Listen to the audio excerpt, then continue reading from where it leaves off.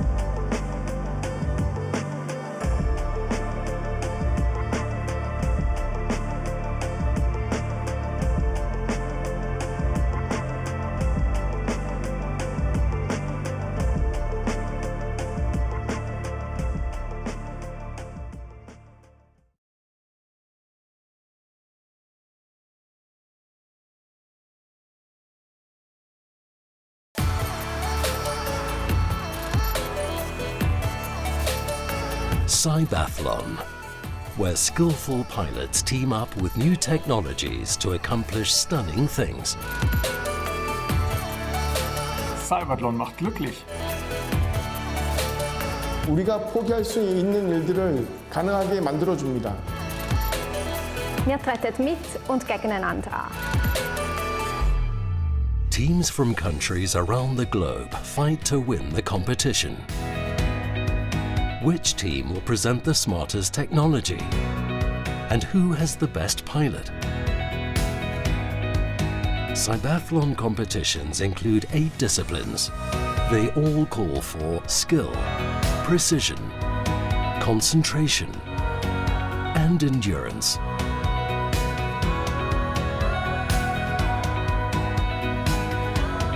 Robotic wheelchairs climb stairs. Prosthetic arms feel out and pick up hidden objects. And exoskeletons let paralyzed legs walk again.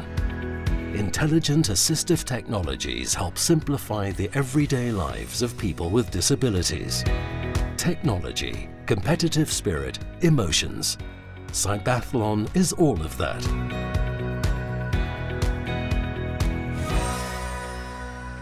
Today's CYBATHLON Challenge is the last competition on the road to CYBATHLON 2024. Teams can use every challenge to prepare for CYBATHLON 2024 in the best possible way, step by step. The first CYBATHLON Challenge discipline today, the arm prosthesis race.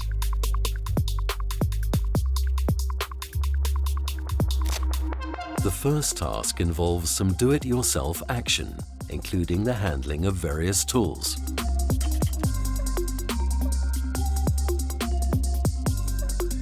Pilots then don a hooded sweater. They have to pull up its zip fastener fully before continuing. The goal of the task is to put the sweater on a clothes hanger and hang it on a clothesline. In addition, pilots are asked to hang a t-shirt on the same clothesline and secure it with a peg. Next, pilots have to serve food.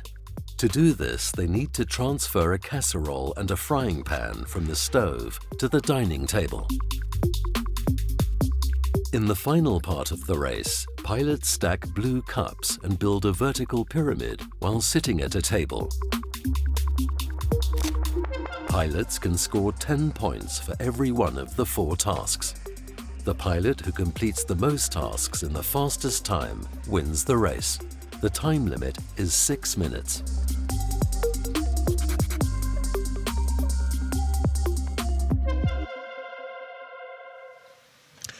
Well, good morning, good afternoon, good evening, wherever you are, and welcome to the third and final CYBATHLON Challenger event before CYBATHLON 24 in October. 19 teams here, 9 nations, 9 different hubs we're operating from as far afield as China and Brazil and Japan, and as close to home as France and, of course, Switzerland as well. I'm Patrick Winterton, joined throughout the day by various PhD students to talk us through the 6 disciplines involved here. We don't have any North American teams, but the next best thing is we have Adrian Esser with us. Well, we're based at ETH Zurich, stunning location, and this was founded some 160 years ago and boasts some 22 laureates, and no wonder it's known as one of the best universities in the world. So this is the venue in Zurich, the Rubis Bacher, and all the teams that are based in Zurich will be operating from here. But as I said, there are 8 different hubs around the world, and we will be visiting and seeing exactly how they're getting on in identical challenges as the day goes on. Well, Adrian, you're the sort of arm prosthesis expert, and that's going to be the first event up. What are you expecting? Great to be here with you, Patrick, today. We're expecting some really exciting races. We have 4 teams all around the world and a really diverse and challenging array of tasks. The participants will be challenged from fine, dexterous object manipulation to lifting heavy objects over large distances, twisting, reaching. So we're going to challenge and push these devices to their limits. And this is an event that has come on a lot over the years. Let's have a look and see where the teams that are competing actually come from. We've got the French team, Bonnecke from Rennes, the capital city of Brittany, and Suzhou in China, west of Shanghai, some 42 times bigger than Rennes, the host town for the other team. And we were really, really impressed with what CYBATH did yesterday from China. Min Zhu, the pilot for this event, just incredible dexterity and precision all the way through. It was almost the perfect performance from her. I'm wondering whether we're going to see the same again. So we have CYBATH here at the starting line. They are the returning champions from the challenges in March 23. They have a very interesting prosthesis here, where she controls it both through myoelectric contraction and also with the rest of her body and the left side of her limb. Well, let's introduce you to the teams, Bonnecke and CYBATH. Team Bionico Hand is led by the My Human Kit Association.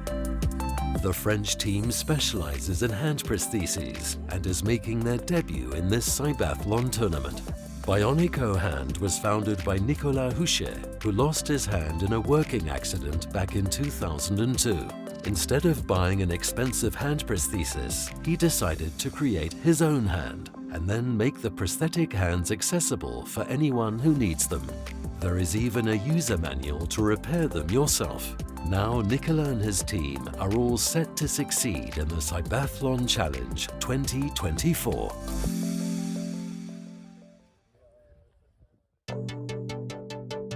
Team CYBATH comes from China.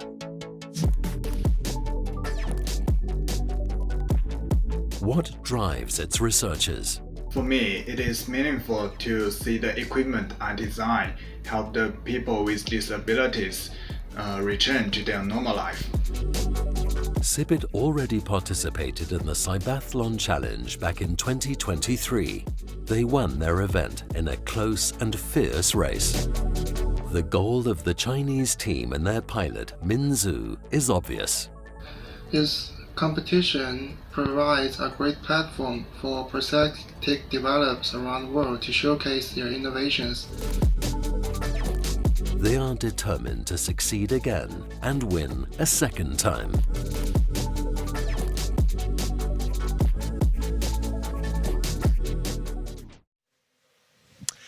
So CYBATH are ready to go, based out in Suzhou in China, as we mentioned earlier. Just a reminder, 6 minutes to complete the task. They got 10 points per task that they complete, and they may bypass some of the tasks. If they feel that they're just not going to achieve it, they won't waste time on those particular tasks. But that obviously will lose them some points. Now remember, the two teams start a minute apart. So Nicolas Houchet just has a little bit of time to wait before he is underway. And yesterday he had a little bit of problem with the first couple of in the practice with the first couple of exercises, screwing the light bulb in and the handling of the clothes pegs as well. Here we go. So the first event at the CYBATHLON Challenger event. So they've put the light bulb fix in a really awkward position. Now, provided the bulb doesn't go on the floor, he can continue. So we did this on purpose. We had the light bulb inside the cabinet to make it as difficult as possible to actually twist it, because you can see how challenging it is to grab the bulb and turn it at the same time in a confined space. Well, he's done the hard bit, which is getting the thread to bite initially, so I think we're going to get there, and when he has wound it far enough in, the light will come on and he will be free to pass on to the next exercise. Excellent work, and that's really encouraging, because yesterday he had a disaster there. Now the second exercise, Adrian, explain what we've got to do here. So we have to hammer the nail in until it breaks the bottom of the wood, and once it does, he's going to have to pull it out with the pliers. China, a minute later, getting underway with Team CYBATH and Min Zhu, who, as I said, was really impressive. And once again, she's gone past the DIY section. That's obviously been providing a problem. And Adrian, you're asking these prosthesis to do an awful lot of different tasks. Is there a hand that can do everything? You know, there's no hand that can do everything, but different technologies will have different advantages over the others. In some cases, it has to do with tactile feedback for touching and manipulating small objects, and in other cases, it has to do with robust design in different types of scenarios. For example, here, they have to insert their arm through the sleeve, and this can be really tricky if you have any snag points or a design that's not smooth. Well, that was well executed by Nicolas. And as you can see, neither team scoring any points at the moment. I thought Nicolas Houchet was going to get some on that first exercise, but obviously given a failed task there. Now, this is where CYBATH were really good yesterday and had absolutely no problem doing the zip back up again, and the speed that she's moving is impressive. But do remember, she bypassed that first exercise known as the hanging, or the DIY task was bypassed onto the hanging laundry. No issue there. Now this is much more functional. This is all about the kitchen. This is about serving food, and we have two objects here you'll see soon. One frying pan and a second casserole dish in that cabinet, and we've put lacrosse balls in to make it harder to move and manipulate the objects. And this represents taking a casserole, and it's not light, so the hand grabbing the near handle. Whoops, has to rush that one. Not quite as smooth as we saw yesterday. But that's a task passed. Yeah, but 20 points scored now, and Nicolas Houchet struggling on the laundry. Now, hopefully, he can get that jacket on the hanger. It has to go on the clothes hanger. On the coat hanger, and then do up the zip. As he decided it's easier to put that on first. Maybe so he's gonna. This is what they call an open source Mayo hand. Yes, so this whole design is actually completely open source, so you can look up the plans and build it yourself if you want. And Nicholas has also created a whole community to support people who want to do this. And that essentially is what CYBATHLON's all about, making these things accessible. And so CYBATH absolutely storming through this. That's a really good exercise. Now she's got to take them apart and stack them again. That's something that you can see she has practiced well. This is the tricky bit. Makes absolutely sure by getting the little finger on the bottom cup to make sure it doesn't fall apart. And then she has to stack them the right way up without falling over. And it's going to be another 10 points for CYBATH. What a start. Brilliant. What a great first run. 30 points. And plenty of time in hand. So just bypass that first exercise, but the CYBATH team delighted with that, and so they should be. That was great stuff. But Bionica hand still out there now. This is where Nicolas had a problem yesterday. And he got it. Yeah, well done, and that's why he's getting a big round of applause.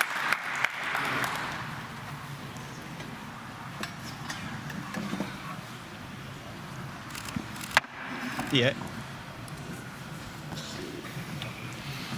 He had plenty of success here yesterday. Task pass. So he's got the green flag and the points, and now has to stack the cups, just as we saw from CYBATH a little bit earlier on. So in terms of time, taking a little bit more time, but he did attempt that first task. Interesting strategy here. He's flipping all of the cups over, and then he's going to go grab and stack them. Whereas we saw Min doing it in one movement.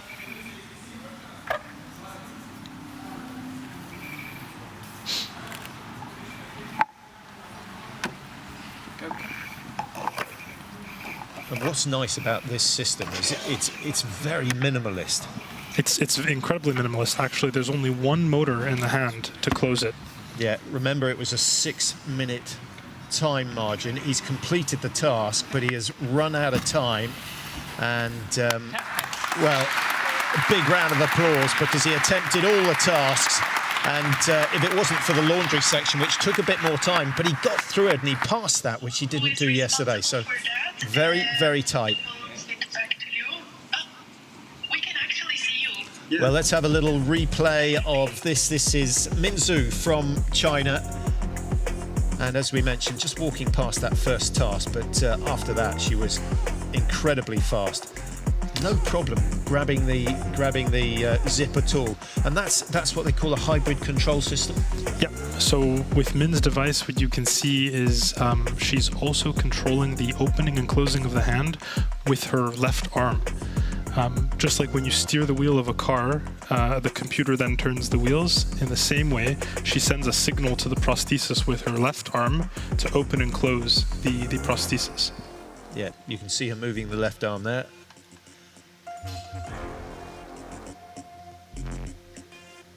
So two contrasting systems, both successful. I think Nicolas will be delighted that he managed to get the light bulb in, because that went disastrously wrong yesterday in the practice. And so a big improvement. I wonder if we'll see on Min's second attempt if she'll try the first task to get a full 40 points.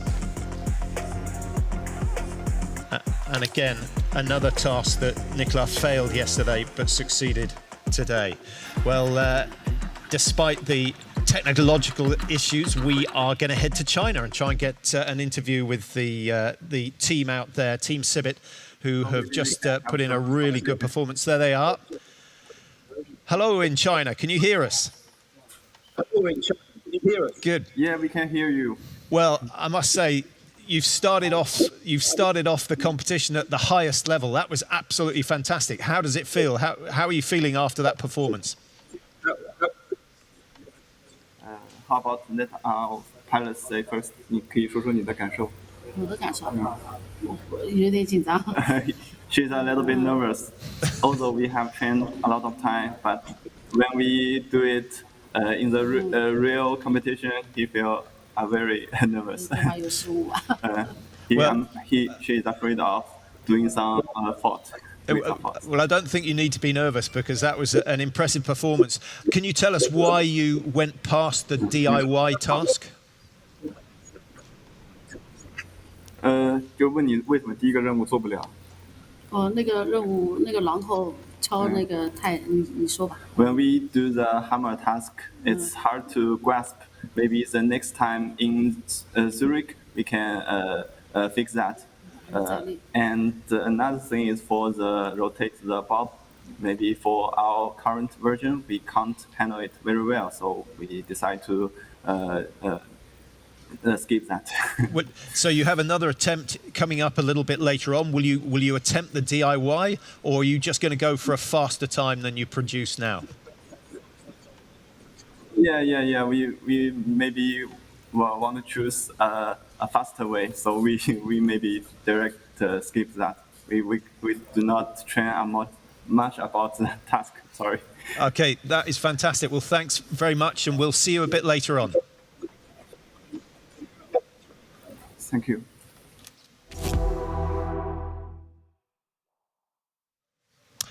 Well, Adrian, how about that? That was really, really impressive, and it set a pretty high bar, a high standard at the start of the competition. Yeah, it was 30 out of 40 points, and also a pretty quick time. If two teams tie for points, then the time is the tiebreaker. So I think the strategy we're seeing here from CYBATH is to try to get those 30 points in the fastest amount of time possible and hope that no other teams complete all 4 tasks. But we'll have to see that later today. Yeah, and a reminder that they get 2 attempts. Well, here is Nicolas Houchet. Nicolas, a mixed fortune. Much better on the light bulb than you were yesterday. We didn't get to see what happened with the hammer and the nail. I switch on the hand. I touch the button while I was. I made a mistake of touching the button, the switch, while I was doing something else. So next time. Next time. I remember the mistake.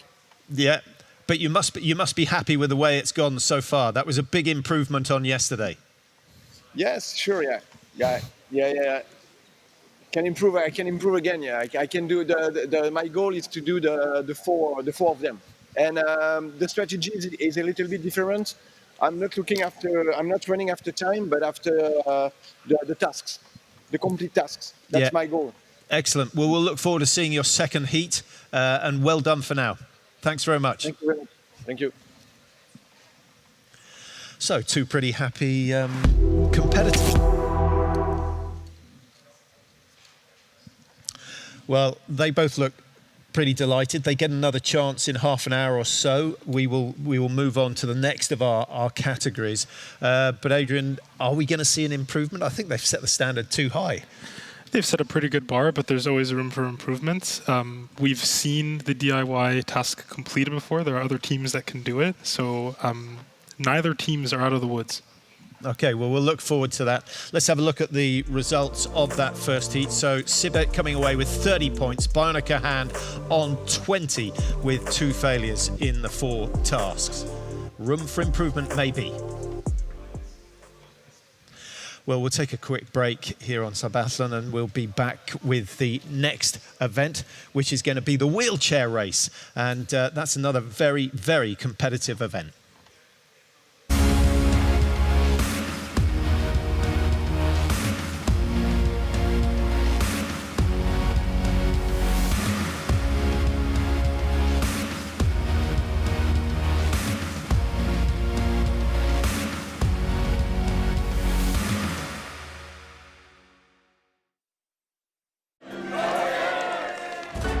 CYBATHLON 2024, a once-in-a-lifetime experience, an international competition with and for people with disabilities and their teams. Are you working on developing the most helpful assistive technology? Become a competitor and sign up for CYBATHLON 2024.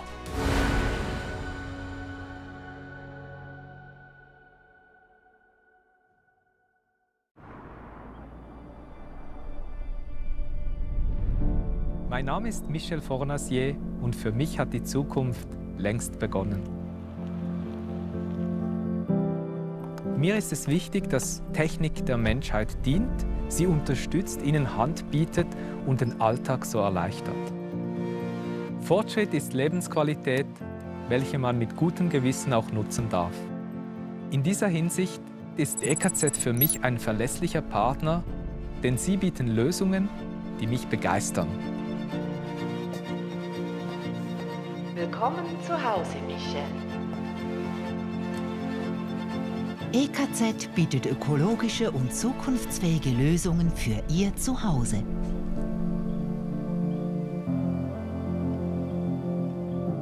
Wir begleiten Sie in Ihre Energiezukunft. EKZ. Eigentlich haben ich und mein Freund so ein gutes Gefühl an diesem Tag. Ich bin einfach die Passstrasse darauf gefahren. Auf einmal ist ihm der TÜV in einer Kurve weggerutscht. Die Sonne hat mich geblendet und plötzlich liegt sie vor mir. Und dann hat es meinen Rücken voll verwünscht. Es kann jeden treffen. Wir helfen Querschnittgelähmten zurück ins Leben. Im Ernstfall auch Ihnen. Jetzt Mitglied werden. Welcome back to CYBATHLON Challenges. We are moving on from the arm prosthesis race to the wheelchair race. And Lara's joined me. Lara, this is an interesting one. We saw them in action yesterday in the practices. Are you expecting a big improvement from what we saw yesterday? First of all, it's good to be here again and to see the 2 teams racing again. So I would say yesterday we had 2 teams and both managed 2 out of 4 tasks. Yeah, and we saw in both teams as well that they were struggling with one task in particular, the picking up task. So we've got our fingers crossed for that, which is coming up a little later. Let's just show you some of the various tasks that they have to go through with the wheelchairs.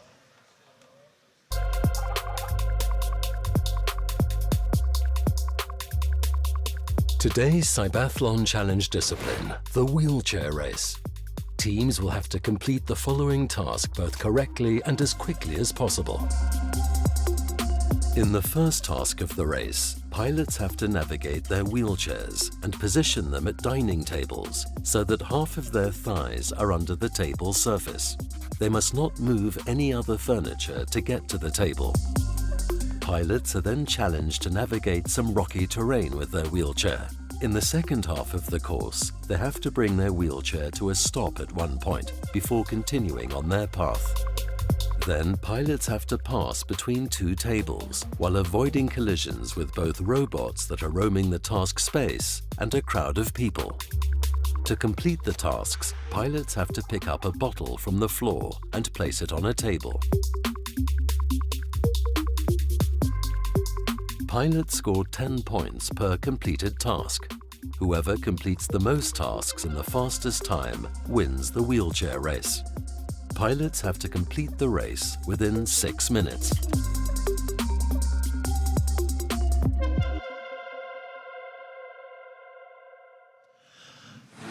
So I hope that gave you some idea of what is coming up. We've got two different teams. We've got Robility Enhanced in your picture at the moment and Oeku from Japan. Lara, the wheelchairs here, very different. One is definitely built for rough terrain and one isn't. And I think when looking at the wheelchairs right now, you can actually see already which is the one that really ran over the rocky terrain, which is the wheelchair of the Robility Enhanced. But this one has a disadvantage in for example, the restaurant task, where the spaces are quite narrow and you really have to navigate your wheelchair through. So I think here you can see definitely that for Oeku they have a huge advantage with a smaller device. Absolutely, more agile. Yeah, very agile through the restaurant. Remember the 4 tasks coming up.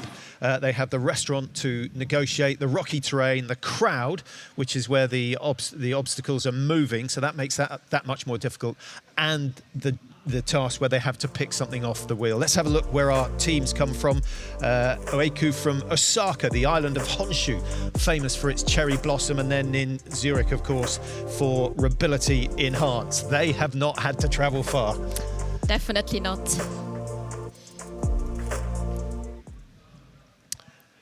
Well, let's just introduce you to the two teams and find out who is behind the wheelchair race.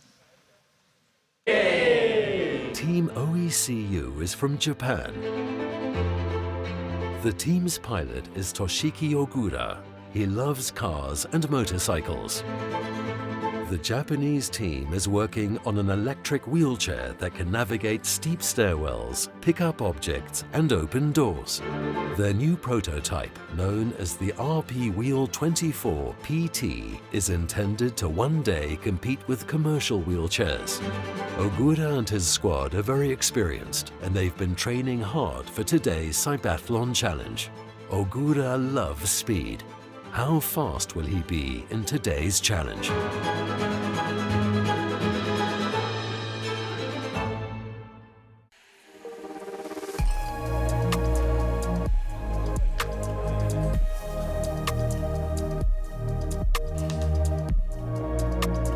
Es interessiert mich sehr, was die Technik angeht an dem ganzen Gerät. Und ich finde es spannend, dass man die Hilfsmittel oder die Technik vorantreiben will und durch das eigentlich in Zukunft eine Erleichterung für einen Rollstuhlfahrer erreichen.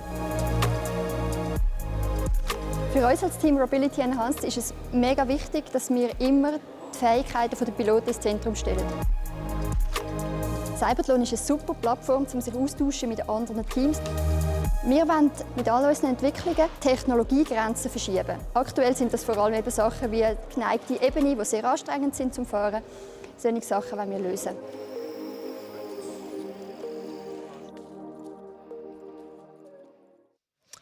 So you get some idea of the capabilities of these machines, and you just have to look at the wheelbase to see the difference. I must say that Oeku is so agile and so accurate moving around through narrow spaces that he finds the first task very easy, whereas Robility Enhanced, who, to be honest, are the top dogs. They're the guys to beat. They've been the ones who've been dominant over the years. They've been winning, I think, everything they've participated in. So starting in the first event, 2016, where they already won, to the last challenges, I mean, they've been the leading team. Yeah, and again, 6 minutes to complete the 4 tasks. Is that going to be a problem for Ability Enhanced because they spent a long time in the restaurant yesterday and then struggled when it came to picking up the bottle at the end? I think they will definitely have to take some time at the restaurant, but then if you see yesterday at the rehearsals, they were sprinting through the rocky terrain, so I think there they can save some time. Yeah. Compensate a bit. Yeah, and it's going to be interesting to see if Oeku actually take on the rocky terrain today. They sidestepped it yesterday, knowing that they may get stuck in there. I think it's unlikely, but we will see. Remember, 10 points for every task that they complete. The countdown has started 19 seconds before Oeku get underway, and then Ability Enhanced will start their run just a minute later. I must say, it's only a few seconds now. Yeah, a few seconds to go, but it's nice to see how nervous the pilots are. Definitely, there's so much tension out there. We're underway. And they're starting. So into the restaurant, and one of the main things is they had to design it so the legs could get under the table, and which otherwise, you can't use the table itself. So exactly, and that's usually a problem with those powered wheelchairs because they're usually quite bulky and quite big. So especially those narrow spaces and also the space under the table gets quite there's tricky. the rough terrain, and as they did yesterday, Oeku have just sidestepped that. Now these moving objects are going to get faster and faster, so the quicker you get through, the better it is. And he is right on the tail. He could not have done that any better. So timing is really on just point. about two tasks completed. So 20 points already for Oeku.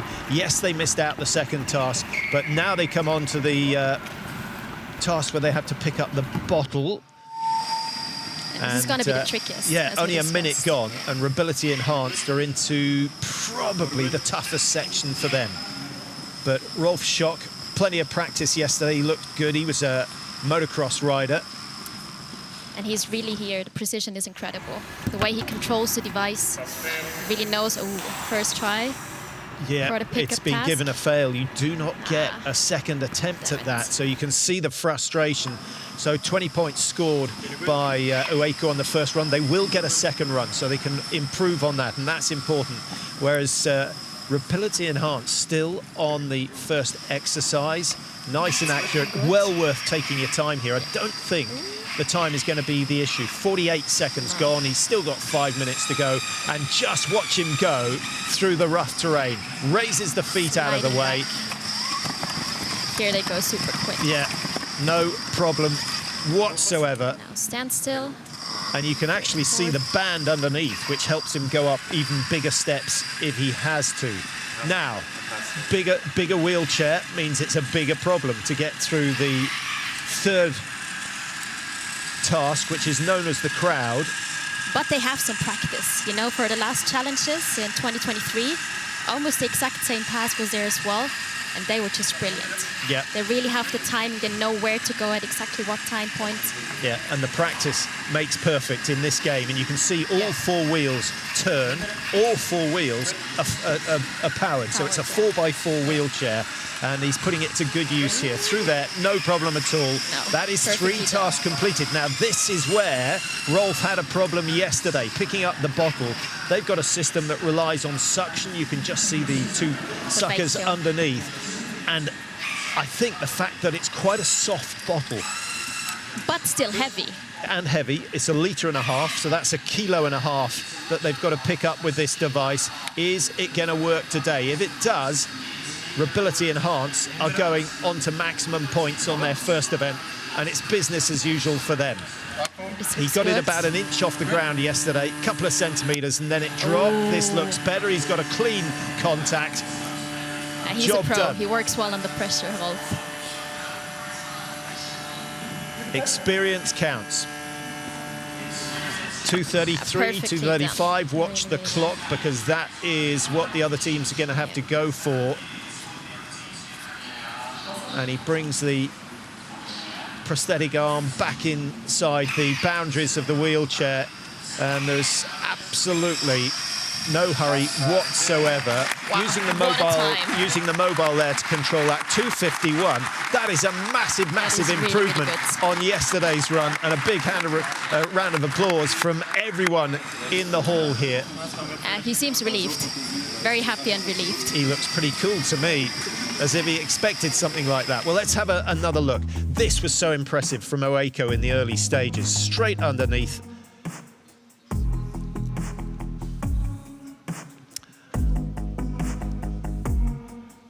Yeah, it would have been nice to see Oeko attempt the rough terrain. Yeah, but maybe on the second run, because I think... Maybe, yeah. I think the problem there was he wasn't quite central with the grip on the bottle. Yeah. So it ended up that the front of the bottle had a lot more weight. I think had it been central, he would have succeeded there. So a disappointing run for Oeku. They are better than that, and we will see better later on. But again, Rolf taking his time, but he had plenty of time in hand. They have to stop on that rough terrain and prove that they can get going again. And this, I think, is what he'll be most delighted about, is the fact that something that didn't work yesterday has worked today. Easy done.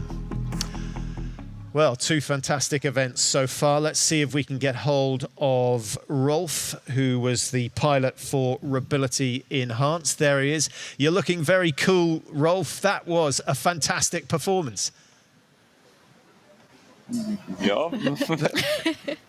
Yes. So how did... Rolf is so used to perform fantastically that it's absolutely normal for him. That is the problem if you always win. It did look as though there wasn't any pressure, but we have to ask you how you can improve on your second run. But I don't know. I can go faster. Well, which of the particular tasks do you think you can do any better? Maybe the first one, the restaurant. I think the restaurant, yes. Okay, well we'll hold you to that, and we look forward to a rapid run later on. Thanks very much. Thank you. Well, let's go to the Japanese team with Oeku, who are ready to go. There we go. Fantastic run, Toshiki. Little bit disappointing on the final task. One more. Could you say one more? Obviously, you started so well today.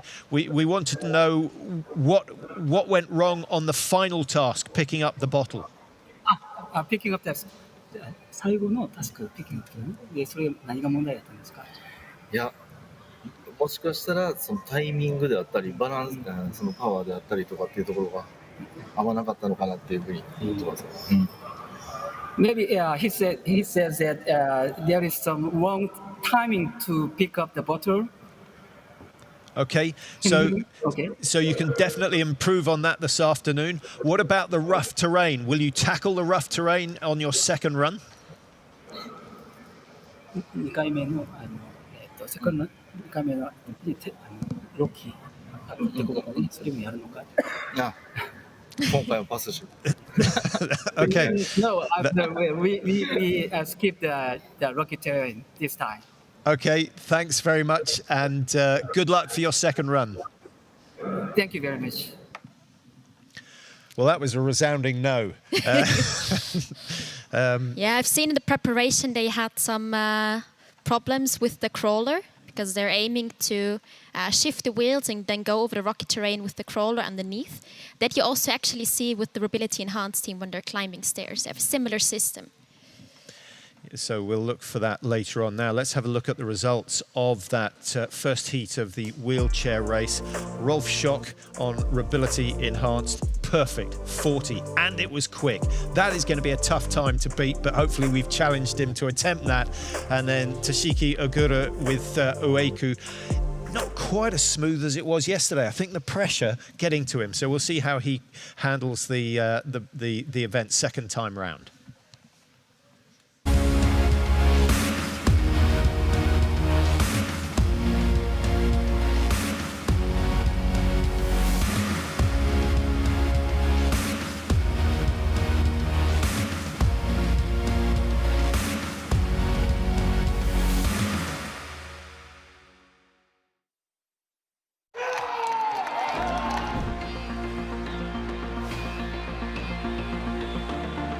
think what CYBATHLON demonstrates is there are no boundaries.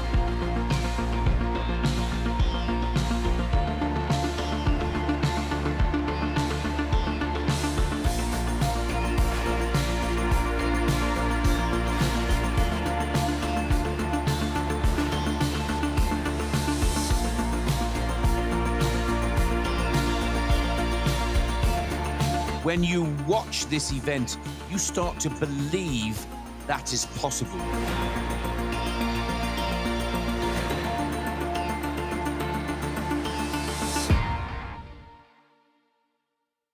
Eigentlich war es ganz ein normaler Tag. Bis ich mit extrem viel Schwung die schwarze Piste runtergefahren bin. Ja, einfach Kontrolle verloren. Dann hat es getatscht und um mich herum ist alles schwarz geworden. Es kann jeden treffen. Wir helfen Querschnittgelähmten zurück ins Leben. Im Ernstfall auch Ihnen. Jetzt Mitglied werden. Mein Name ist Michel Fornasier und für mich hat die Zukunft längst begonnen. Mir ist es wichtig, dass Technik der Menschheit dient, sie unterstützt, ihnen Hand bietet und den Alltag so erleichtert. Fortschritt ist Lebensqualität, welche man mit gutem Gewissen auch nutzen darf. In dieser Hinsicht ist EKZ für mich ein verlässlicher Partner, denn sie bieten Lösungen, die mich begeistern. Willkommen zu Hause, Michel. EKZ bietet ökologische und zukunftsfähige Lösungen für Ihr Zuhause.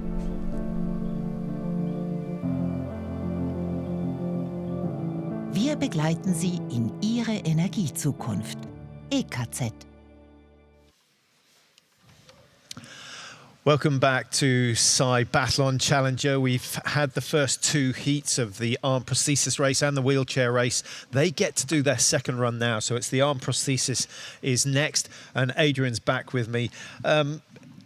Okay, they weren't perfect performances in the first time round, but CYBAT look fantastic, and they've got a very different system from Bionico Hand. Can you explain how they differ and how the actual hand movements are activated? So fundamentally, the differences actually aren't that big, and most prosthetic arms they function with myoelectric control. So what the engineers can do is actually detect the contractions of the muscle on the stump and use that to control the device, to open, to close, to turn the wrist. And both devices actually, CYBAT and Bionico Hand, use this as a principle for the control in their devices. What differentiates CYBAT is that they additionally use a form of body-powered control, where her arm, her left arm, can move back and forth to also control the grasping of the prosthesis. Yeah, that seemed to be a very, very handy facility to have. So let's have a look at the replay. This is the action from the first heat, and Nicola not happy to have been given the red flag on the hammering of the nail because it was going so well, and he had managed to get the light bulb in, which is something he failed on yesterday. This perhaps the most impressive of exercises for CYBAT. Absolutely no problem whatsoever for Min Zhu, and very, very rapid. But you could tell she'd done a lot of training because she knew exactly the sequence that she wanted to complete the task. Yep. One of the things I love about watching these pilots and these technologies is how somehow the devices also move in, let's say, more than human ways. So you can see wrists rotate beyond what a normal human can do. And you see this in the cup stacking task. It's really incredible to watch. And the strength of the grip, I mean, how does that compare to your average hand? Well, it depends. Probably a human hand would be stronger, but the limitation has to do with motor technology right now. So the teams are ready to go for their second run. Just a reminder, CYBAT scoring 30 points out of a possible 40 on their first run, and then the time comes into it, but they were very rapid indeed, having sidestepped the first DIY task. And Bionico Hand scoring 20 points. Yeah, fingers crossed for Nicola on this first one. The light bulb he cracked last time. I hope he succeeds there again. And then I felt he was just frustrated. He made a little mistake with the nail, and instantly the red flag went up. It's sort of one strike and you're out in this game. It's tough. It's really tight. Nicholas knows what he did wrong. He touched the prosthesis while he was holding the hammer, which is a violation of the rules, but he knows that now. We hopefully won't see that mistake again, and I'm sure he's got at least one, hopefully two more completed tasks in him. And there you can see the device on Minzu's back. Can you explain exactly what that is doing? Is that translating the messages from the left arm to the right hand? Exactly. So when she moves her left shoulder backwards and forwards, it's registered by the unit on the back, and that command is turned into the opening and closing of the hand. So you'll see her very subtly moving that shoulder back and forth, and that will be linked to the opening and closing of the hand. Fascinating. And CYBATH look to be ready. It's what they call a hybrid control of body and motor power, and then the open source Myo hand of Bionica hand. And Nicholas Uche. I'm excited here because we're going to see Nicholas attempt all 4 tasks. So this is where the teams come from. Bionica hand from Rennes, just outside St Malo, which is a beautiful place. As I said, the capital of Brittany, and then CYBATH from Suzhou, which is just to the west of Shanghai. Some 10.7 million inhabitants. It's a big city.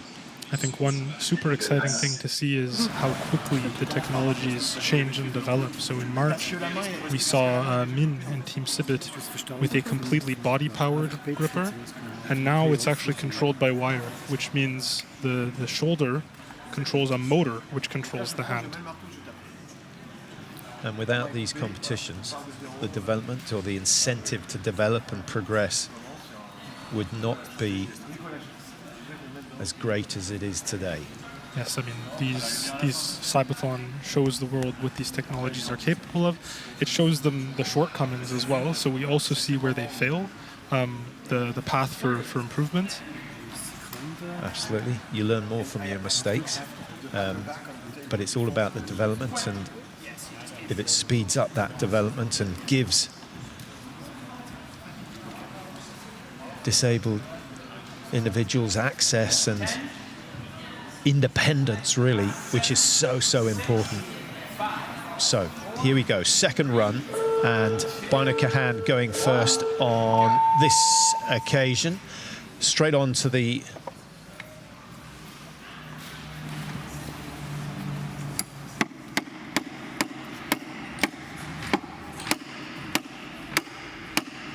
so the bottom of the nail has to appear through the bottom of the block, and then he's got to grab the pliers and pull it out again.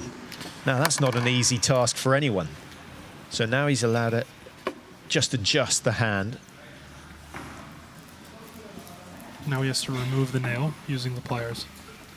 Now the best bet is to grab it right at the bottom and then use the leverage, which is exactly what he's done. That's great. Now he'll move on to the bulb. And we know he can do this one. Yeah, we've seen it. But he's done it twice, and he's got a 50% success rate. So let's hope. This first bit is the problem. Yesterday, the bulb came out and fell on the floor, which was a big issue. Chinese team, CYBATH, just about to start. He's there. We should be all right. So it's going to take a little bit of time. So Minzu, once again, bypassing the DIY task, and so they're going to be limited to a maximum of 30 points. So Uche is through, the first 10 points on the scorecard, and that's an improvement on this morning. Now, this is where CYBATH are so good.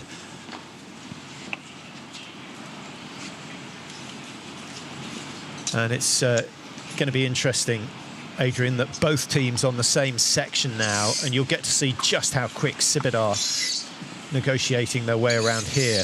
And with the closed pegs, they haven't had any problems so far. I'm honestly so impressed. Min just reaches into the box and pulls the clothespin out with no hesitation. And you see most teams positioning it, moving it around, trying to get it to a point where they can pinch it nicely, and she just picks it up so quick. It's amazing. So give us some idea, if you know, how much training goes into operating it as smoothly as that. I mean, forget just these tasks. Even the task of learning how to control myoelectric prosthesis takes so much time to figure out how to co-contract the muscles to get the right commands to the device. And then on top of this, now we're throwing them in a stressful, pressured environment where they have to perform. Now, he's going to go for the clothes pegs, but he's looks as though he was on the verge. Yeah, he's going to give that a miss. But don't forget that if he can complete and score 30 points, then that is the maximum that CYBATH can get, having bypassed the first obstacle. But he has spent a lot of time in that laundry section. Now it comes down to time. So it's which team can successfully complete the 3 tasks in the quickest amount of time. And Lynn is doing a really good pace here. Yeah, into the kitchen. That's a much better grip than she had earlier on. She had a little bit of a problem getting the casserole out of the oven. I wonder whether she goes for the overhand grip on the first handle, then activates that left shoulder, gets the task. That's much. And you can see here, it's hard for her because she has to simultaneously grab and protract the shoulder. Yeah, that was a clever move, giving the top of the mugs a thump just to make sure they weren't going to come apart. He's learnt fast, and that's God, don't knock it over. Well done. Makes it clear, goes for the speed. He knows this is going to come down to time, simply because Ueku scored 30 points earlier on today, and I'm not sure that CYBATH is any quicker than they were this morning. And I love that, seeing Nicholas finish the task with the sweater still on. 3 minutes 30 was their time on the first run. Ooh. That is a task and so it's going to be the first run score that counts for CYBATH. And only 20 points this time, so they scored 50 points each. Well, it looked to me that time had become much more of an issue, and they were rushing through the task, whereas this morning they weren't. This was clever from Nicholas Uche. He decided to do the hammer and nail first. Absolutely nothing in the rules that stops him doing that, but that allowed him to have the prosthesis set up right for the hammer initially. Again, he succeeds with the light bulb after a little sort of fumble earlier on, but through the kitchen very quickly. Didn't have any issues there at all. Just a shame about the laundry. He couldn't get the zip done back up, and therefore got the red flag for that. That was very lucky. If the cup falls on its side, it's a task fail, but it landed facing down, so he was allowed to continue. Yeah, so a little bit of fortune there, and in a hurry to get to the end of the line. Now let's have a look at CYBATH for their second run, straight past the DIY. Again, how quickly she grasps the peg is just still amazing for me.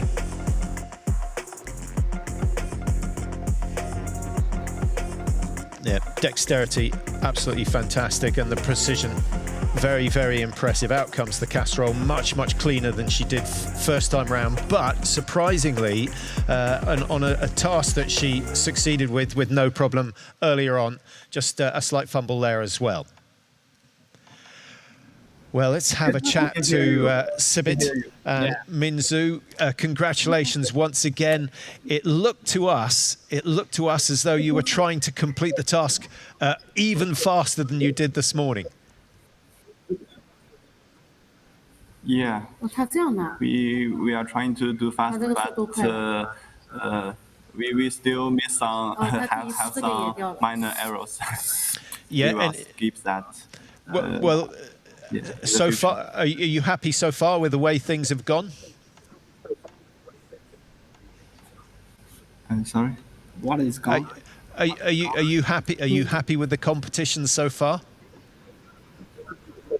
Yeah. We are happy, but we just saw from another competition that French team do very well on the DIY task, and we we must learn a lot from him to polish our skills in the next edition.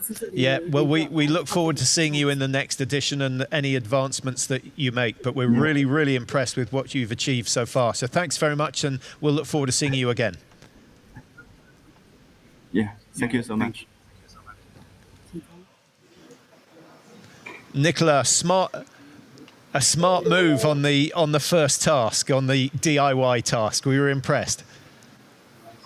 Finally, yes, yeah, and can you just explain to us why you switched the order, why you did the hammer and the nail before the light bulb? That was because it was more difficult, because it's more difficult to do, and so we decided to start with this one. In case I fail this one, then I don't have to do the bulb, the light, which is a little bit easier. And then when you went into the laundry, a task that you completed on the first run, what was the issue with the zip?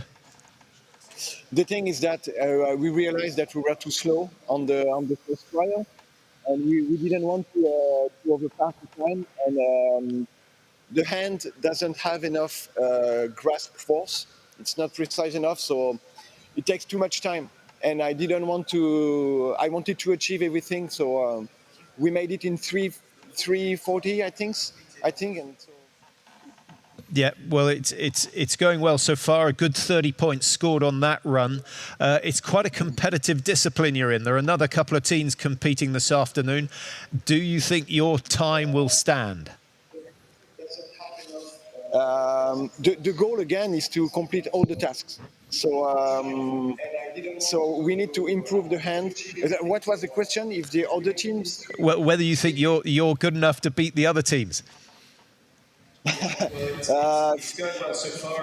The levels are so different, and the levels of amputations, and that makes a big difference between electrical wrist and or not. So I wouldn't compare with other teams, but from what I've seen from the Chinese teams, they have a very strong grasp force, and that's what needs to be improved on our hand.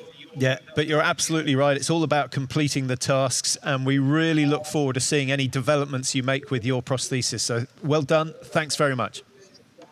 Thank you very much.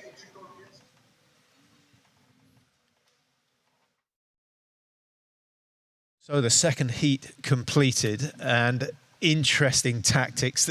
You know, they may say they're not competitive, but everyone is competitive, and how it affects you when you try and rush things. I mean, you could really see the nerves stacking up for both teams as the tasks went by.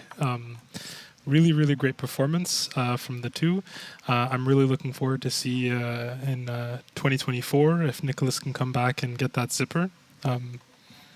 Well, let's see how it goes. Bionica Hand and CYBATH in the arm prosthesis race. There are their performances. They switched around on the second run, and Uche doing so well on that DIY section. Minzu, I think, rushing a little once again. Brilliant in the laundry. That was so impressive. And then just rushing the cups at the end, which is a task that she completed on the first two attempts without any trouble at all. So that's the end of the arm prosthesis for now. We do have two more teams competing this afternoon. Thanks very much, Adrian, for your insight to that. And we'll look forward to seeing you a bit later on. Thank you very much, Patrick. I'll see you later today.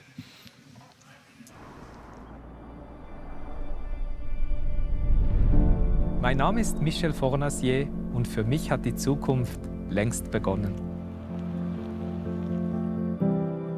Mir ist es wichtig, dass Technik der Menschheit dient, sie unterstützt, ihnen Hand bietet und den Alltag so erleichtert. Fortschritt ist Lebensqualität, welche man mit gutem Gewissen auch nutzen darf. In dieser Hinsicht ist EKZ für mich ein verlässlicher Partner, denn sie bieten Lösungen, die mich begeistern. Willkommen zu Hause, Michel. EKZ bietet ökologische und zukunftsfähige Lösungen für Ihr Zuhause.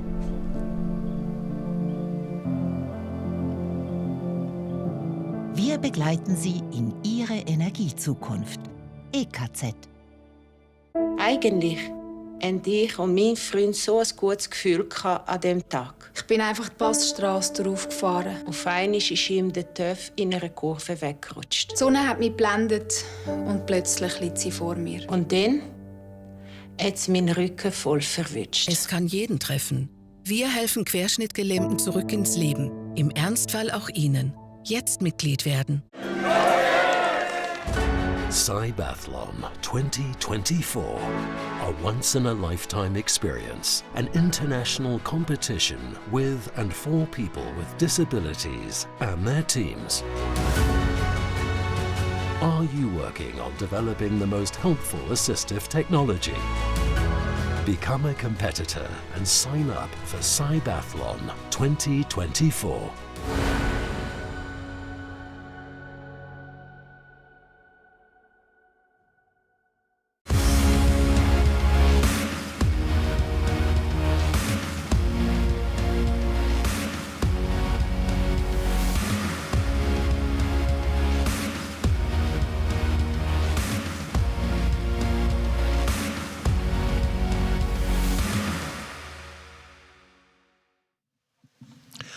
Welcome back to CYBATHLON Challenges. The first two heats of the arm prosthesis completed. The wheelchairs have had their first run and their second run coming up. Lara is back with me to talk us through that. Mixed bag of results. So Oeku, they were incredibly quick, under a minute, but they only completed 3 tasks. Robility Enhanced, who are the champions to beat, took their time, got the full 40 points. I don't think Oeku are going to attempt the rough terrain. Their chair just isn't made for it. So really, it's now for them just about increasing the speed. Not only increasing the speed, because I think for task 1 and also task 3, they were quite quick. Like going through the restaurant, going through the tables, that was actually performed really well, and same for the crowd task. Yeah. I think they can really improve for the pickup task, because we saw them already try yesterday during the rehearsals and it did not quite work out. Today again, I think it was really, really close, but I think they have a good chance to really get those 30 points. Well, there are only 2 teams here in the wheelchair race, so whoever comes out on top after this heat is going to be the champion. Let's have a look at this morning, the sort of versatility of Oeku through the restaurant. Very, very tough to beat, but a slip up at the end with the picking up of the bottle. Rolf Schock had the perfect run, took his time, got through the tricky section, which is the restaurant phase, which is the first phase, and then had absolutely no problem later on, and he achieved a task that he didn't do yesterday in practice, the picking up of the bottle. So we'll see whether that works out again. And if they can improve their time. So again, worth pointing out the difference between the 2 wheelchairs. Lara, for the untrained eye like myself, it's all about the wheelbase. Rolf is sitting on a thing where the wheels are almost 80 centimetres apart. Yeah. It's a very, very different field. Also much bigger wheels if you compare it to the device from Oeku, and they have a much bigger clearance between the ground and the device itself. So I think that's also what makes them going over the rocky terrain so much easier than, for example, for Oeku. Yeah, but I guess the higher you are off the ground, the less stable you are when you have tilted ground. You can't win it all the time. It's very difficult. It's sort of case of compromise. Robility Enhanced, so far they did. Yeah. Well, he's looking very calm, and he was very matter of fact in his interview after that first run. I think he was expecting some success. A few teething problems yesterday, but I suspect he's put in a little bit of practice in the last 24 hours, because it was an immaculate run. His time was 2:51. Oeku's time for the 3 tasks that they completed was 48 seconds. Absolutely fantastic. And actually, if they had gone through the rough terrain as quick as Robility Enhanced had, it still would have been sub 1 minute. That's true. So the countdown has started. You can see the screen in the background. Again, the teams start 1 minute apart. Just a reminder that there are 9 different hubs being linked together for this competition. The central base, obviously, Zurich, the ETH, and here we are in Japan. And they're starting. Again, I think the first task is quite easy for them. They will go through it. In under the table, no contact. Perfectly You're not done. allowed to move the furniture at all. Once you're far enough in, the judges give you the all clear to continue over to the other side. Then he has to reverse out.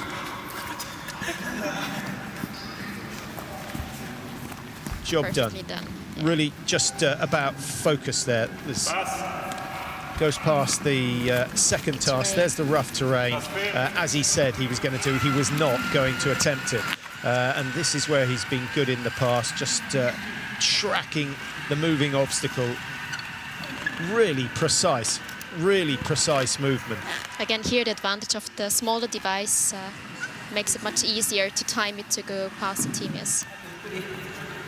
Now, Perfectly the question done. here is whether they can actually beat the time of their first run. I don't think they're quite going to manage that, but with Rolf Schock and Robility Enhanced scoring maximum points this morning, that means that they are the winners of this discipline. And every time he comes through this section, he gets faster and faster. Again, Now, this would be nice to see Oeku pick this up. Last time, the arm was not quite central. Shifts it around. Yeah, they have an interesting principle of master, where he has his hands, and then the slave robot that's actually touching the bottom. So they have to really find the right position and get a lot of grip on for the 1.5 liters bottle. Yeah, I think he's well aware that. He has to come a little bit closer. But it's good that they're taking their time. I think they were so fast during the first run. They can really take the time to do this task properly. It is all about completing the task, and you can see the team members are absolutely glued to their screens, holding their breath. Good. Yeah, there's going to be a few big smiles if this is completed. Up it comes, inverts it. Now he's got to get it up onto the table. First part already done. He's sweating a bit. We need a. You can really see the tension in his face. Yeah, I think we need a pulse meter on the athletes as well, because there's a fair amount of nervous tension around. And here you can also see nicely the difference between the Robility Enhanced team and their device, where it's mostly about getting the device and then picking it on the table is relatively easy. Yeah. But here it's really... Is he going to show off and try and get the bottle to stand up? No, I think he'll... This looks it good. has to stay on the table. Yes. So not too much force. Yes. Yeah. No. And Moving a just little has bit, to bring but this the looks good. arm back inside the chair itself, and then over the finish line for Oeku. Well done to them. He is relieved. Yeah, not as quick as this morning, but very, very impressive indeed. Rolf Schock has picked up the bottle twice in succession. He's made that look easy. Have a look at the time, 2:23 on the clock. He was 2:51, 2:51 this morning. Maybe they can set a new record. He's only got a couple of meters to go over the white line, and the clock stops. That is going to be 2:30, 2:39, somewhere around there, but comfortably inside the time he set this morning. They've rounded it up to 2:40, but either way, he's 11 seconds inside the time this morning. Most of that time made up in the restaurant. Robility Enhanced going from strength to strength. Let's have a look at Oeku. Really good, untouchable in the restaurant. I agree. Also in the crowd task, I think they were actually faster than Robility Enhanced. Well, you're slightly limited by the movement of the objects. You can't go any faster. But this is where their real success came, because this morning this went horribly wrong, and on their second run. This is really nice to see that they managed it this time. Yeah. And then getting a total of 30 points. And I think what that's a big accomplishment. The best pictures, obviously their pilot delighted with the way things are going, Toshiki Ogura, but the rest of the team who've been involved in this project absolutely delighted that they succeeded where they failed earlier on today. Rolf Schock nicely through the crowd feature, and very, very quick picking up the bottle. very smooth again. Yeah, I'm not sure what adjustments they will have made from yesterday, but I think it was just a question of getting the bottle in exactly the right place. I think it's the the position of the vacuum actually on the bottle. Well, here are the Japanese team, Oeku. Well done, guys. That was fantastic. Very excited. What was the most satisfying part of that task? タスクの中で何が一番満足してるか。いや、もうやっぱペットボトル。It's a big task. Yeah, we thought so. We could see your faces reacting when you succeeded on that task. So really impressive. Maybe not quite as quick as this morning, but to avoid the red flag on that last one was brilliant. Yeah. How nervous were you when you were putting the bottle on the table? Pardon? How nervous were you when you were putting the bottle on the table? ペットボトルを入れた時にどれぐらいこうなんか興奮したか、緊張したかっていう。子供が生まれた時ぐらい。He says he nervous when his daughter was born. Well, can you tell us? Are we going to see you in the October edition? Yes. And have you any idea of the sort of changes and aspects you're going to work on between now and then? But I can hear you. Could you tell more? Well, we'll look forward to seeing you in October. And thanks very much for your competition today, and good luck in the future. Okay. Yes, we. So, Rolf, we challenged you with going a little bit faster, and you achieved it with no problem at all. Yes, I'm lucky. Every time you were doing the restaurant task, you were getting faster and faster. Is that just familiarity, or were you using different techniques? No, it's the same technique. Just a little bit quicker. And you've obviously won the wheelchair race, scoring 40 points on both occasions. October next. What are you after in the October competition? How many tasks are there? 10. So you're after. So. And Sylvia, have you any ambitions for the big event in October? Of course, a lot. We would like to have the full score in the wheelchair discipline, of course. But as you know, we're also competing in the exoskeleton discipline, and there we hope to see Rolf and Thomas in the wheelchair and the exoskeleton discipline sort of fused together. Yeah, I take it there's a lot of work to do between now and then. Absolutely, it's a huge challenge. Yeah, well, we'll look forward to seeing you in action in October, and congratulations for your both runs today. Really impressive. Thank you so much. Thank you.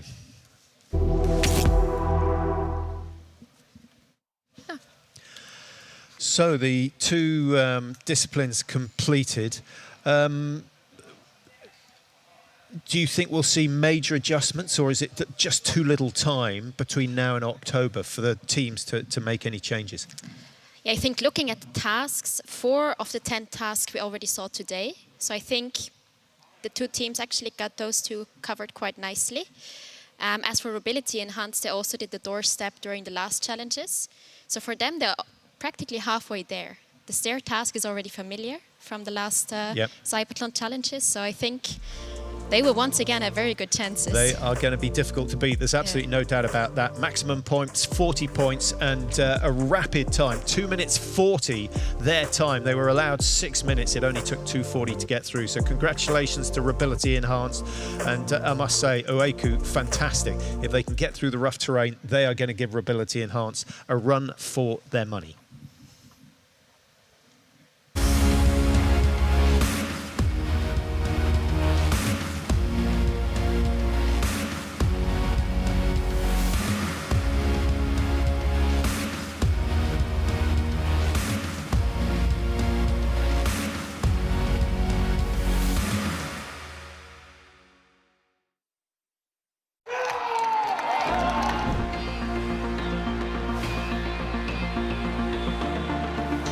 what CYBATHLON demonstrates is there are no boundaries.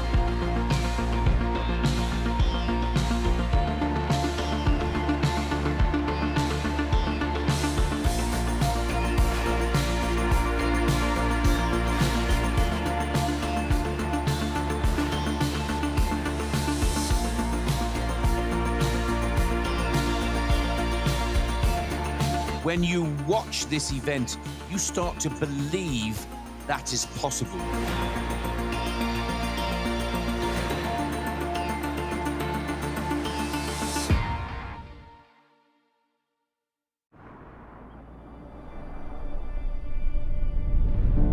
Mein Name ist Michel Fornasier und für mich hat die Zukunft längst begonnen. Mir ist es wichtig, dass Technik der Menschheit dient, sie unterstützt, ihnen Hand bietet und den Alltag so erleichtert. Fortschritt ist Lebensqualität, welche man mit gutem Gewissen auch nutzen darf. In dieser Hinsicht ist EKZ für mich ein verlässlicher Partner, denn sie bieten Lösungen, die mich begeistern.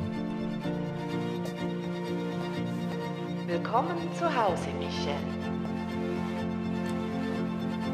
EKZ bietet ökologische und zukunftsfähige Lösungen für Ihr Zuhause.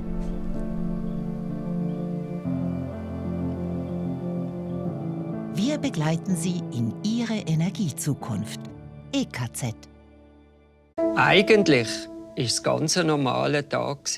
Bis ich mit extrem viel Schwung Die schwarze Piste runtergefahren bin. ja, einfach die Kontrolle verloren.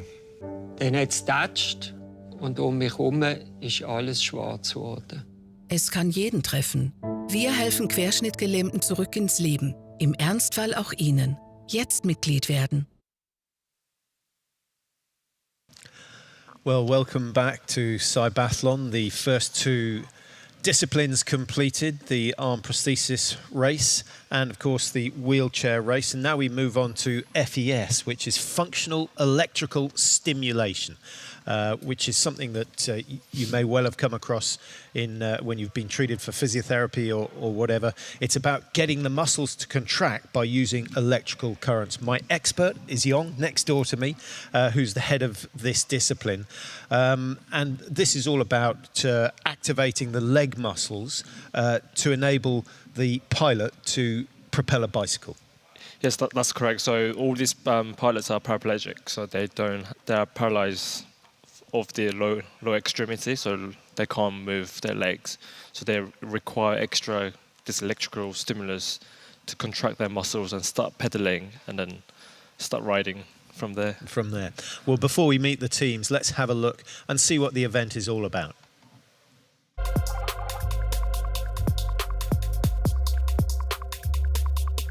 The next CYBATHLON Challenge discipline today, the Functional Electrical Stimulation Bike Race. Cycling despite complete paraplegia. Functional electrical stimulation makes it possible. By placing electrodes on the skin, currents are applied to the muscles, making them contract. The paralyzed legs start pedaling. Pilots cover a virtual 2,000-meter course. The pilot is using a throttle, is kind of a throttle that can be used in the motorbikes, but instead of to increase the engine performance, they are increasing the intensity of these electrical muscles. So if you send electrical signals with high intensity, they will get tired and they cannot finish it. So the pilots, they have to have a strategy to play with these electrical signals. Whenever completing a 200-meter lap, pilots score 10 points. Whoever crosses the 2,000 meters first or completes the longest distance within 8 minutes wins the race.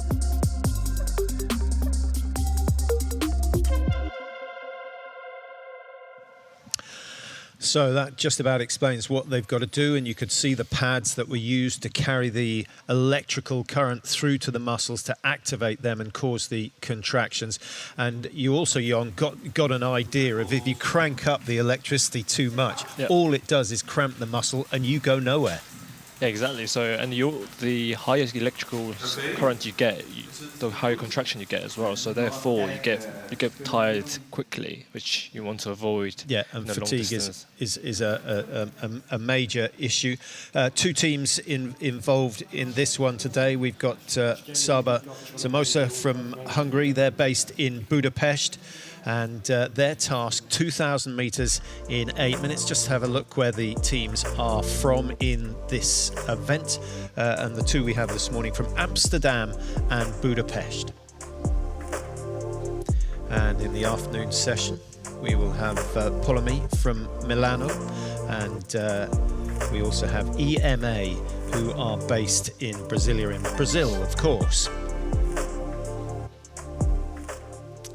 So here is the virtual track. You can see the timer on it, 8 minutes to complete the 2,000 metres. Now that comes out at about 15 kilometres an hour. And anyone who's been on a treadmill will know that 15 kilometres an hour is quite a pace. Well, maybe not for a racing bike on tarmac surface, but it's a respectable pace and a decent test. Yeah, it's actually, for a normal average fitness person, it takes about 2 minutes. Between 2 to 3 minutes to finish a 1 kilometre bike. So for them to finish 2 kilometres in under 8 minutes is actually pose great challenge.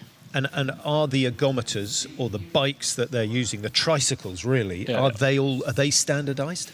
So the teams have the freedom to have their own or develop their own bikes or trikes, or they could use their commercially available products.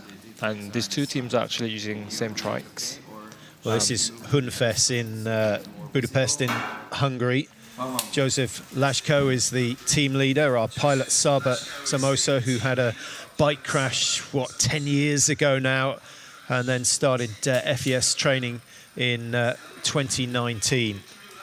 Well, let's get to meet the teams. And first up is Pulse Racing from Amsterdam.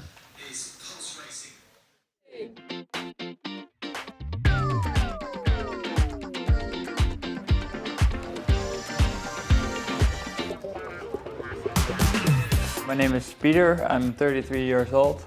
I got my spinal cord injury in 2020, and ever since I sat down in the Berkel bike for the first time with electrostimulation, it felt very good. The first time using FES was really weird. When you can't move your legs and then you see them going for the first time, it was quite astonishing. Participating in the CYBATHLON is, of course, an even better motivation to train, so I'm very motivated to win the competition.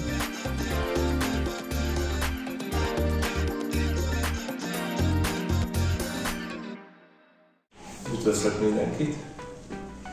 2012 júniusában sérültem, ez azért 11 éve. A rehabilitációmmal kapcsolatba kerültem a FES nevezetű lehetőséggel. Az tartott körülbelül egy évig.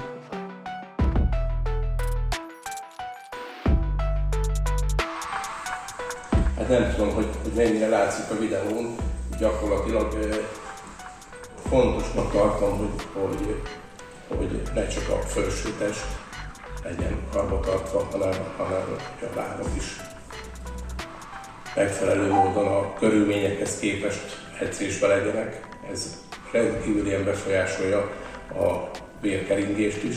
Hasonló helyzetben lévő embereknél meg szoktam figyelni, hogy Well, that is fascinating. And Young, one of the issues with being paralysed from the legs down is you obviously don't use the muscles, and when you don't use the muscles, you... So 3 laps to go, it says up there, the lap of 200 metres. Now 10 points for every 200 metres completed, and they've got 2,000 metres to go, so maximum of 100 points. And Samosi just going through his warm-up. We're watching the trike of Pulse Racing. And interesting to see Samosi. His tricycle can be powered by the legs only, the arms only, or, as you can see there, a combination of both. So at the moment for the Humfest, they're actually using arms to start initiating pedaling, but after, let's say, after 10 seconds later, when they start racing, they will only use the legs to cycle the trike. Oh, now you can see that he stopped. There you go. Yeah. Yeah. It's actually quite incredible how fast the pulse race is cycling at the moment. I think they're already halfway through. Yeah, the cadence is slow, but there's a high amount of power going through those legs of Peter van Berk, who was, he's a fanatical cyclist anyway, and he's the sort of character that is going to push the advancement of this FES development.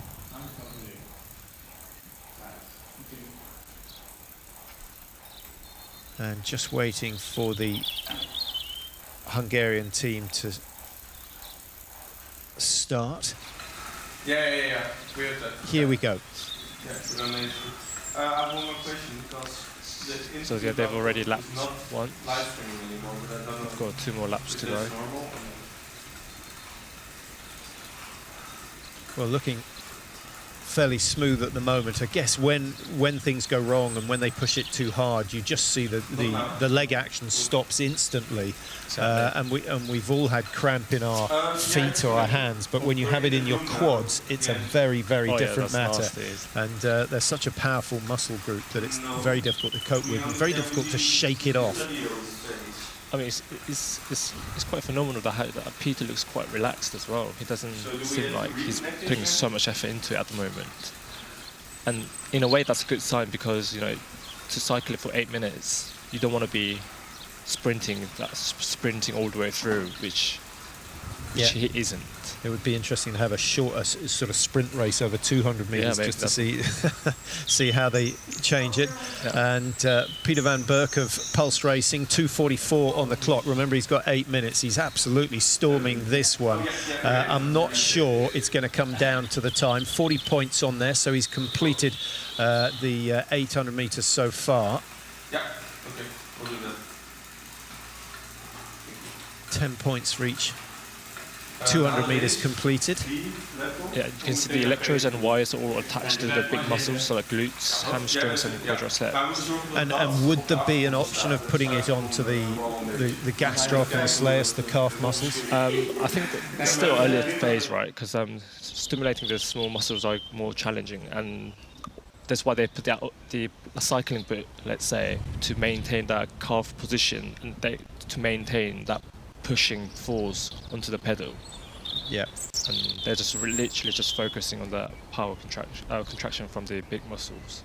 So Peter van Berk is through the halfway stage. You can tell that by the fact that he's picked up the 50 points and he's still less than halfway in terms of time. He went through the halfway at about 3:30, so we're on schedule for a 7-minute run, which is very impressive from him, and I think Pulse Racing will be happy with that. We seem to have a slight issue with the Hungarian team. Saba Samosi, is he putting out enough power just to generate? Let's see how he's getting on. He's not completed the first lap yet. He's got 3 minutes 10 on the clock, so we have a little bit of an issue there. And I think these teams are just incredible as well, because it's not only the pilot needs to be constantly come to the centre, clinic centre, to have that training session 3 times a week or 2 times a week. And as normal average people don't go to the gym like twice a week, so they have more. Twice a year. Twice a year, that's a big number as well. But but it's no different for Peter. The older you get, the harder it is to maintain muscle and to build muscle, and you don't convert the protein into muscle as you do. You just look at it as a kid, and you put on the muscle mass, and you can see from his legs that you would not differentiate between him and any able-bodied person.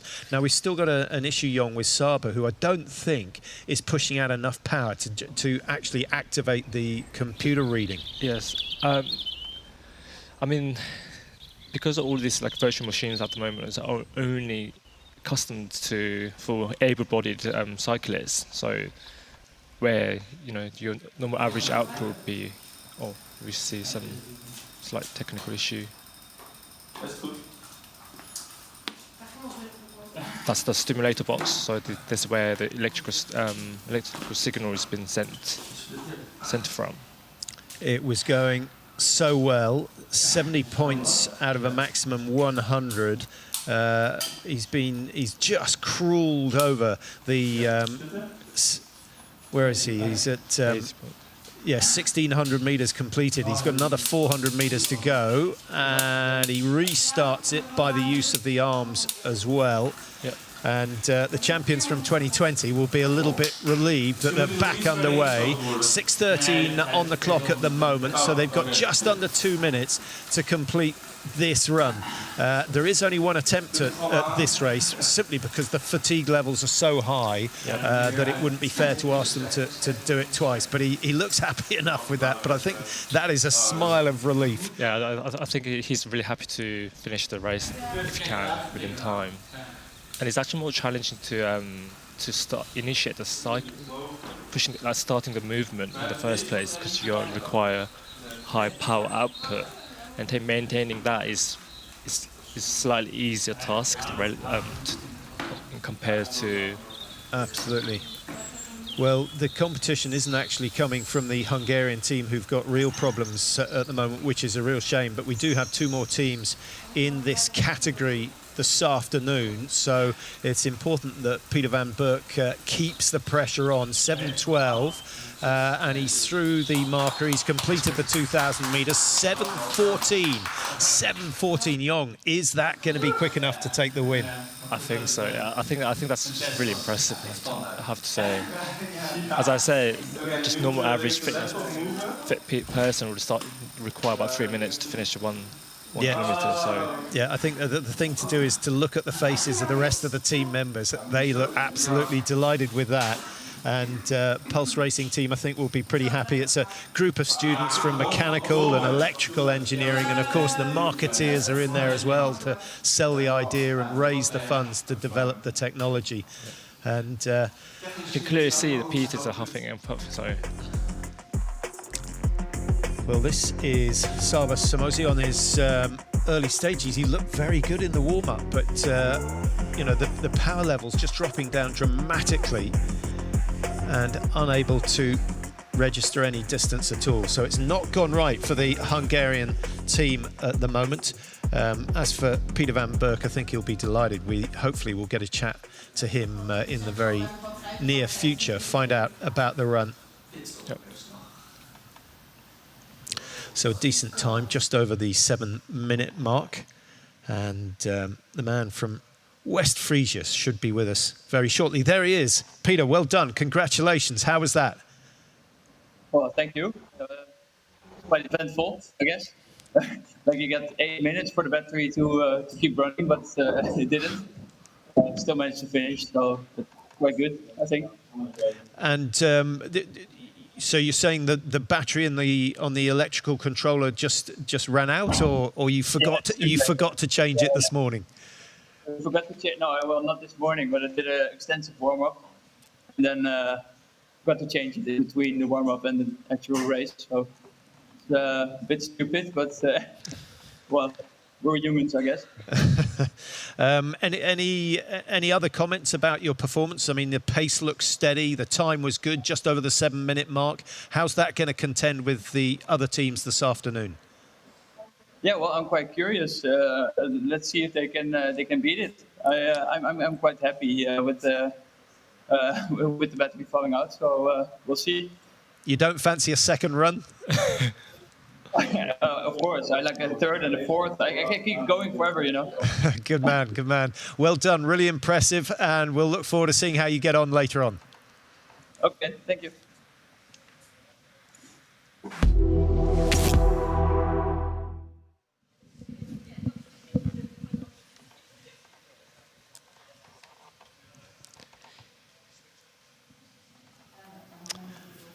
Saba, hello, can you hear us?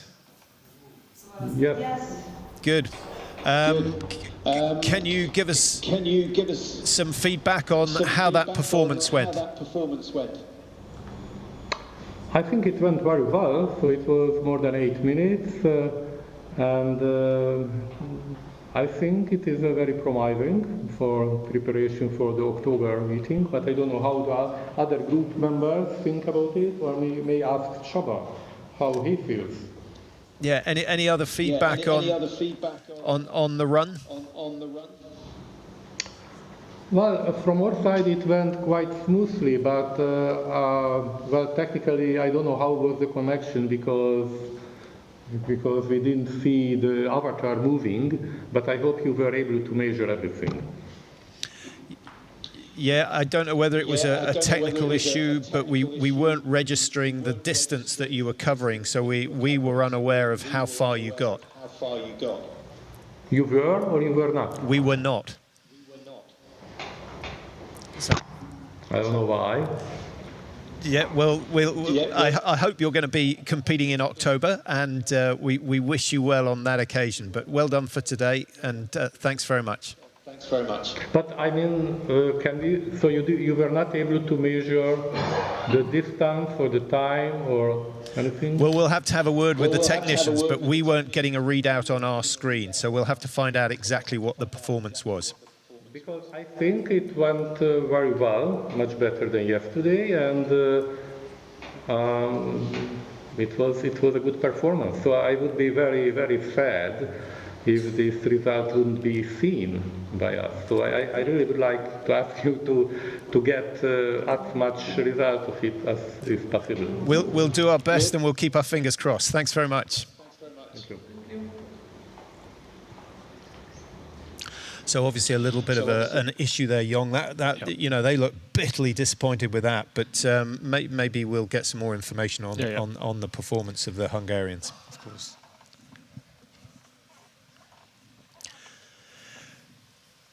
Well, that is the end of the FES competition. We have a lot coming up this afternoon, the BCI event as well. We will see the visually impaired pilots in action, and of course the rest of the arm prosthesis race as well. So lots to look forward to, and we'll take a quick commercial break before then.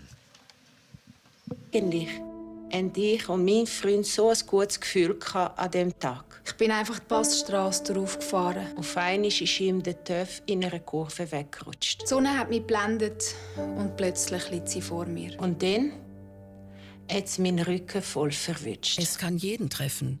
Wir helfen Querschnittgelähmten zurück ins Leben. Im Ernstfall auch Ihnen. Jetzt Mitglied werden. Mein Name ist Michel Fornasier und für mich hat die Zukunft längst begonnen. Mir ist es wichtig, dass Technik der Menschheit dient, sie unterstützt, ihnen Hand bietet und den Alltag so erleichtert. Fortschritt ist Lebensqualität, welche man mit gutem Gewissen auch nutzen darf. In dieser Hinsicht ist EKZ für mich ein verlässlicher Partner, denn sie bieten Lösungen, die mich begeistern. Willkommen zu Hause, Michel. EKZ bietet ökologische und zukunftsfähige Lösungen für Ihr Zuhause.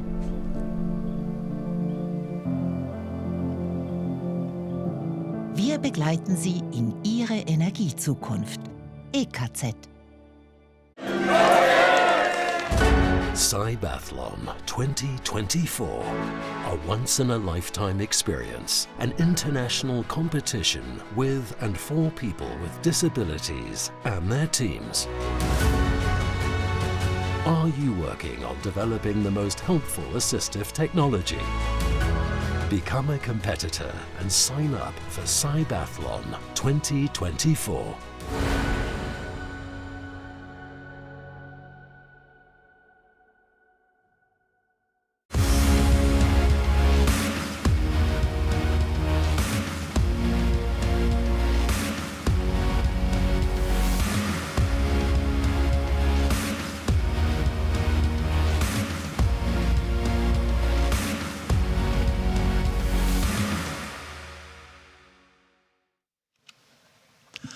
Welcome back to CYBATHLON. We have one more event coming up this morning. It's the visual assistance race, and Julia Amos is my advisor here, a PhD student here in Zurich, and you're the head of discipline for this particular event. And four tasks to be undertaken: the forest, the footpath, the touchscreen, the empty seat. We saw some interesting performances yesterday. I'm really looking forward to this one. Yeah, me too. I'm very excited to see how the teams perform today and if there are any improvements compared to yesterday. And I'm sure it's going to be a very exhilarating race. Yes, and it's a highly competitive field as well. We've got Next VPU, iRider and AI teams all competing from Shanghai. We're back in Hungary again, in Budapest, and a local team in Zurich. So lots of competition and some really, really tricky tasks to undertake. So let's have a look and find out what the event is all about.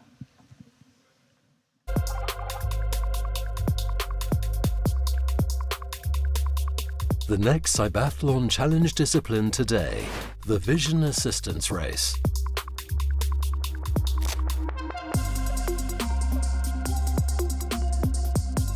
In the first task, pilots find themselves in a forest landscape of sorts, with objects that are located at different heights, such as branches hanging from trees.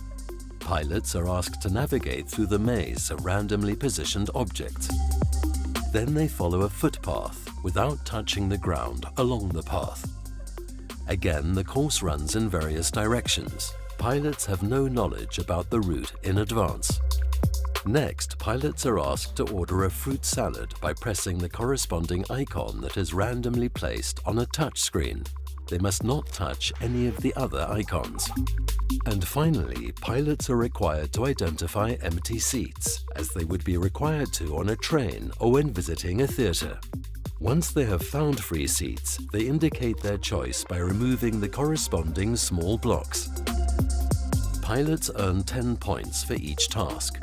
Whoever completes the most tasks in the fastest time wins the race. The time limit in this race is 6 minutes.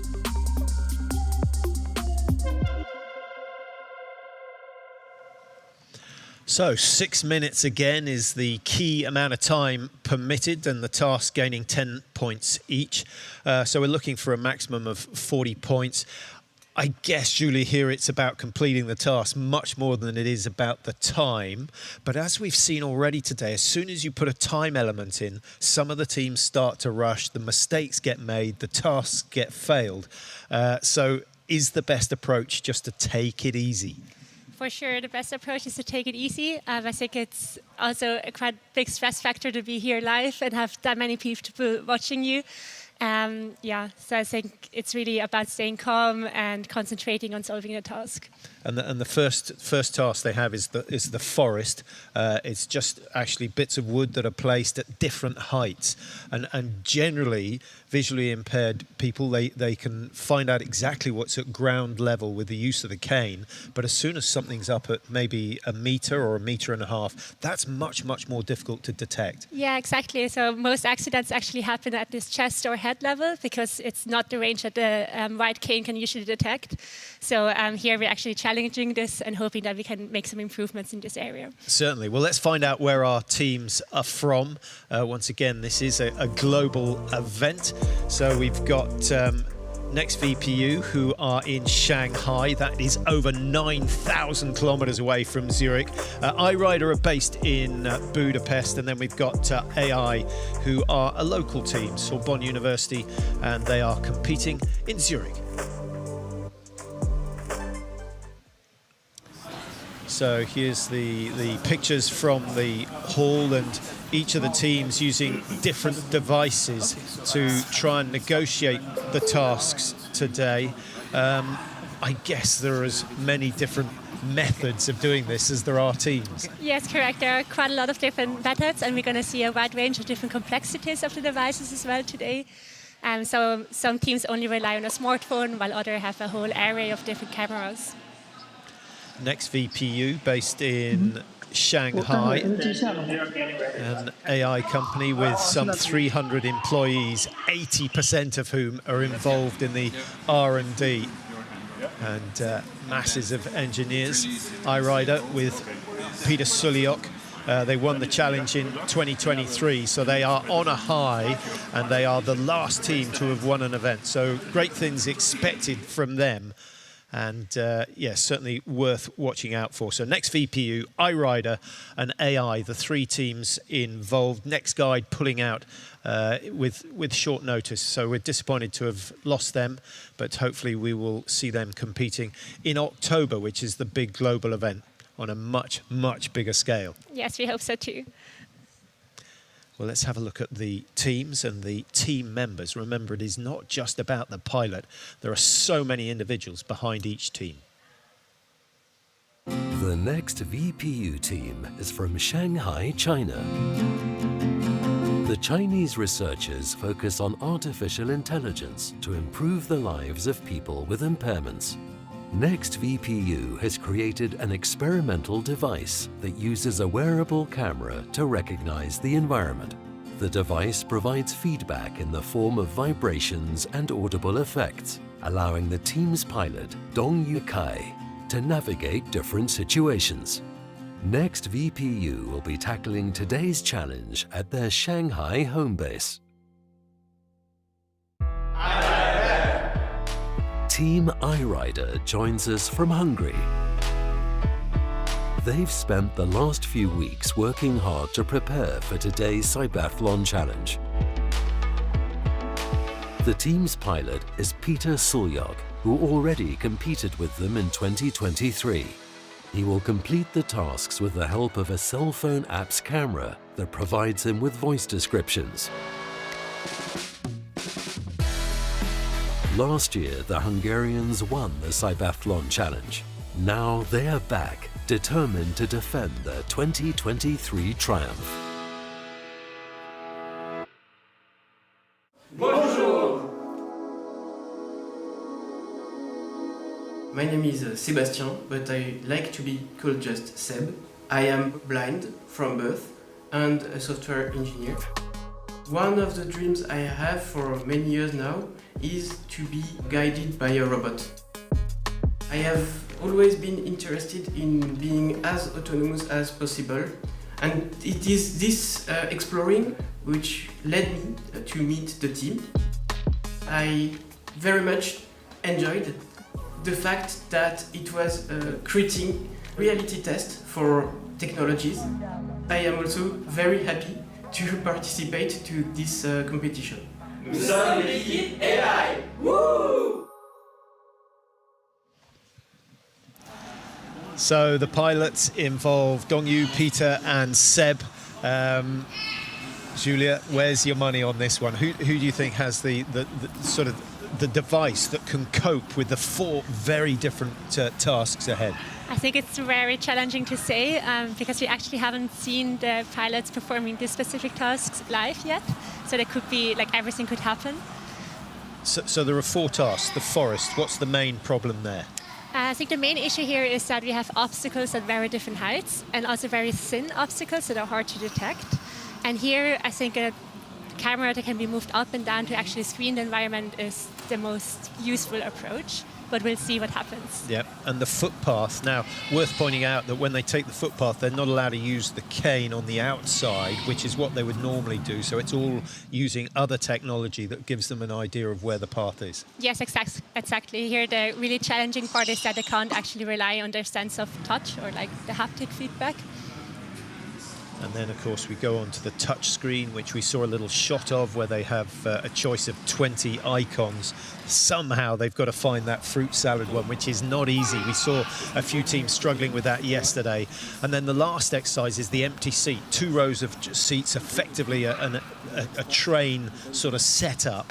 And there are 2 seats out of the 6 that are empty, and they've got to identify them and then indicate which ones they were. So it is one of the hardest tasks that we've seen so far today. 4 tasks to be completed, 6 minutes is the time, and our pilots are just about ready.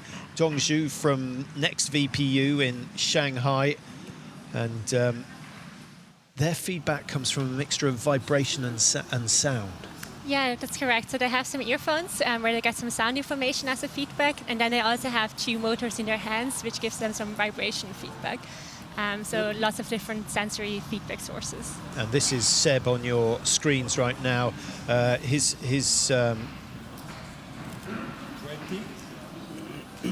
harness, all created by a group of 12 groups of students who've all been doing specific tasks. So it's been an absolutely monumental effort to tie that all together. And they have sort of sensory substitution harness, I think is what they would call it. They do, yes. So they also have vibrating feedback underneath the shoulder pads in the harness. And then they also have some haptic feedback in this little device that you can see at the front that basically guides the pilot through the tasks. So he's sidestepped the forest, moves on to the footpath. Now you can clearly see the footpath here, and the feedback he gets hopefully will guide him from one end to the other. Now every team knew exactly what they were going to have to do, but they didn't know the layout of the path itself, so it's not a case of memorizing 2 steps forward, 1 to the left and forward again. Yes, correct. It's completely randomized. Otherwise I think it would be too easy for the teams. Yeah. And here you can also see these little stickers on their shoes that helps the camera to detect where the pilot is standing. And you can hear the instruction. So he's getting an oral instruction in French, luckily. Yeah, luckily in his mother tongue. But he's doing really well on this task. Chinese team just getting underway at the moment in Shanghai. A little bit later in the evening for them. And their pilot, Dongju Kai, going straight for the through the forest, doing exceptionally well there. He's going really fast. Yeah, hasn't had any problem at all. And you can see that the different heights makes it such an awkward obstacles. They do actually have another pilot, this team, Yang Ying Yang, who's partially sighted, but the Dongju is the main pilot and the one involved in the competition here. So he moves off, and it looks as though he's going to complete that first task to pick up his 10 points. And we're still waiting for Peter Suliok to start. Well done. Great work from Seb Hinderer. Now, this is what we saw from Peter, and you can see that he's holding a mobile device which is scanning the area in front of him. Yeah, so he's doing a great job at really scanning the whole environment and trying to understand where the obstacles are. Oh, he's getting really close to this one. Well, the slightest touch, and the task is failed. It does seem a little bit harsh, and I think Peter will be really disappointed with that. We're moving on to the touch screen. Now this is the touch screen, and he's looking for the fruit salad. So let's see if we can listen in to hear the instructions he gets. So here one challenge is to actually identify the fruit salad, but the much bigger challenge is to guide the pilot to the correct button. He'll be frustrated. I think he was one above the square that he actually needed. So close. Did Zhongyu correct in time? Is it going to be the red or the green flag? Well, has he been given the red for that? Well, the score would suggest that he's been given 2 lots of 10 points. So he succeeded in completing the task. Yeah, so he's on to the touch screen now. Peter Suliok, remember, won the challenge in 2023. His mobile app called Let's See, appropriately. Let's See is actually freely accessible all over the world, which I think is such a great idea, because Peter is actively involved in making technology more accessible for everybody and raising awareness.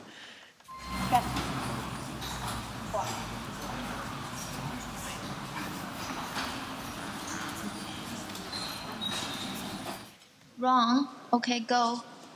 So 2 out of 2 failed on the... Now, Peter had all sorts of problems here yesterday. You can hear the Let's See app giving him a readout.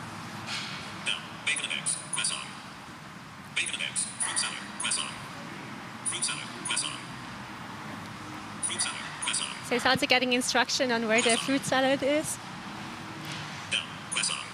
It's actually very challenging to find it between all these tiny icons.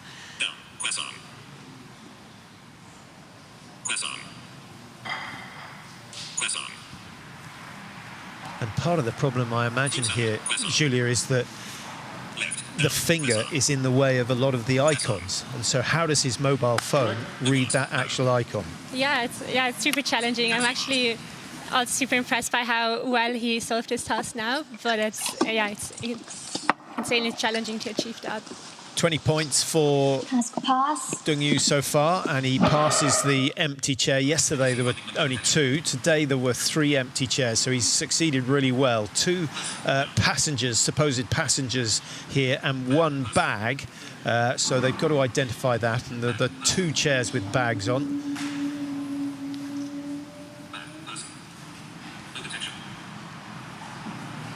So here's again scanning the environment to identify where the empty chair is. And getting audio feedback.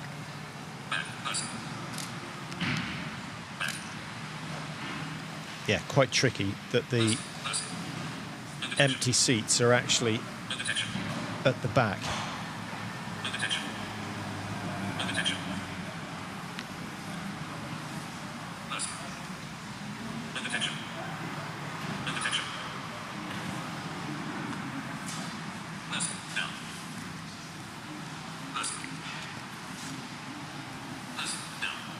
We can see the team in the background, hoping for the best outcome. You can really feel the tension as well.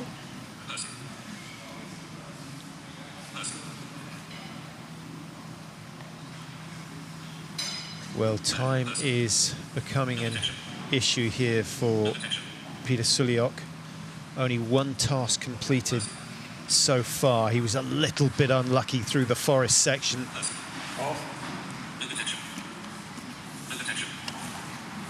And then once he's scanned it, he then has to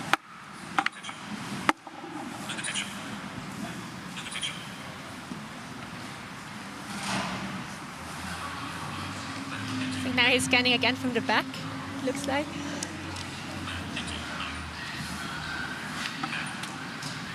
Okay.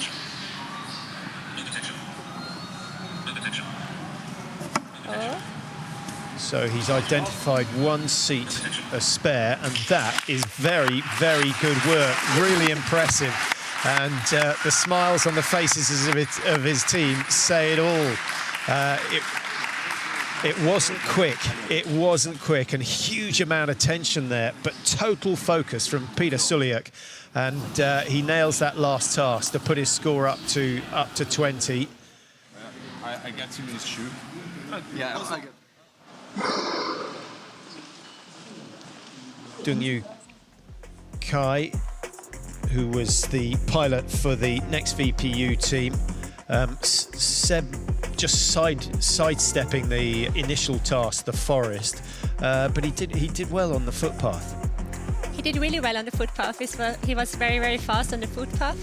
I think the first task was probably very challenging to compete because the device is also quite bulky and quite large. And they have the camera in a fixed position, so they would have to move up and down the whole body to actually scan the environment. Yeah, both Seb and Dongzu pressing the wrong button on the touchscreen task.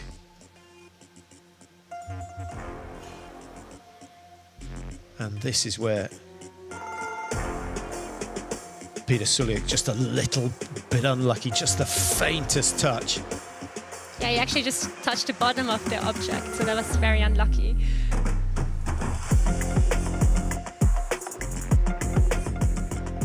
But I think one thing that sticks out is the concentration involved to get through a single task. But that was fantastic, especially on the empty seat. It took a lot of time, but he got it absolutely right. So hopefully we will be able to have a chat with Peter, who was the pilot for the iRider team. There he is. Peter, congratulations. How was that?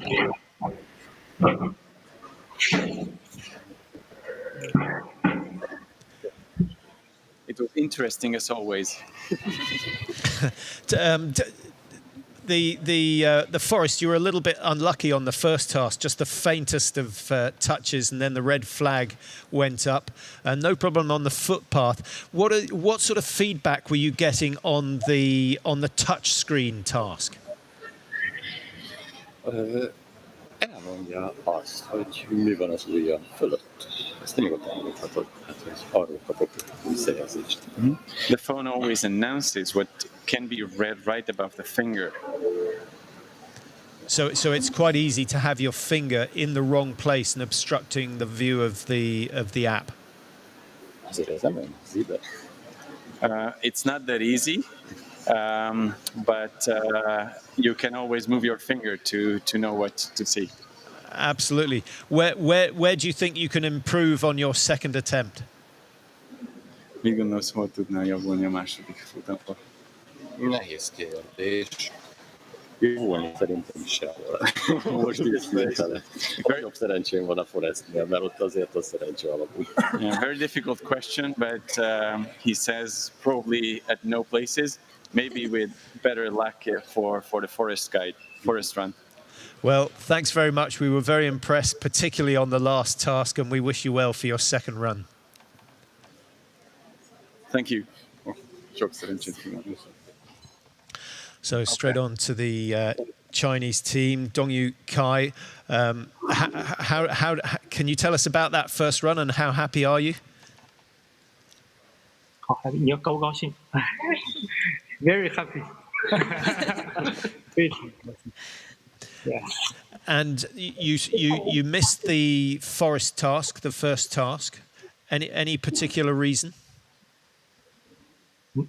他问你有没有这个去那个第一个 task 为什么过了，有没有什么经验？就是小心慢走，然后精神集中、注意力集中就可以了。然后要走得一样慢一些，然后要听指令。Okay, sir. If I didn't get you wrong, he says he hit the key point of the task 1 in the forest. He says the key point is walking very slowly and turn around very cautiously. So yeah, that's his answer. Yeah, well, we look forward to seeing your second run, and how much better do you think you can get? 你觉得你会不会觉得之后搞得更好？肯定会，一定会越来越好。Okay. He says he's very confident about the next round. Good. Well, we'll look forward to seeing it. Thanks very much, and good luck. Thank you so much, sir. Thank you.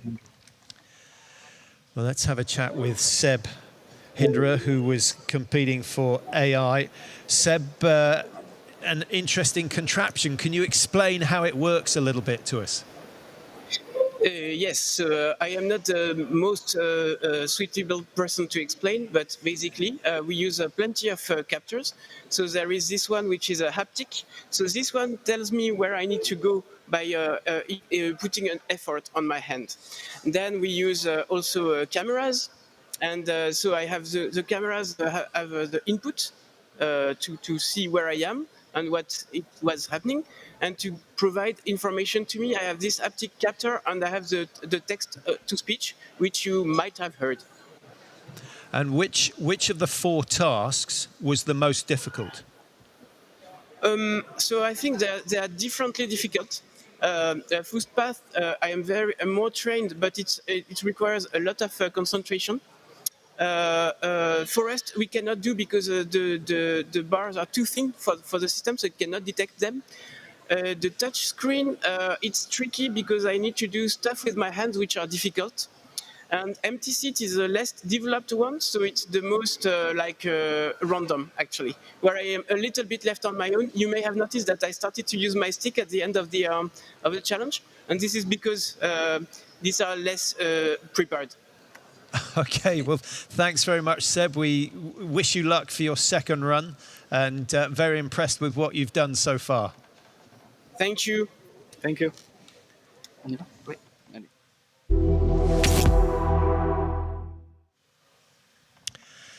So, Julia, what did you make of all that? That is not easy. I think that's probably the hardest discipline we've seen so far today. I agree, yes. It's very challenging, and I think it really demonstrates how much concentration they need to solve a task, which is so impressive. But I'm really excited on how well they actually did. I was expecting less.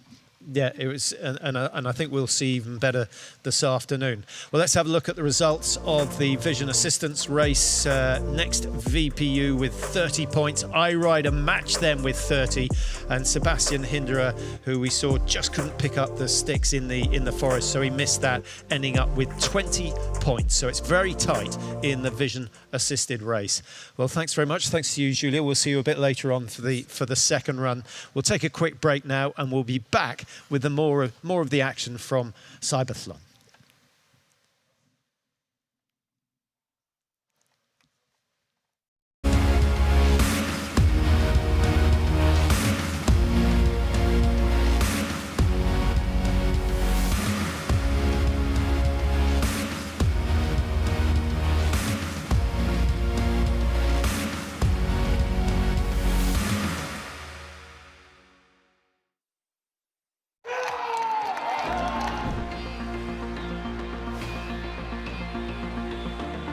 I think what CYBATHLON demonstrates is there are no boundaries.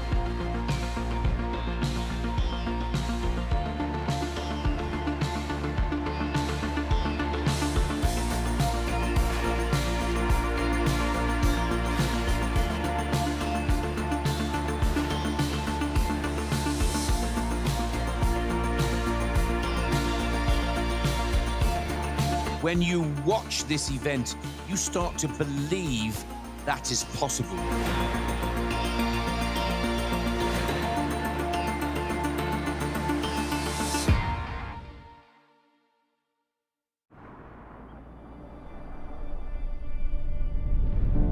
Mein Name ist Michel Fornasier und für mich hat die Zukunft längst begonnen. Mir ist es wichtig, dass Technik der Menschheit dient, sie unterstützt, ihnen Hand bietet und den Alltag so erleichtert. Fortschritt ist Lebensqualität, welche man mit gutem Gewissen auch nutzen darf. In dieser Hinsicht ist EKZ für mich ein verlässlicher Partner, denn sie bieten Lösungen, die mich begeistern. Willkommen zu Hause, Michel. EKZ bietet ökologische und zukunftsfähige Lösungen für Ihr Zuhause.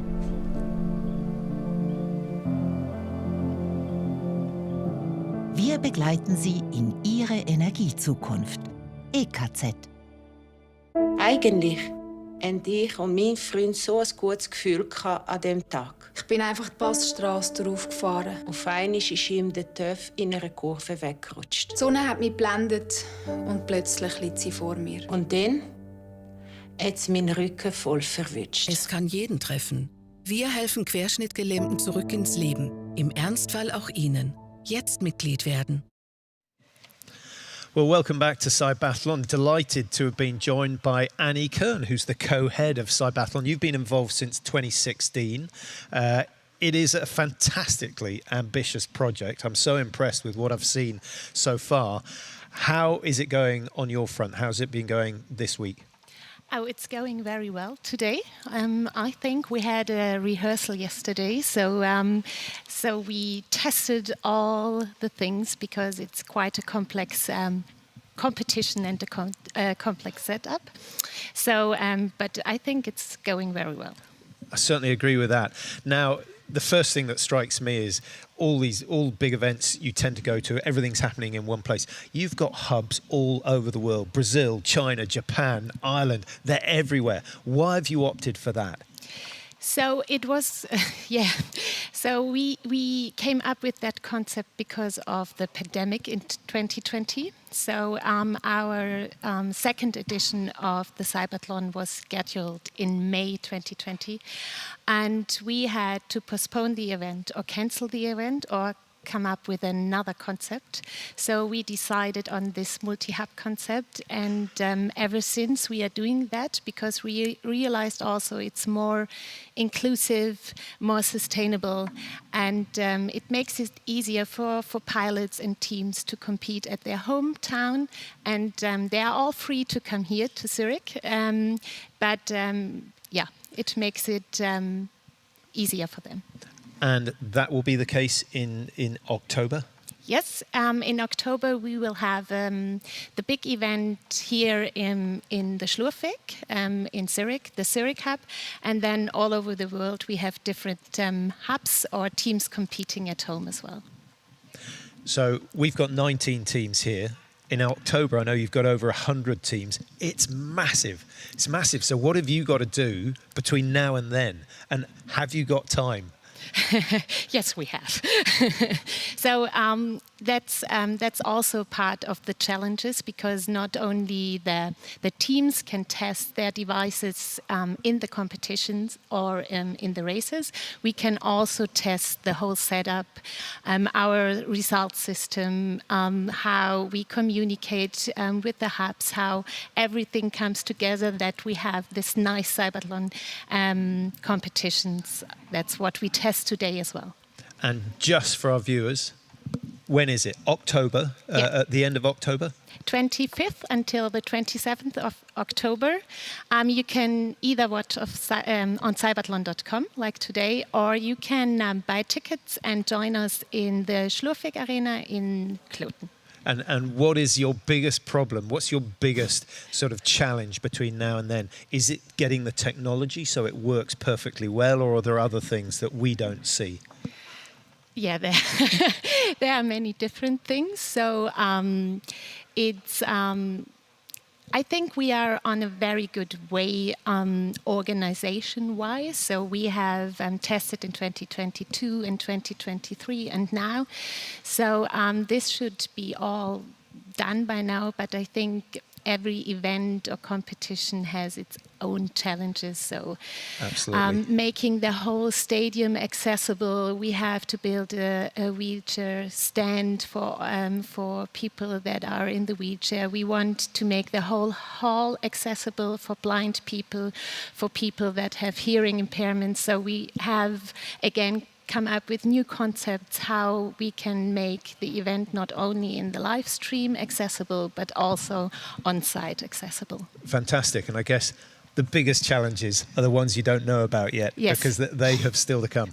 Well, Annie, thanks very much. Really wish you well for the next couple of months in your preparation for October, and looking forward to the big event as well. Thank you. Many thanks. Well, let's have just a quick look at some of the action from earlier on in the visual assistance race. 4 really difficult tasks, and Julia will be back just to assess some of the performances that we saw there. The touchscreen always providing problems. Peter Suliak, brilliant going through the empty seat task. It took time, but he got it absolutely right, and the rest of his team were a nervous mess. Yeah. Watching that one. They're very supportive. It's so cute to watch.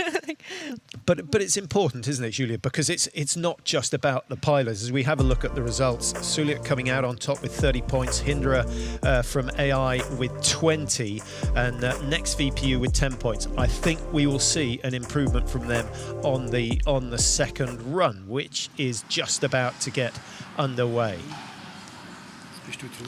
Well, Peter Suliak's a very cool customer and puts a lot of faith into the mobile app that he uses.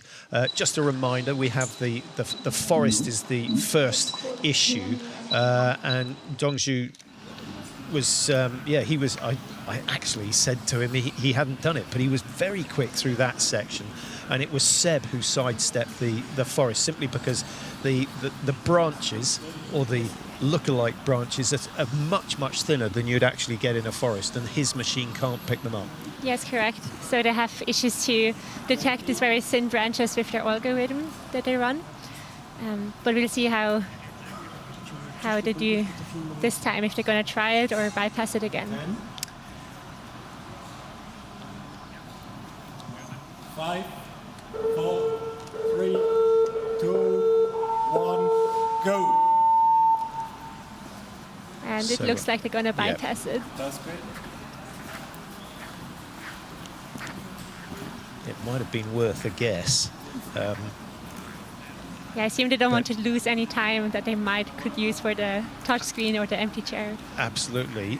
And now he is lined up for the footpath. Now, no cane allowed on this footpath, so it's all to do with the visual feedback that he's getting through his computer. It's quite a bulky piece of kit, and I imagine over time it will get smaller and smaller and smaller until it becomes sort of commercially viable. Yeah, I think so too. I think lots of prototypes are usually relatively bulky because they haven't been optimized for everyday use. But then as they continue to development, they should get smaller and more practical. Yeah. And what's the time scale usually for a device like this, from sort of the idea being born to the actual product coming out and being used by more visually impaired people? I think it really depends on the resources that are available, but I think these teams have been working for months, if not years, on their devices, and lots of them really work closely with the pilot. Dongju on the first task, and he was lightning quick through here earlier on, and you can see the scanners that he holds in each hand, and once again now, is he going to pick up that little obstacle down the bottom? It's going to be close.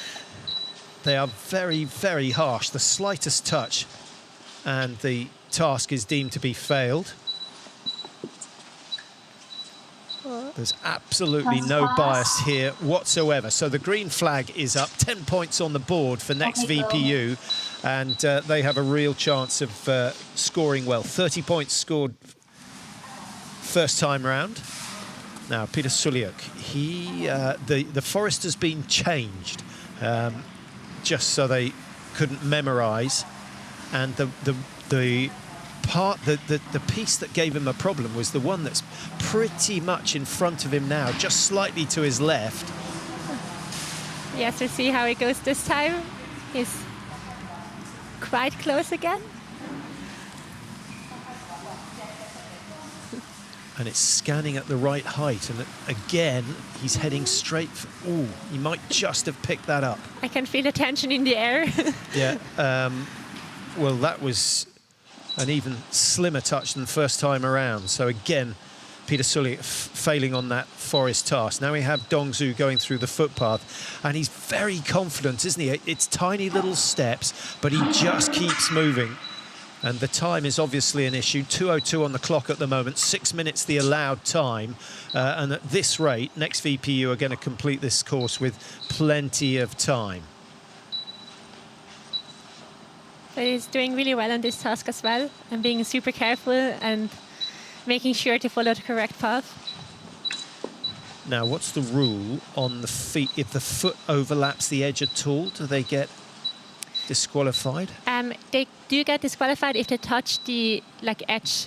So not if they just go a little bit above it, but if they touch the red part that you can see on the side of the boxes.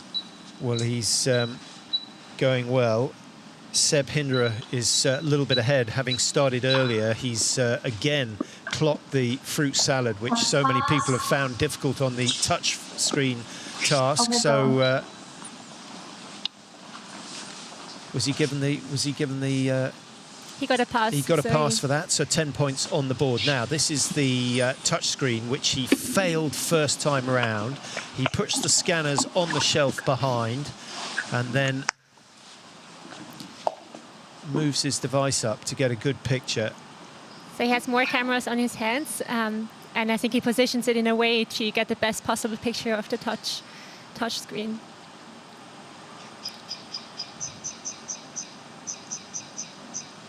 So those noises you can hear are his instructions. Oh, wow. He's close. He was close, right next door to the fruit salad. And this is a task that Peter Suliuk has struggled with over the last couple of days, but he did get it earlier on today. He seems more confident now, so... Yeah. We'll see how it goes.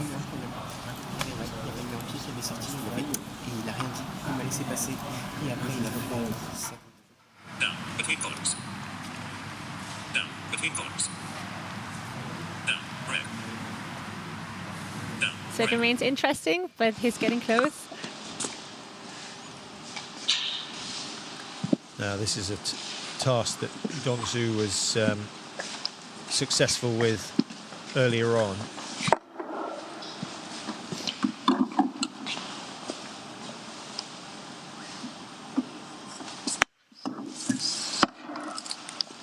Well, that is astonishing. The speed with which he achieved that, unmatched so far today. And although scoring only 20 points compared to 30 earlier on, I think they've got a lot to be very, very happy about. Peter Suliuk, it's a slower process, but he was successful in this task first thing on his first run.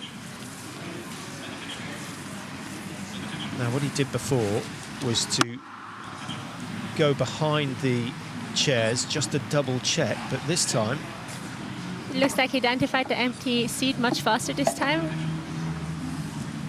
but he might. And now he's scanning from the back. Taken the two empty ones from the front, and you'll notice that the teams have different layouts. They're not the same. It's again randomized to prevent him from errorizing the order.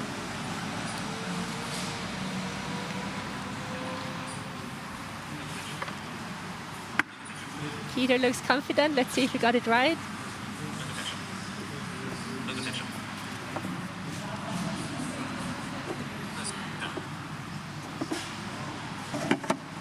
He's got it right. He has got it right. Absolutely brilliant. Well done to him. Well done to iRider team. And he was so much faster this time as well. Very impressive. 1:58 on the clock. That was a quick run as well from Peter Suliuk.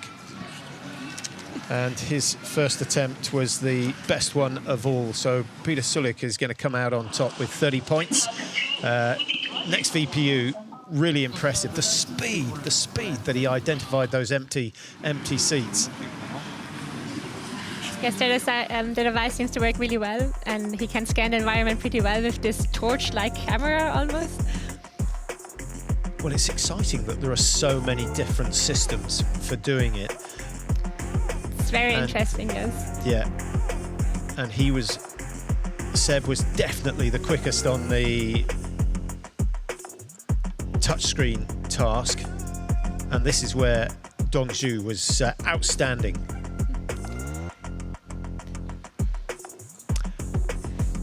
Still, I think it's interesting to compare such a simple application as like the smartphone device to these very complex devices and see how they perform. Well, this is Peter Suliuk again, just the slightest of touches counting him out on that first challenge, but he's had a very, very good run, scoring 30 points, and that put him into the top spot. So iRider, the winners from the last Challenger event in 2023, have done it again. Well, let's have a chat with Dongyu from his run. So how did that go, your second run? We think we did pretty good, better than round one. Well, we were really impressed, particularly with your navigation through the forest, and then the speed of which you assessed the empty seats at the end. Mm-hmm. Thank you so much, sir. So we're just seeing some pictures of you going through the forest. It was just sort of steady progression, nothing rushed. And then along the footpath was another clean obstacle. What about the fruit salad, the touchscreen task? Yeah, we just missed a little bit of the fruits, the salad fruit. So yeah. I think there is a software bug in our system. Because we, before the match start, our system has run in idle, so there's something wrong. And what do you think you can improve before October? Because it looks as though you're going to be one of the main competitors. Absolutely, sir. What will you be working on between now and then? We think we will improve the accuracy of our algorithm and keep practicing and maybe find a better solution for that. Well, congratulations. Well done. We look forward to seeing you in October, and thanks very much. Thank you so much, sir. Have a great day. And you. Thank you. Well, let's have a chat to Peter Suliak, who is the winner of the event here in Zurich. Peter, excellent run. Again, a little bit unlucky in the forest, just the slightest of touches. Kicsit szerencsétlen például. Így van. Éppen csak hozzáért. Igen. Yes, he agrees. And in terms of the tasks, which one did you find the hardest? Melyik volt a legnehezebb? Az erdő. The forest, definitely. And is there anything you can do to improve on that? Well, we probably have to figure out more reliable technology for him, because the way he needs to navigate is extremely challenging at the moment. So it was not his fault. And are you ever going to give anyone else a chance to win? Of course, we would love to see others.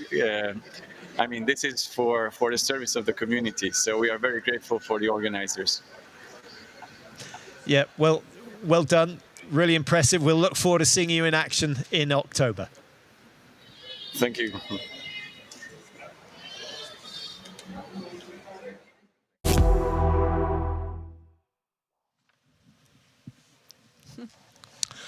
So that completes the visual assistance race. Julia, really exciting, lots of improvement over the 24 hours that we've been following it, but also so much room for improvement. So quite an exciting area to be in. Absolutely, yes. I'm really excited to see how the teams perform in October, in which areas they improve, how they perform on the tasks that they failed this time. So it's for sure going to be very exciting. Well, thanks for your company and thanks for your insight today. Let's have a look at the results from that visual assistance race, the last one this morning. There we go. Peter Suliak scoring 30 points. His first run was the winning run. Dongzhu Kai, so close, really competitive. I expect they will be in the running come October. And then Sebastian Hindra down in third place. But a little bit unfortunate with a couple of the tasks. So great all the way round. We have much more coming up this afternoon. The BCI event, we've got more of those in the wheelchair race. We've got, of course, the arm prosthesis, the second runners in that, and the FES. So plenty to look forward to, and we start at 4 o'clock this afternoon.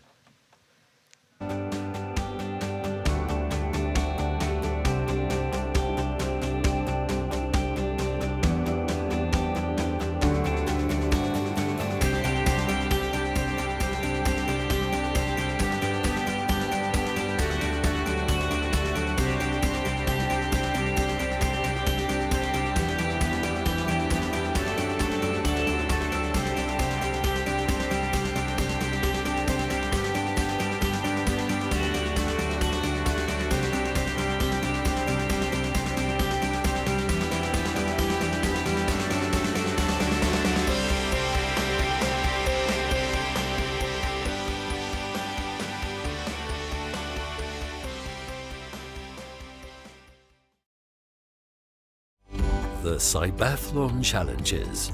These disciplines are still to come. The Assistance Robot Race. Get ready for some stunning human-robot interaction. Pilots control their devices with their mind in the brain-computer interface race. Watch the competitions live on CYBATHLON.com as the second group of the ARM and FES race gets underway at 4 p.m. Central European Time. Don't miss out on these incredible pilots, fascinating performances, and some exciting moments.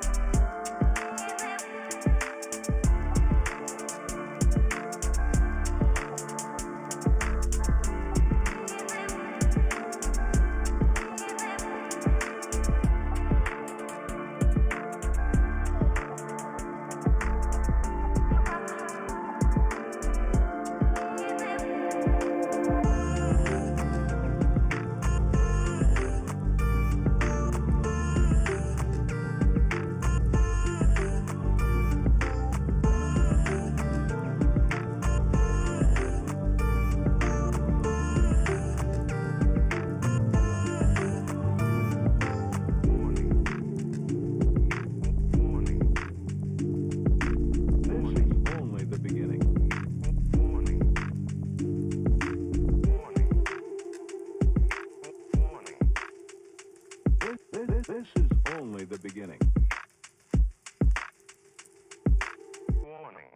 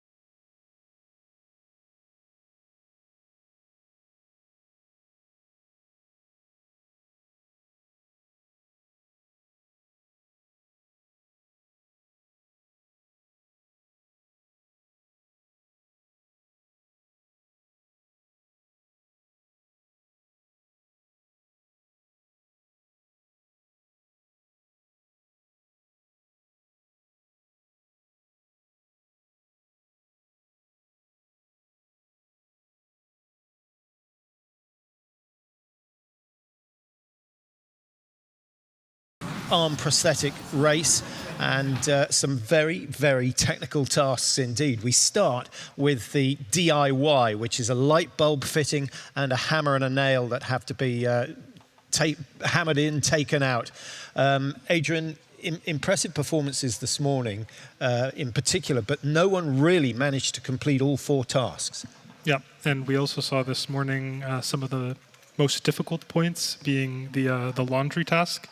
So handling the clothing, being able to get the prosthesis through the clothing. In the DIY task, it was difficult to screw in the light bulb and hold and manipulate the hammer while banging the nail. So we'll see how the next 2 teams deal with these challenging tasks. We certainly will. Well, let's cast our mind back to this morning. Beinecke Hand and CYBATHLON were the 2 teams competing, and both were impressive. Here's some shots of how they got on. In this morning's arm prosthetic competition, the Chinese team CYBATHLON faced off against the French team Bionico Hand. CYBATHLON's pilot Min Shu controls her hand prosthesis with slight movements of her left shoulder. After skipping the do-it-yourself assignment, the Chinese team breezes through the 3 remaining tasks, finishing in 3 minutes and 30 seconds overall. The team manager clarifies why the team skipped the first task. For the rotate the bulb, maybe for our current version, we can't handle it very well, so we decide to skip that. Nicolas Huchet, in the French colours, struggles in his first attempt. Especially time-consuming is putting on the sweater. That's why he changes tactics during his second attempt, skipping the laundry challenge. He explains us why. Because it's more difficult to do. The hand doesn't have enough grasp force. It's not precise enough, so it takes too much time. Nicolas is able to complete 3 out of 4 tasks, and finally his tactic to skip the laundry challenge pays off. With his open source hand prosthesis, Nicolas scores the fastest time. The French team is leading the disciplines table after the morning session. The question now is whether anyone will be able to complete all 4 tasks to score 40 points and beat Team Bionico Hand.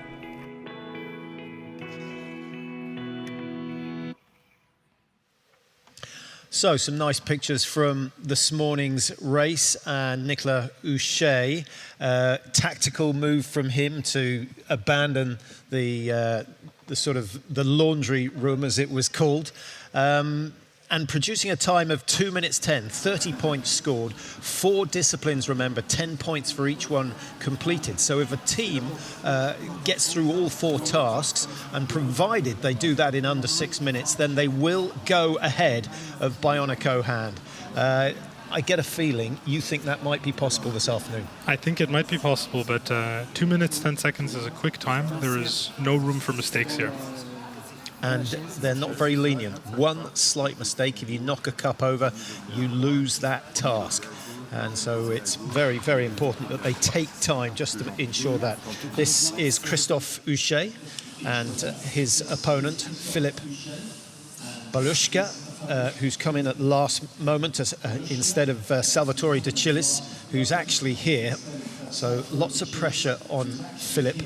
And the 2 teams starting a minute apart, which allows us to track their progress. Here's the map of where the teams come from. Smart Arm from Sorbonne, and the Italian team in Spoleto, which is right down the bottom east-hand side, right in the heel of Italy.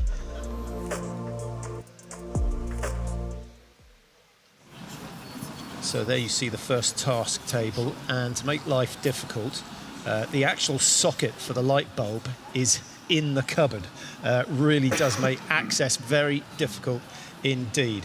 Well, let's have a close look at the teams, because it's not just about the pilot. There's a massive team behind each of these pilots, and let's have a look and meet some of them. The Sorbonne research team specializes in arm prostheses for transhumeral, above-the-elbow amputees. This is Christophe Huchet, their pilot. Bonjour, je suis Christophe, je suis le pilote de l'équipe Smart Arm. Christophe Houchet is a former professional swimmer, and he was born with an agenesis of the right arm, including the elbow. He participated in the 2020 CYBATHLON. In 2022, they won the CYBATHLON Challenge, and in 2023, they took 4th place. Sam is an arm prosthesis dedicated to the complex needs of transhumeral above-elbow amputees. People requiring an above-elbow prosthesis are dealing with the control of the hand and the complex control of at least 2 active joints.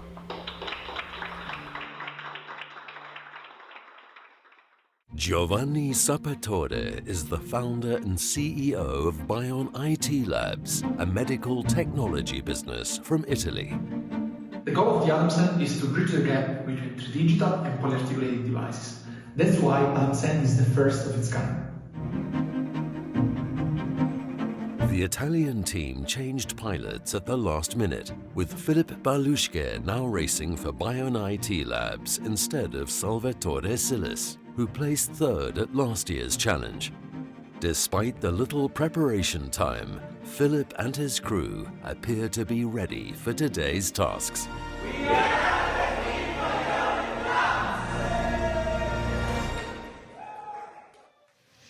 So your 2 teams in this competition, Smart Arm from France in Paris, and then Bion IT from down the southeast of Italy. This is likely to be highly competitive, and Christophe Houchet ready to go. He's under starter's orders, and so important not to make a mistake. But remember, they get 2 runs. Well, he's gone straight past the DIY section, so a maximum score now of 30 points. And if he can do that, and he can do it under 2 minutes 10, he'll go ahead of this morning's best. This is a tricky section that he struggled with a bit yesterday. Christophe's committing to speed for the next 3 tasks, and this is a really difficult part of the laundry task, manipulating that peg, grasping it, being able to squeeze it, and still get it on top to the shirt. Yeah, and as we heard, he's specialising in transhumeral amputees, which means that the amputation is above the elbow, so the prosthesis has to deal with 2 missing joints rather than 1. Yes, Christophe actually has a much more difficult challenge in controlling his prosthesis with the myoelectric contraction. Now, this is where he had problems yesterday, because every time he grasped the clip, it sprung out of his fingers, but he's done a good job. I wonder whether they've made... Oh, so close. So close. I think that close peg actually snapped on him, which is a little bit unfortunate. Now, we see the second team underway, Bion IT. Oh, interesting strategy here. He's very close. Yeah, with the surface of the hand, he actually gets quite good traction just by touching the light bulb. Once it's on, the task is deemed to have passed.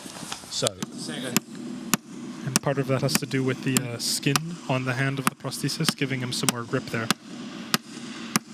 Not your classic way of using a hammer, but you do not need to be as accurate, which is all important. Just takes a couple of extra bashes. Then, having put the nail in, he's got to take it out again. So Christophe onto the section that gave Bionico hand a bit of an issue this morning. This very delicate movements. This zipper is a very, very difficult object to manipulate. It's so small and delicate. And I think we should give credit to Sibet this morning, who made this look so easy. 1 minute 10. So 1:10 on the clock, and the fastest time this morning, remember, was 2 minutes 10. But Philip has passed the DIY task. He's passed the DIY. If he gets through the laundry, then he just has 2 tasks to complete after that. Balushka is looking very good at the moment. Now, this is the tricky bit where he's got to do the zip up again. 1 minute 30.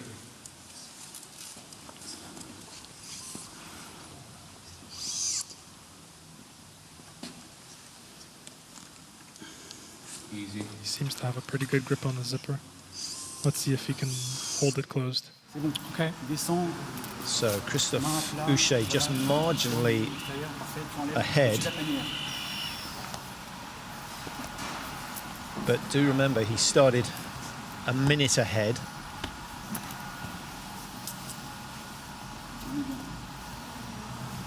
Christoph yet to score any points because he went straight past the DIY. That's 3 minutes gone. And remember, it's a 6-minute allowance. Now he has to put this on the clothes hanger, and then, just to make life worse, he's got to do the zip up again. From the front. Yeah, this is quite tricky because you don't have the body to push the zip against. And it's reversed. Absolutely. This is where you want an American zip rather than a European one. He's got it. Good work.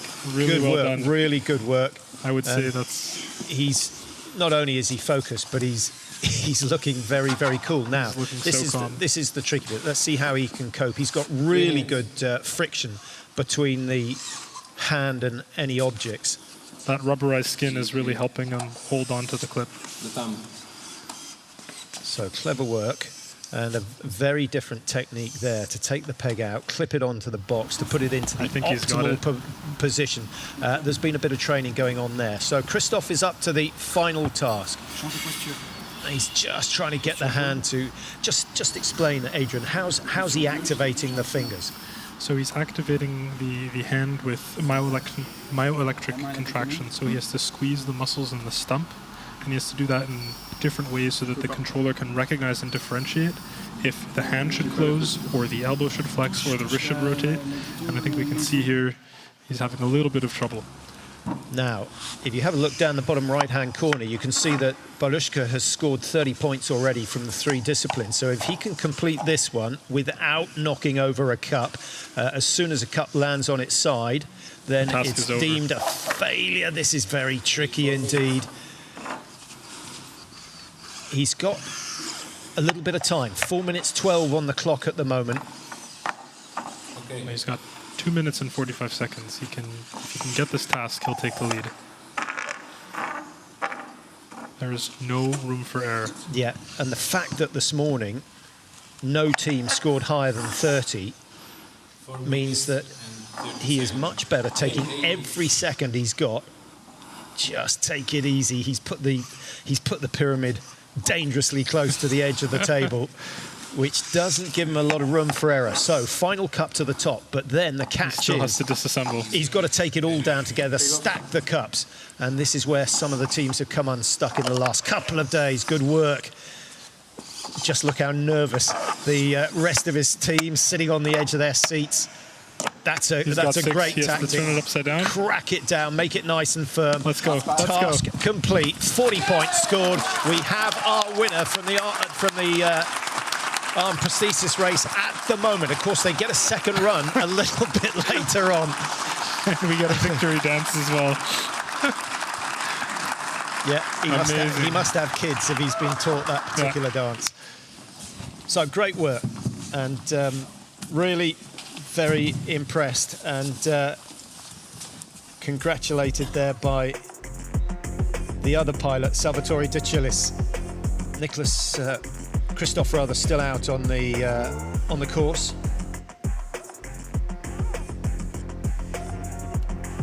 Absolutely brilliant swimmer. He actually likes to compete in able-bodied swimming events, and he got the rules changed because he was always being disqualified for the fact that he couldn't touch the end with both arms or with both hands. So he had the rules changed and produced some really impressive results over his career.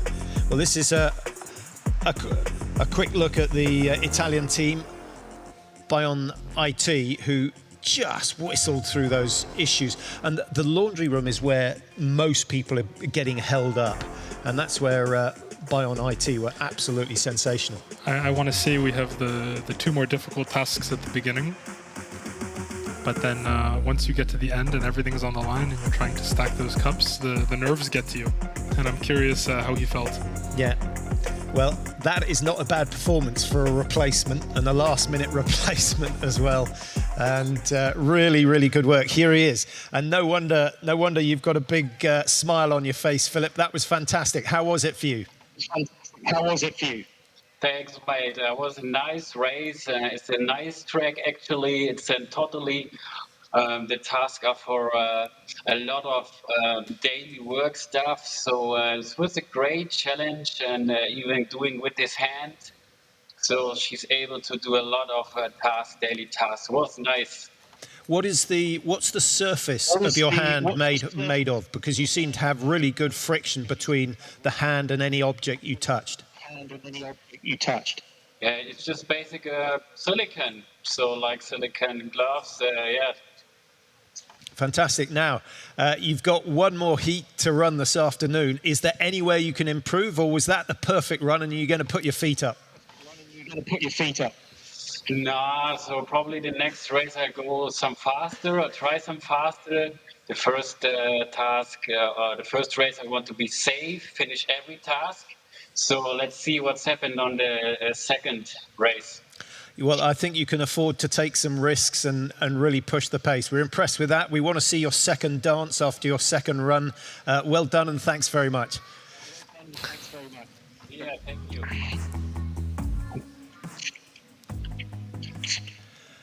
So the French team with Smart Arm, a little bit disappointed with the way that first run went? Yeah, definitely. That's why I'm here, actually. Yeah, we trained a lot, but I think the competition tasks are very difficult for our level of amputations because we have to deal with an elbow amputation, so an elbow exoskeletal joint that is robotized, plus the wrist. And here we had like some hand issue at the end because of the hand being locked in the oven door handle, and the thumb was misplaced, so we couldn't perform the final glass task. So it's a bit of pity, but like hopefully we have a second run and we should be better. Yeah, and is Christophe okay after that, or is he just frustrated? I think lots of frustration because like we are realizing how difficult it is when you're missing an elbow to perform all this little task or wearing a piece of clothes, and there's a huge gap between when you miss just the hand or when you miss the entire forearm. So we are close to the limit, and that's why we have these kind of issues. Absolutely, we totally understand that. Thanks for letting us know, and we'll see you later on. Good luck with your second run. Sure. Thank you very much. See you.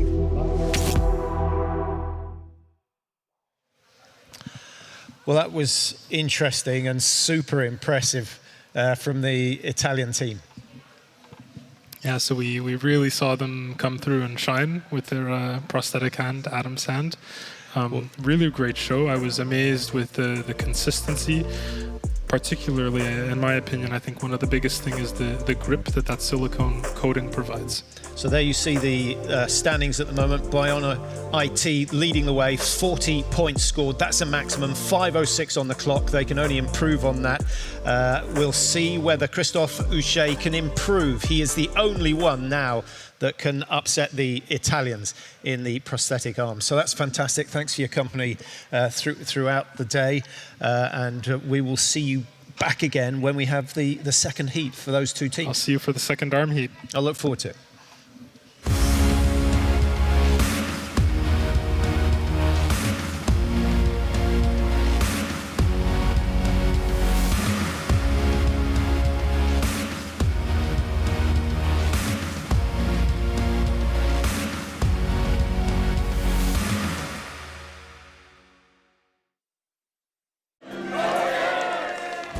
CYBATHLON 2024, a once-in-a-lifetime experience, an international competition with and for people with disabilities and their teams. Are you working on developing the most helpful assistive technology? Become a competitor and sign up for CYBATHLON 2024.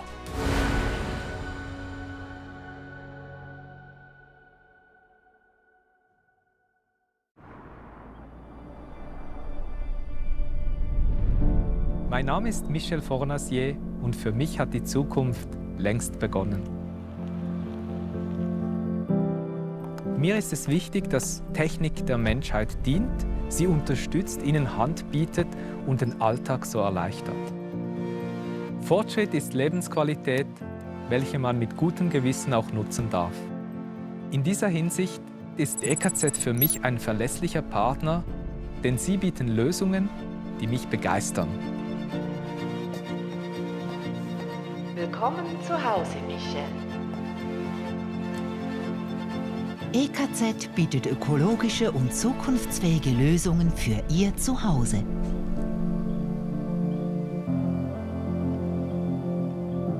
Wir begleiten Sie in Ihre Energiezukunft.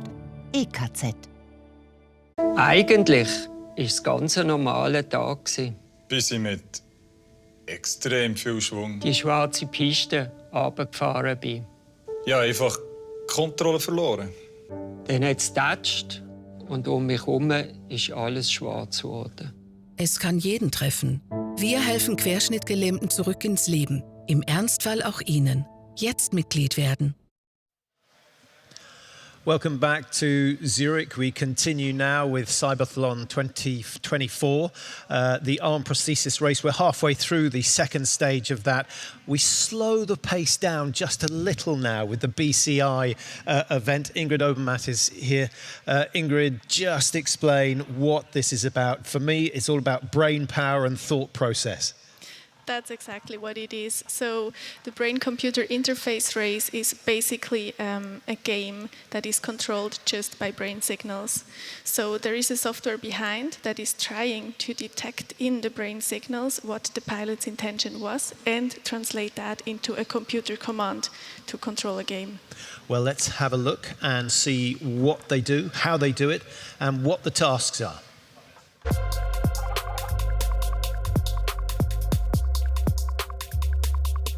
The next CYBATHLON Challenge discipline today, the Brain-Computer Interface Race.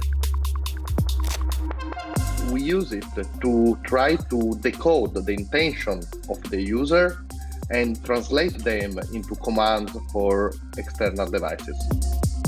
The Brain-Computer Interface Race includes 3 types of tasks. They all have to be completed twice. In the first task, pilots navigate a wheelchair avatar through a virtual room. The goal is to reach the door located at the far end of the room. Furniture and robot vacuum cleaners obstruct their path. The second type of task requires pilots to control a virtual robotic arm. The task involves positioning a glass under an ice machine and holding the glass still until all ice cubes have landed in it safely. The pilot has to think to his own body. So this is called kinesthetic imagination. So the point is that the pilot has to think about his right hand, for instance, in order to make the system to recognize that he wants to go to the right, for instance. The third task involves controlling a cursor on a screen and clicking on a target icon. Pilots can score 10 points in each task. Whoever completes the most tasks and clocks the fastest time wins the race. However, pilots must complete the task within a 6-minute time limit.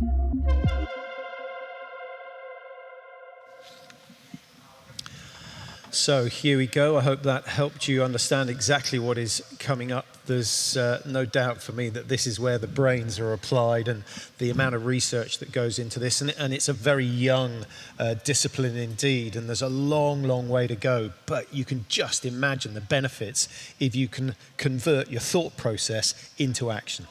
Yeah, and this year we really want to show what BCIs could be used for, so that's why they have to control these different devices in the tasks. Absolutely. Zoltan Sortos there, who's the pilot for the eBrainers team. We've got Y from Italy and NeuroConcise from Great Britain. So 3 teams involved in this. There is Owen Collum, Irishman, he's very, very experienced in this game, struggled a little bit yesterday, and in the past competitions he's had a lot of technical issues. Let's have a look at some of the teams.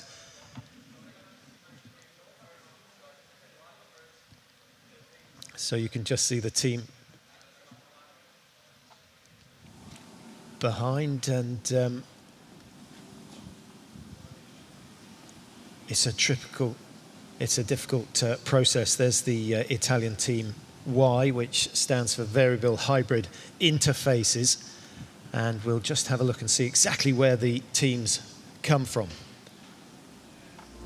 E-Brainers, of course, from Budapest. Y, Padua in Italy, which is very close to Venice, beautiful part of the world. And then Neuroconcise from Dublin in Ulster University.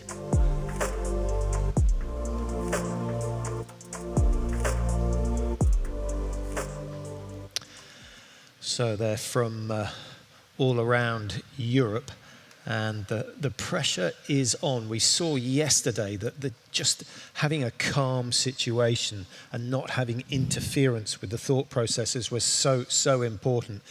Now we do get a chance to just meet the teams, and E-Brainers are up first. E-Brainers is a team based in the Hungarian capital Budapest.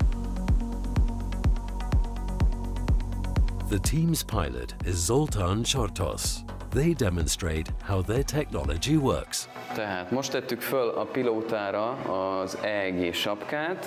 Ennek a sapkának a segítségével érzékeljük a pilótánknak az agyi aktivitását, amivel majd a játékot irányítani fogja.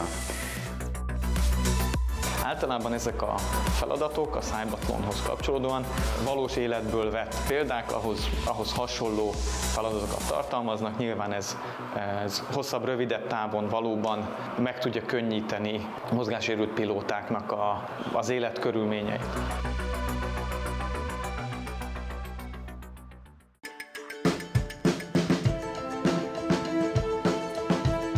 All'inizio ho faticato un po' a ricordarmi quali erano i task che usavo esattamente per dare tutti i comandi, però dopo le prime sessioni ho recuperato quel feeling che sentivo di avere e adesso mi sento molto in confidenza col sistema.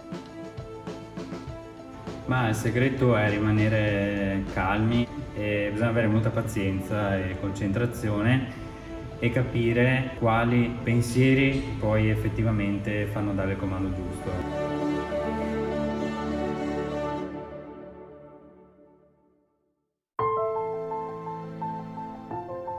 I had a spinal injury in 2003 when I had a motorbike accident. That means that I have no sensation from my high chest down to my toes, really. So I've liked sports all my life. I guess it's the competition that I like. I like playing, participating, and particularly winning. We seem to have a good project in place now, and we can compete on a competitive level with anyone else. I hope to do well. It's our dream that we do quite well. Well, I'm sure they will. The three teams involved, E-Brainers, Y and Neuroconcise, their competition about to get underway. Ingrid, just quickly explain to me, you've got all the electrodes placed on the cap in the head. How does it pick up the brain signals? Yeah, so these electrodes, they can measure the electrical activity in the brain. So basically when our brain cells communicate with each other, they do that by these electrical signals. And that can be picked up on the surface of the skull with the electrodes. And it strikes me that you've got to train your own thought patterns, because there's no good me putting on a cap and trying to do the same things. It's something that is very specific to the pilot.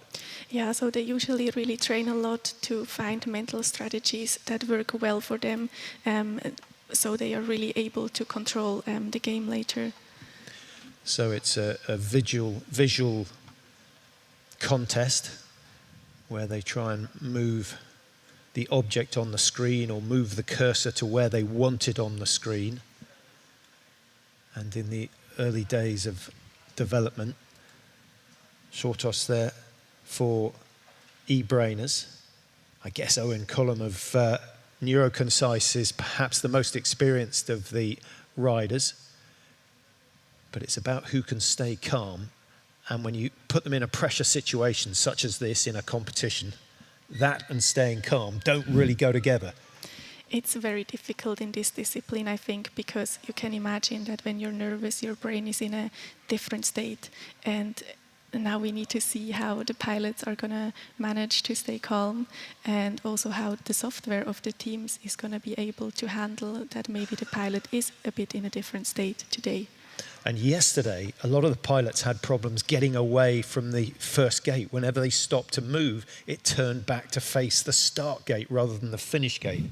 Yeah, so the tricky thing is to rotate the wheelchair and to stop rotating at the right time point so that they can move forward. Can they go backwards? They can actually go backwards, but that requires another control command. So they can choose if they want to just rotate a lot or if they want to go backwards. Wise Francesco Botello is just getting underway, and he is absolutely storming it. How about that? Fantastic. That's the best we've seen so far over the last 2 days. And Botello and White go straight into the lead with that. He's on now to the ice task. He's got to put the cup under the ice dispenser. Has he skipped that straight away and gone on to the computer screen? Well, the idea here, Ingrid, is that they move the cursor into the area with that is shaded yellow. Yeah, exactly. So first he needs to move the cursor in the right area, and then he needs to basically click that icon. And everyone found that a little bit tricky. Owen Collum about to get underway for Neuroconcise, and let's see how he gets on getting away from the start gate. Why were fantastic on this section. As I said, they've been plagued with technical problems over the years. He has to go left a little bit to avoid that obstacle in the middle of the room. But now the tricky bit of getting the wheelchair lined up with the exit gate, and Colum having a similar issue to what we saw from Zoltan Shortos. And this cursor is going everywhere, bar the yellow box. After such a good start, that's better. He's approaching the right area, yes, so just a little bit more. But as said, this is really difficult to just start and stop at the right moment. Yes. Just gets the corner. He just gets the corner. Is he going to be given the points for that? No, so we could see that the area was highlighted, meaning that he was at the right place, but he needs to also click a button to pass the task, and that hasn't happened yet. So this is looking going good. Back. This yes. is looking good. Now we need the click. Yes. He's done it. Well done. Well done to Botello. He's gone on to 20 points, having missed the middle section. And then... So now he's again in the wheelchair task, and this time it's more difficult. There is a plant, and this plant actually, if the wheelchair hits the plant, it leads to a task fail. So Owen Collum is through the ice dispenser task comfortably. So he picks up 10 there, having failed on the first one. And so if he can succeed with the computer screen and get the cursor into the right place, he's going to move level with Francesco Botello of Huy.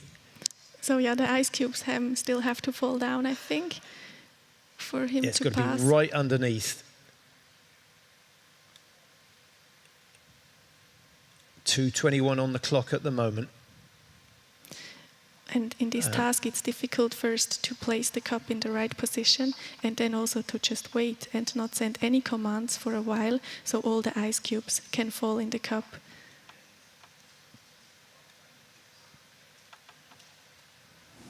Zortos from eBrain is still struggling a little bit as we're back with Francesco Botello, the team from Padua, and that's a good aerial shot of what they're trying to do. You can see the exit over on the right-hand side. There's a stool in the way that has to be avoided, whereas the first room, you could take pretty much a direct line, just a slight deviation. There's absolutely no choice on the second one, so it is a little bit harder. And out comes the ice for Owen Collum. Another 10 points coming his way if he can just complete that. Task passed, well done. Good work for Neuroconcise. They move on to 20 points. And so the Italians and the British team level at the moment. Column now onto the TV screen. And if he can get that cursor to drop nice and fast, he might get a chance of getting through the tasks a second time. Chortos.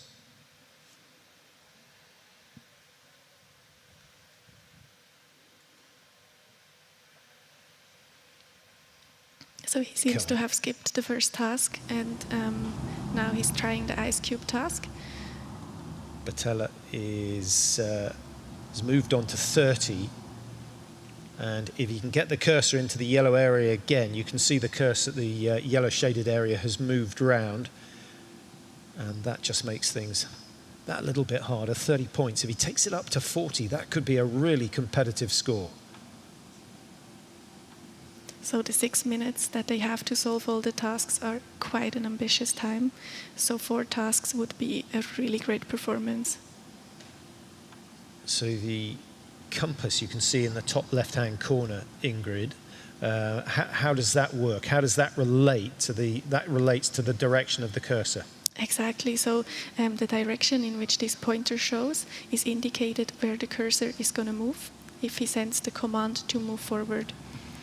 So another 10 points for Patella, and that was an excellent run. Smiles all round in the Wii team, and so there should be Luca Tonin, the team leader, delighted with that performance. Yeah, we see a lot of happy faces. That's great to see.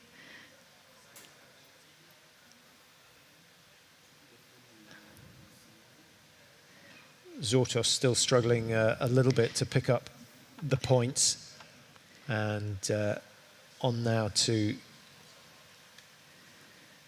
it seems that Sultan is at the end of the competition, but he didn't get any points so far. Yeah, so a disappointing run. Italian team. Keep a look on the compass at the top. That will tell you the direction that the cursor's going to go if he can get it to move. It's so close, and time expired. Oh, time expired. That was really, really unlucky. So he finishes on 30 points after his first run, and the Irish team have done exceptionally well there. That was very, very tight indeed. But Batella really won that on his very first room. He was in and out of that first room in a flash. That was a great start. Well, let's have another look at how it went, just to remind ourselves of the progress. The competitors, Column, Batella and Chortos there.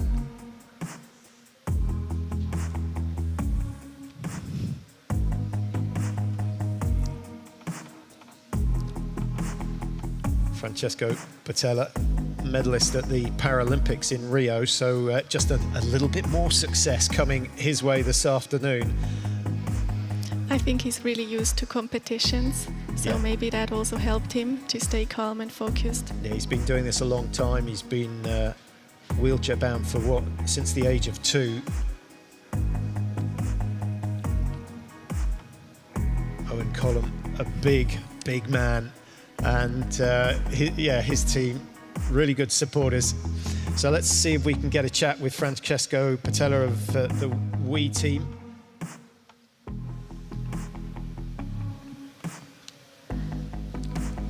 Francesco, can you hear us?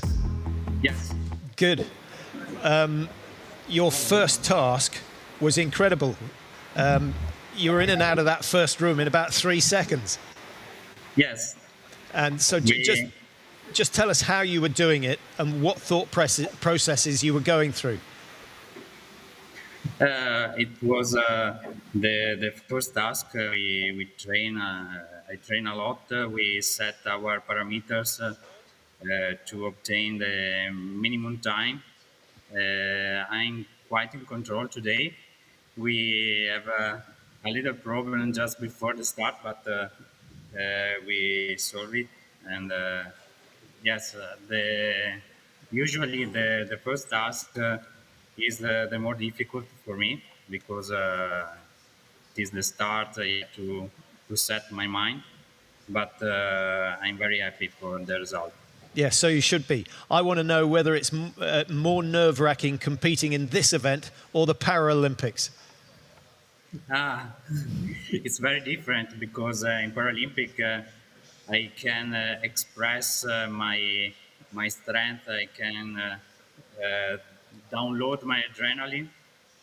Here, instead, I have to stay calm, to stay focused. I don't have the opportunity to express the tension. So it's very, very different. I don't know which is the simplest. So you have a second run, and we're interested to know if you can make any improvement on that first performance and get more than 40 points. We try. Now we decided our strategy. We will see if we can do also the ice task, or trying to improve our time in the 4 tasks. Absolutely. Well, congratulations to you and your team, and we'll look forward to your second run. Thank you. See you.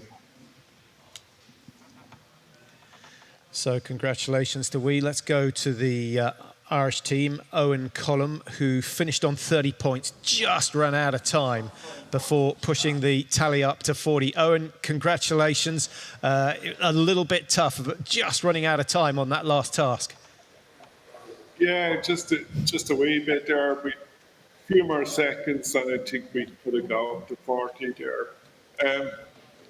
Yeah, we hope to do better second time round. Hopefully. Now that first room, is the first task always the hardest to get going, or was there a specific issue in there? I know it's a wee bit. I seem to like knocking over a few tables, but we'll see second time up. I hope to manoeuvre that car a little bit better around that obstacle and get a straight line on to the gateway. So perhaps cut down sometimes on that task. Yeah, you better have a chat to Francesco. He was in and out of there in a flash. I do, yeah. I want to know his secrets. Yeah. Do you discuss performances?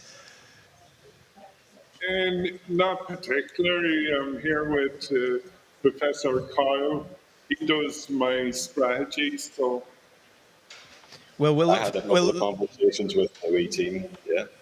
Good. Well, we'll look forward to seeing you in the second run, and hopefully you get out of that first room to give yourself time to complete the exercises. But well done for now, and we'll see you a bit later on. Thanks, guys. Cheers. And Chortos, hello from Zurich. How are you? How are you feeling after that run?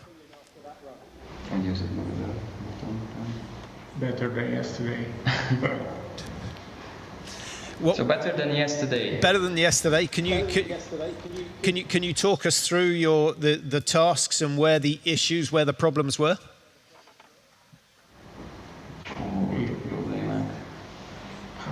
Beszéltünk igazából. Nehezen találtam meg az irányt. Okay, so it was hard to find the proper direction with the control system. And will you have a chance to practice between now and your second heat? Yeah, we will definitely check the code and do some more experiments and tune the whole stuff. Brilliant. But we are happy because we think that this was our first official competition and we could give some controls and so the prototype is working. We just have to tune a bit more. Okay, we'll look forward to that. Good luck in the second heat later on, and thanks for now. Thank you.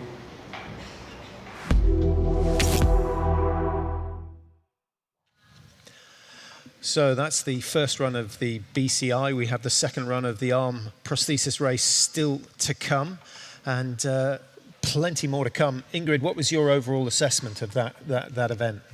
Yeah, so I was really impressed by seeing Owen controlling all the devices. He managed to achieve every task once, and of course also Francesco doing a great job racing through the tasks. He has trained a lot.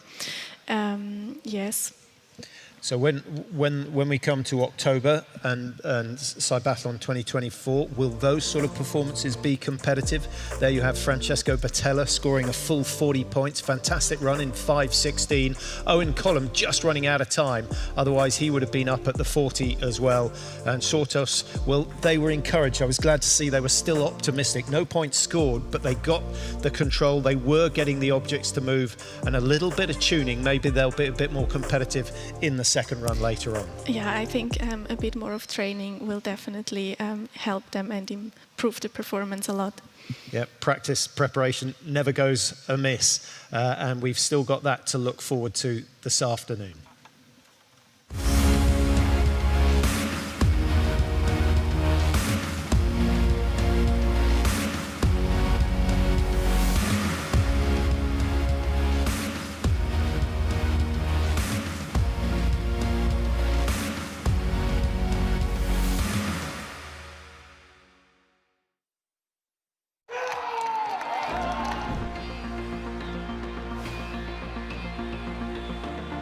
I think what CYBATHLON demonstrates is there are no boundaries.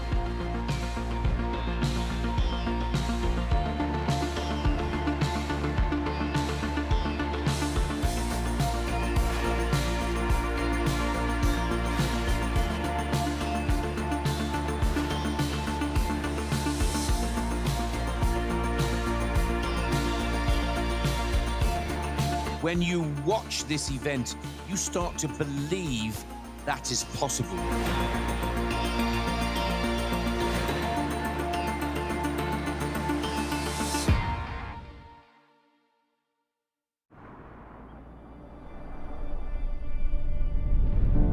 Mein Name ist Michel Fornasier und für mich hat die Zukunft längst begonnen. Mir ist es wichtig, dass Technik der Menschheit dient, sie unterstützt, ihnen Hand bietet und den Alltag so erleichtert. Fortschritt ist Lebensqualität, welche man mit gutem Gewissen auch nutzen darf. In dieser Hinsicht ist EKZ für mich ein verlässlicher Partner, denn sie bieten Lösungen, die mich begeistern. Willkommen zu Hause, Michel. EKZ bietet ökologische und zukunftsfähige Lösungen für Ihr Zuhause.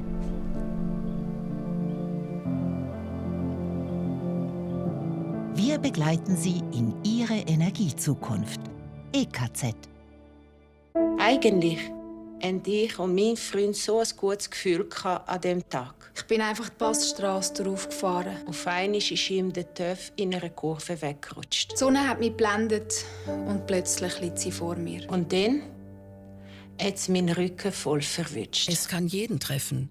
Wir helfen Querschnittgelähmten zurück ins Leben. Im Ernstfall auch Ihnen. Jetzt Mitglied werden. So, welcome back. The last race completed, the BCI. We move now on to the ROB, which is the robot-assisted event. And this is very, very complex. It's highly technical, so I'm relieved to have Felix Erb next door to me, who's a PhD student here in Zurich, and he's the head of this discipline. First, though, let's just play you the explainer so you understand exactly what is coming up in this particular discipline.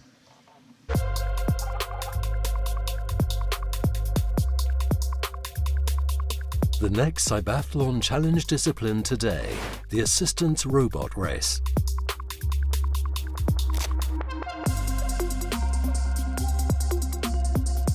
During the first task, pilots must use their assistance robot to remove a parcel from a mailbox and place it on a table.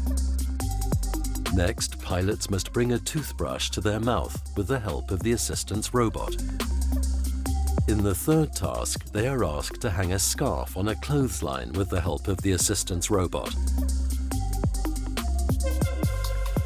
And finally they are asked to empty a dishwasher. Pilots scored 10 points per task. The pilot completing the most tasks while clocking the fastest time wins the race. They have a maximum of 8 minutes to complete the 4 tasks.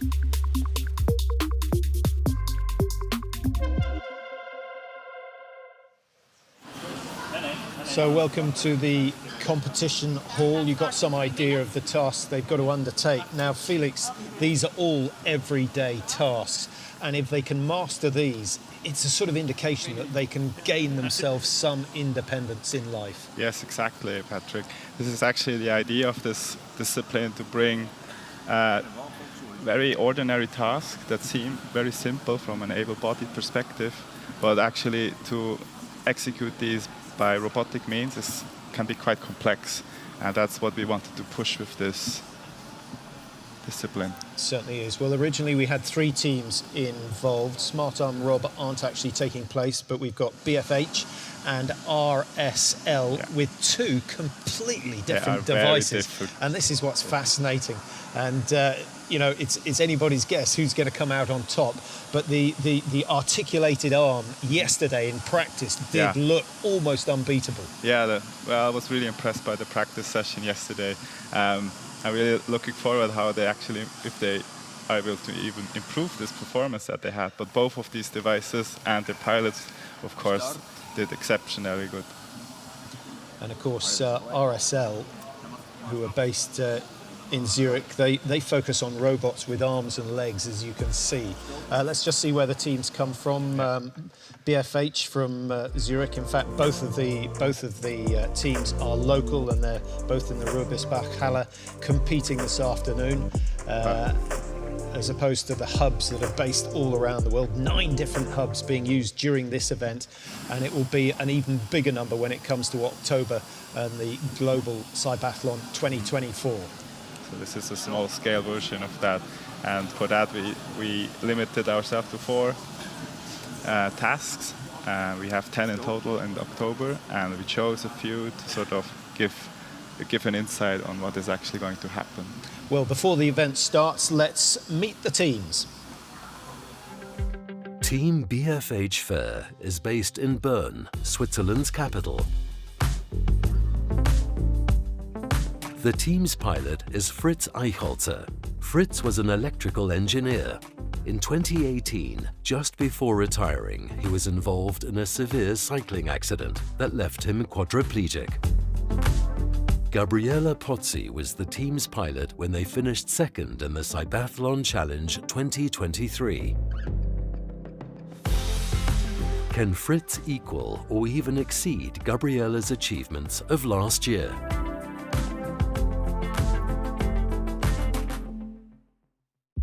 I love to compete. That is great about the cyclone, and it also pushes teams and brings technology forward.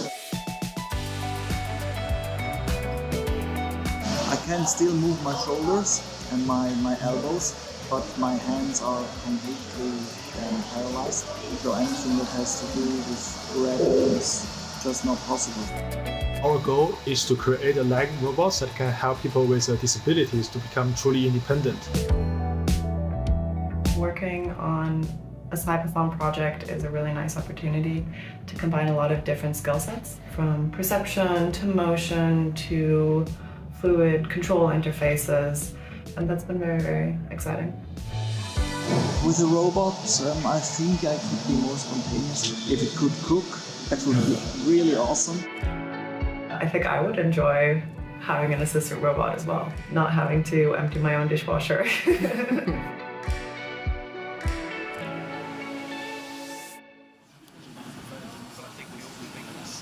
I think we all think the same way. An assistant robot is going to be a thing.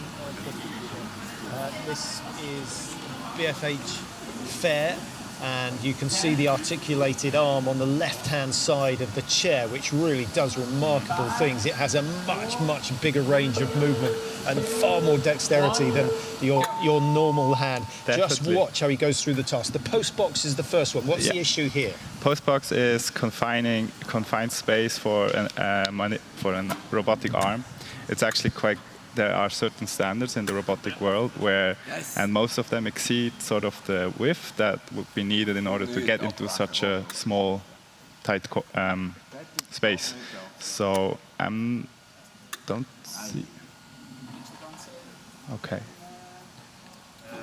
Well, I think there's an issue on the controls because yesterday he went through there in a matter of seconds, got the post box open, grabbed the box, that was and was away. I'm also not sure what is. This seems to be opting. Okay. So that looks like a retirement at the moment for BFH Fair, which is a real shame. Takes the pressure off RSL just a little bit. Yeah, so we see here is this team actually chose to have two devices. One that is sort of autonomously and is called a robotic base and is doing most of the manipulation. And Sami Kunz is actually controlling it from his assistive wheelchair. Yeah, so this is this actual device is built on what was known as an Animal robot from Anibotics, and then they put the arm on top of that, adapted it with the arm and a couple of extra sensors, and have called it ALMA for some reason. Yeah. What is it? Where does that come from? I'm actually not sure what the acronym stands for, but I can look it up for the second heat. So here's the box, and that was nicely taken out. Actually, much smoother than we saw yesterday. Yeah, so Samuel Kunz is having a good run. Yeah. I'm curious to see if it's going to drop it. And this has got to go on the table. Now, Felix, as I understand, there are various different means of guiding the robot, but Samuel does a lot of it with his mouth. Yes, he actually does most of the control by various inputs. So maybe if you can see a close-up of him, he has a sip and puff joystick, which is sort of, is an input device where you could control certain parameters by the use of your breath. And he also has a joystick, and for such a device you not only have to control the robotic arm, you also have to move it within the field. So this is a really complex task, and I believe, and also some aspects have been autonomized, which is a really a huge advantage of such a system, but still a lot of fine control is of course done by the pilot. Yeah, so he's trying to activate the so mouth we're getting control. He has a little bit of use of that right hand. Yeah, and this is really smart in using both. The wheelchair is actually faster in certain ways.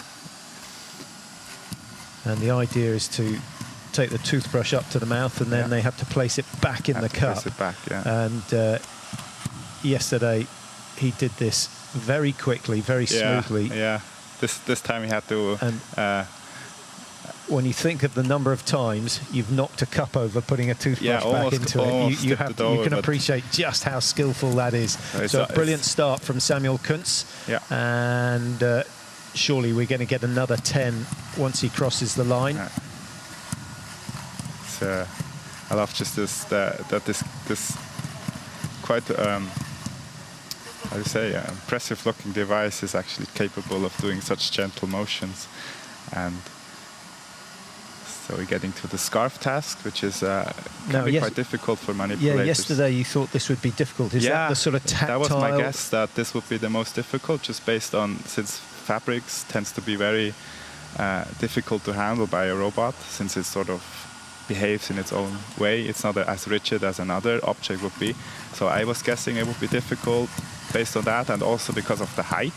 You know, this device needs to sort of put this scarf on top of this hanger. And I believe that this was difficult, but I was proven wrong. Yeah, they were very skillful yesterday. Yeah. I just wish my dog moved around quite as elegantly as this robot. It really is a fascinating device.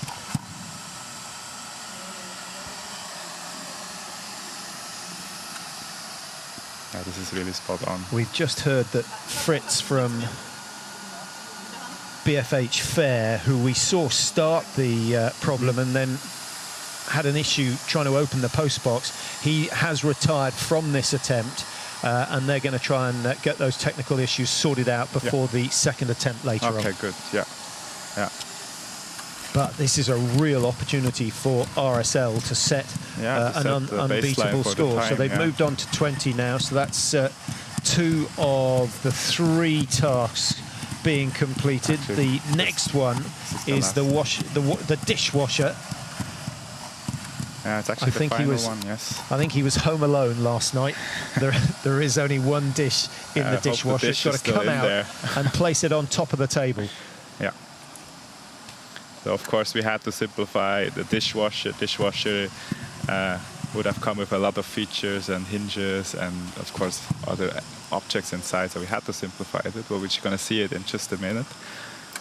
So we see that the manipulator is now moving his gripper attachment in order to actually grip this small little handle. And this is also something that you would perceive as very simple, but just to get in there and getting it, just not exerting too much force, too less, or not enough force is really delicate. So is he doing the delicate movements with the movement of his head, activating it with the mouth? I couldn't actually recall which it's of course very personalized, these settings on what is actually being controlled by what. But you could see the mouth part that Sami Kunz is using has a few tubes on it, and he's able to sort of with his breath actually control certain aspects. But to me it's still quite remarkable how this is being done, and this is a very personalized setting.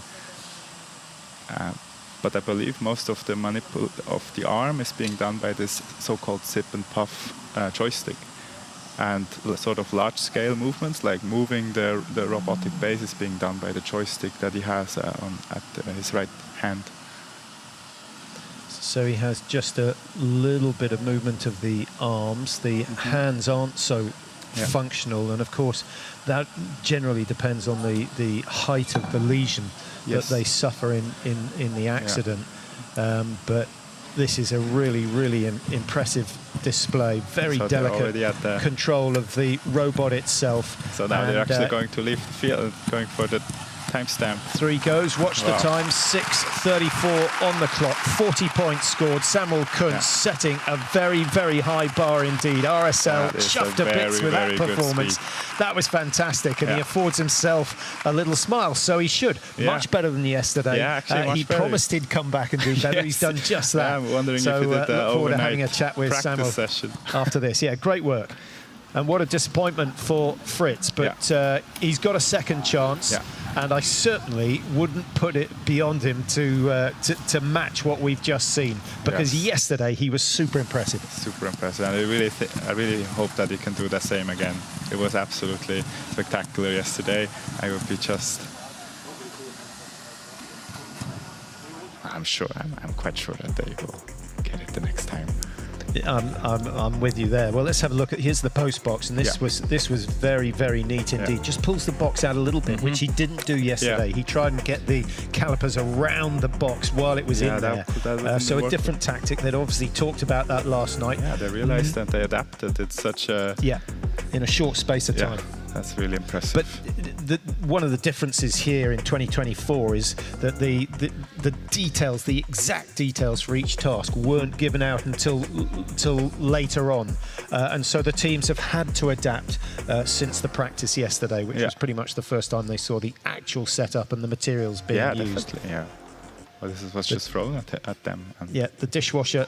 No problem. No problem, even though the plate was a bit wiggled a bit, but sure, it's still fine.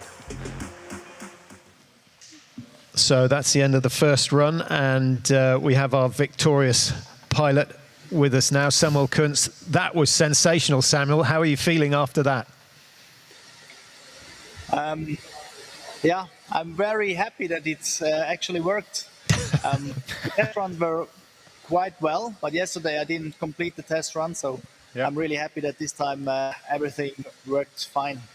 Yeah, congratulations. Now, can you just give us some details? You're obviously operating the wheelchair itself with your hand, and all the delicate movements of the robot you're doing with your mouth. You seem to be blowing and sucking and moving around. How is it working? What are the controls you've got? Sorry, I didn't really understand. I was hoping you could explain your control system of the robot. how the system works, how it... the controls. Yeah, this joystick is called a quad stick. It is made for quadriplegics. I bought it initially to play video games, like in Switch or Xbox. And then we had the idea that we can use it on the robot as well. So I moved the joystick with my mouth, and the robot is doing the movements. And then I sip and puff in those tubes that I have. So those are the buttons. So I can also press buttons and move the robot around. Absolutely fantastic. Give us some idea. How many hours practice have you put in? Oh, not that many actually yet. But, really? We first had to create a system that really works, and then we had to practice on this system, and that was mostly January. For a couple of afternoons we were practicing, yeah. So yesterday wasn't a total success. This afternoon so far it's been perfect. What are we going to see in your next run? Well, in the next run we will try some automation, like the toothbrush touching my mouth. We also have that by voice command and automated, so we will try to do that in the next run, as we already have the perfect run this time, so we can try new stuff as well. Excellent. Well done to you and the whole team, because that's a team effort, and we'll look forward to seeing you a bit later on. Well done. Thank you very much. Thank you.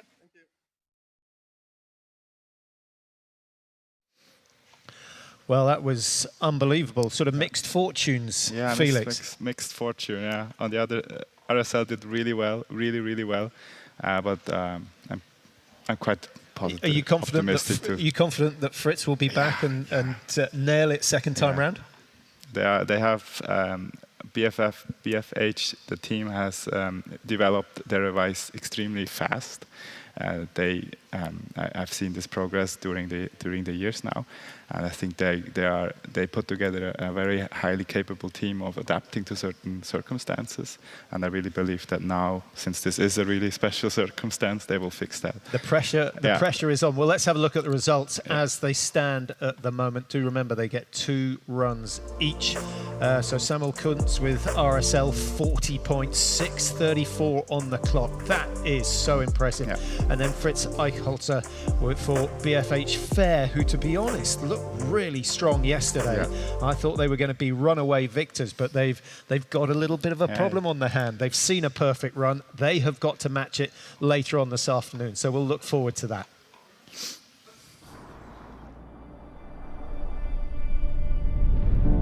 Mein Name ist Michel Fornasier und für mich hat die Zukunft längst begonnen.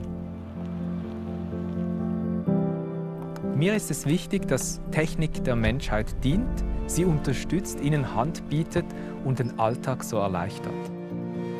Fortschritt ist Lebensqualität, welche man mit gutem Gewissen auch nutzen darf. In dieser Hinsicht ist EKZ für mich ein verlässlicher Partner, denn sie bieten Lösungen, die mich begeistern. Willkommen zu Hause, Michel. EKZ bietet ökologische und zukunftsfähige Lösungen für Ihr Zuhause.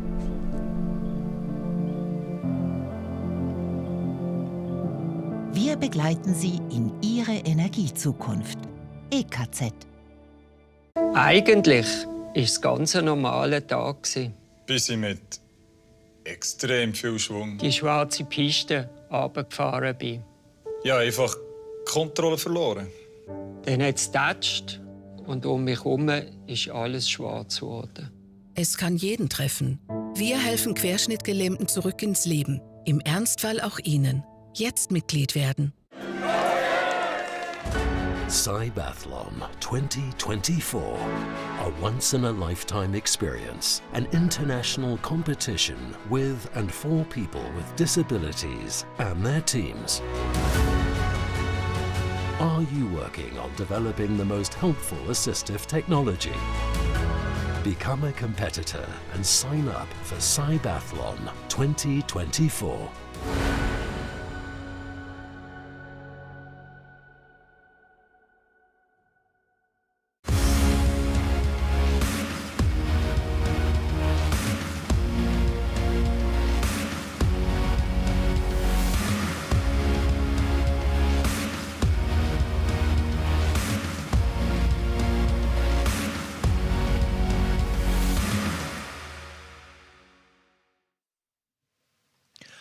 Welcome back, and Jong has joined me again for the second of the FES races. We saw a really impressive performance by Pulse this morning, 7 minutes 12 to complete the 2-kilometre course on the Ergo bike.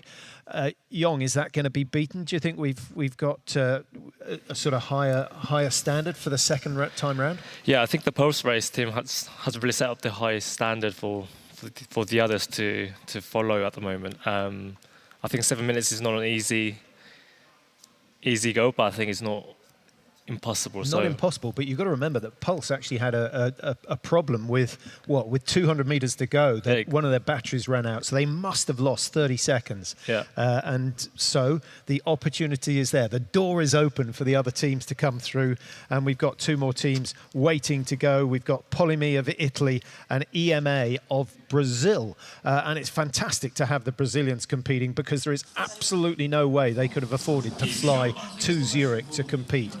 So developing these hubs has made it possible for many more teams to get involved, and that's going to be the case in CYBATHLON 24 in October as well. Well, Jong, the issue here, we've talked about it, this FES stands for Functional Electrical Stimulation. It's all about putting an electrical stimulation into the muscle to get it to contract, but it's got to be in the right order. How difficult is that? Yeah, you have to be, as you said, you have to place in the right moment and the right time, and this has to be. What we forget is that this is happening in real time as well. So this has to be processed quite fast paced and accurately and not to fatigue the pilots out. So this is a really difficult task that what the teams are doing at the moment. And we'll be able to see that in a moment. Yeah, well, let's have a look at the explainer, which will give us some sort of detail of the task that they've got to undertake, and then we can talk more about the technical aspects after that.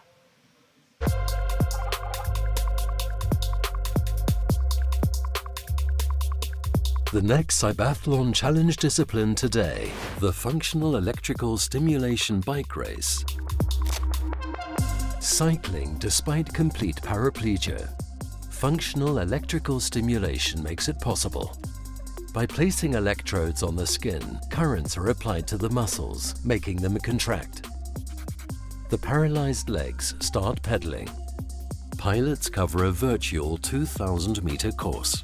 The pilot is using a throttle, is kind of a throttle that can be used in the motorbikes, but instead of to increase the engine performance, they are increasing the intensity of these electrical muscles. So if you send electrical signals with high intensity, they will get tired and they cannot finish it.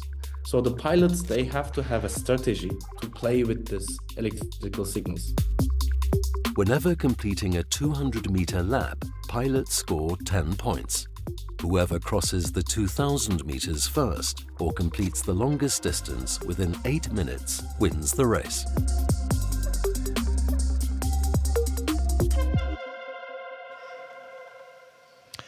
So the two teams involved, Polyme from Italy, and we've got EMA from Brasilia in Brazil.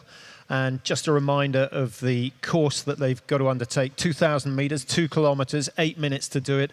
As we mentioned earlier on today, that is 15 kilometers per hour. May not sound much, but you get on the treadmill and run at 15 kilometers an hour for any length of time, and you'll start to appreciate how fast it is. And you've got to remember that these muscles, these limbs have not worked since the pilot had their particular accident. And not only does it give them the ability to move around, but it also gives them the ability to build up the muscle and strengthen the bones. Yeah, exactly. So this gives like a health benefits in many ways. Also, it's going to provide them a mental stability as well, keeping them to interact socially, as they are now able to go from place A to B. So, yeah, it's just such a phenomenal rehabilitation strategy. Absolutely. Well, this morning we saw Pulse in action, and the Hungarian team, who really were disappointed. They had a faulty connection, so didn't register a score at all. But let's now have a quick look back at this morning and to see Pulse in action. In this morning's FES competition, Pulse Racing of the Netherlands competed against the Hungarian team FES. Peter van Berg, the Dutch team's new pilot, gets off to an excellent start, scoring the first 50 points in 3 minutes and 18 seconds. Csaba Samozi, on the other hand, accelerates with his hands while attempting to head off, but nothing happens. It is not clear whether there were technical issues or if the Hungarian lacks the power to make his avatar move in the game. His competitor, Peter van Berg, is racing at incredible speed. Unfortunately, a problem with the battery prevents the Dutch pilot from finishing the lap on his own, leaving Pulse Racing with 80 points on the score sheet. Peter van Berg explains the problem with the battery. But I did an extensive warm-up, and then got to change it in between the warm-up and the actual race. So it's a bit stupid, but well, we're humans, I guess. It was still an impressive performance from Peter, but be aware, 2 teams are still to come.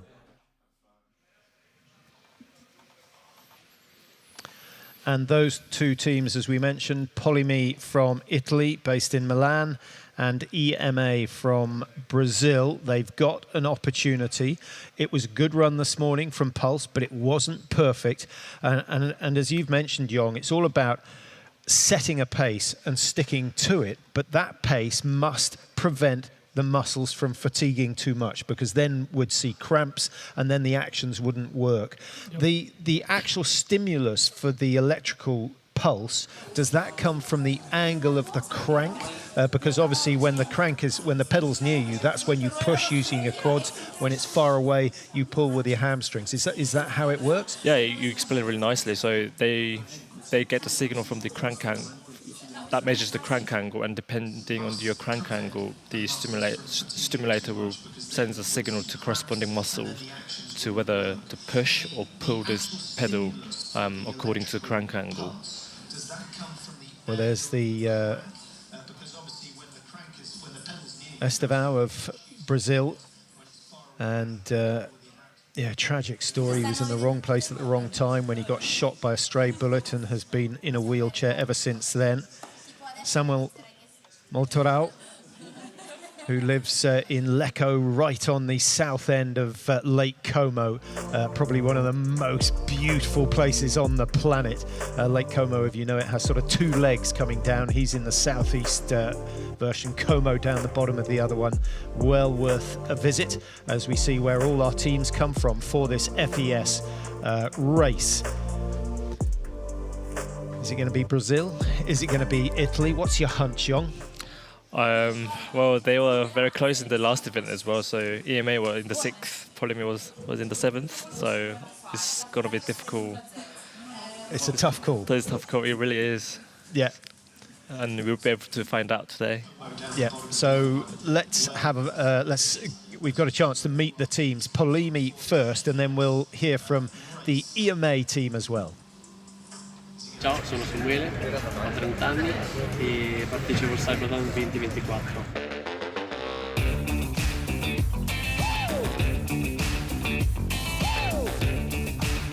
Per me lo sport è sempre stata una cosa da passare con amici. Ho cambiato anche idee su come modo di fare sport e ho conosciuto il CYBATHLON.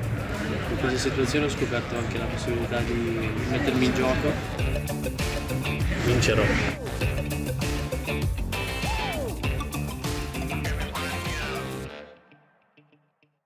Sou multiatleta paralímpico e com muito orgulho sou o piloto da equipe Project EMA.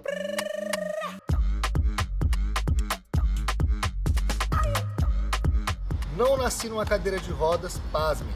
Em março de 2012, eu fui vítima da violência de Brasília e me tornei cadeirante. Fui atingido por uma bala perdida. Me tornei atleta de alto rendimento, já competi em mais de 30 países e hoje tenho a honra de estar me preparando para mais uma edição das Olimpíadas Biônicas do CYBATHLON. Competimos, nos saímos muito bem e agora, por que não, buscar o primeiro lugar? Tamo junto! É nóis!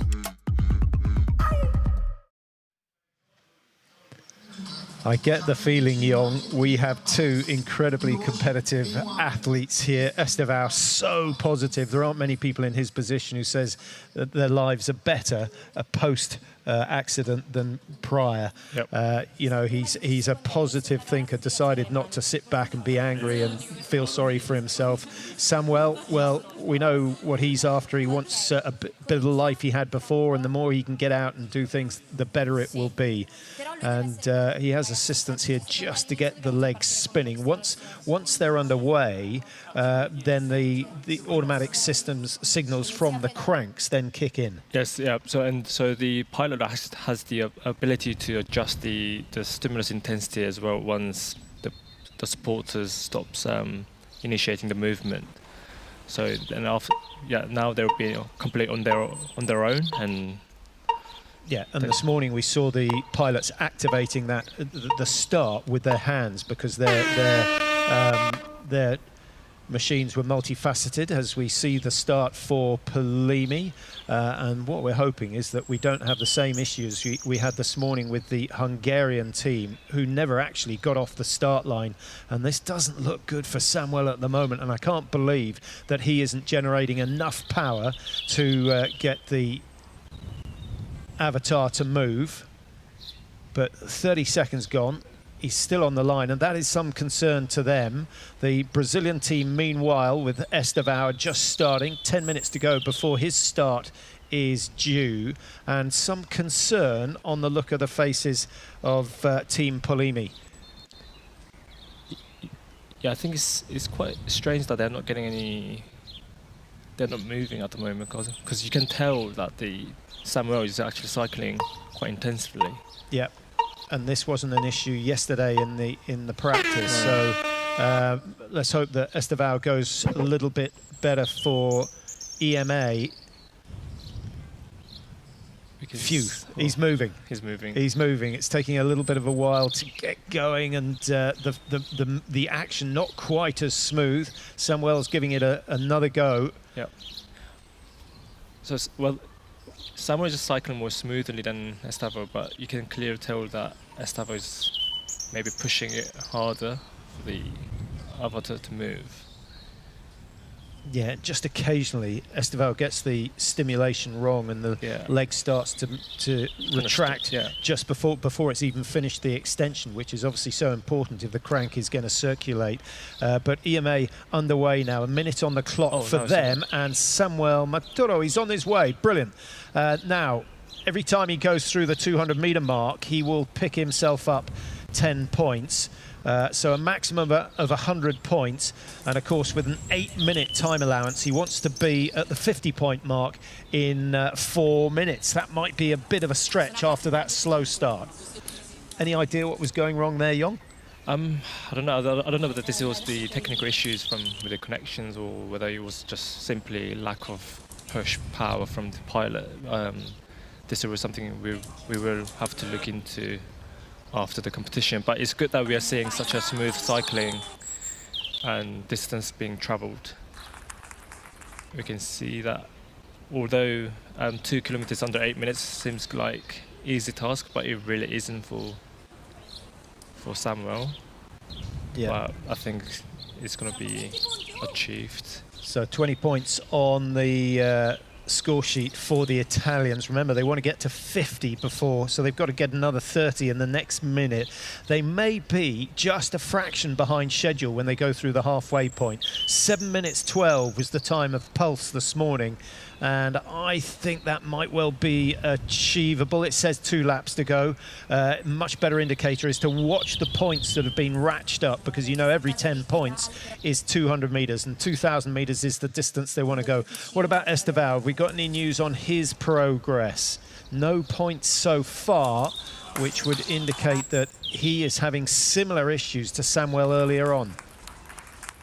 But now he's cycling quite smoothly, so I think we should be able to see something. Well, a round of applause. I think that's coming. It is coming from Polimi. Delighted to see another 10 points on the scoreboard. So 30 at the moment, and another 70 possible if he can keep this sort of pace going. That's the 4-minute marker.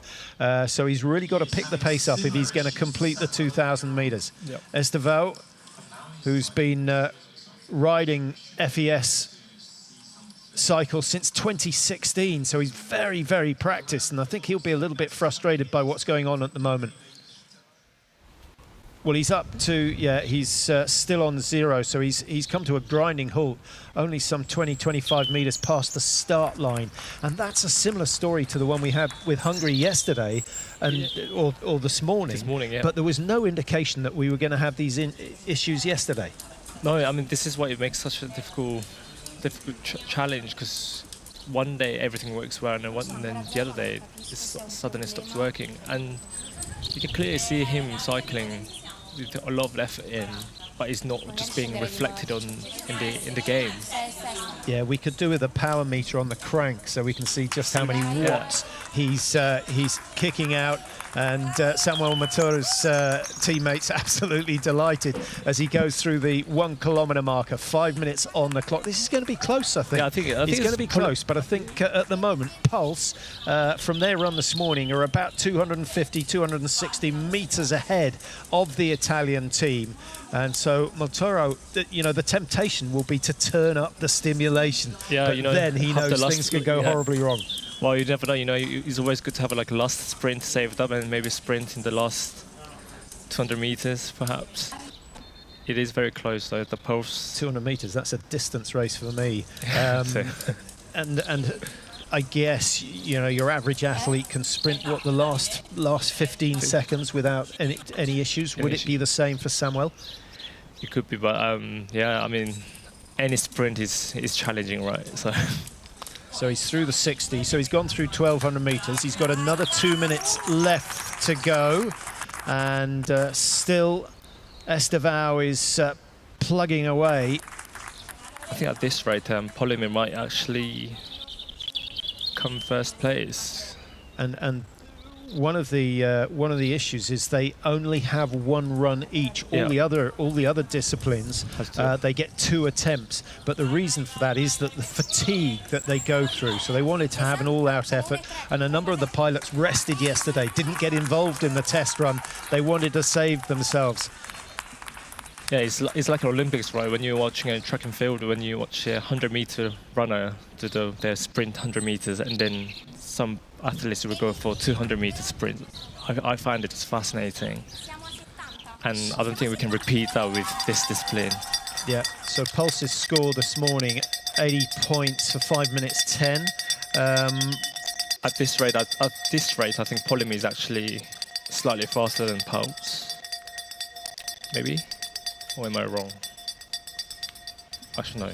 They finished it within 7 minutes. Yeah, I don't know whether they did 7 minutes 12 with the 100 points, but I don't know whether they were docked some time because of the technical issues, the technical assistance they had to get on the way round. Matura now is through 1,600 meters, and he is up to 87.30. He's got 30 seconds. He's gonna be pushed to get to the 2,000 meter mark, but this is a brilliant effort from Polimo and Samuel Matura. I think excelling himself here, especially when you consider it took him, what, 45 seconds to get off the line. Exactly. So if we added that on, he would easily get to that 2 kilometer marker. And total delight in the Italian team at the moment. They can't quite get over this, so we're going up to the 90. It won't be long before he pushes up to 90 points. That's his 8 minutes gone. He's stuck on the 80-point mark at the moment. There's no stopping him, and he's looking pretty relaxed. Yeah. I think that's like a remarkable achievement. They had. I think he has just missed out. He's got the 80 points, just a little bit slower than we saw from Pulse this morning. So that was one of the closest competitions we've had so far. Estevão is coming up to his 8-minute mark now, but still not registering any distance whatsoever. Yeah. But congratulations to the Italian team. That was a great effort. Just a shame that it took so long to get going. And do you have to sort of build the power up before the avatar gets moving? Yeah, so I think there's a certain minimum threshold that the avatar needs for the avatar to start moving. And yes, one could say that you could actually just try to push hard in the beginning.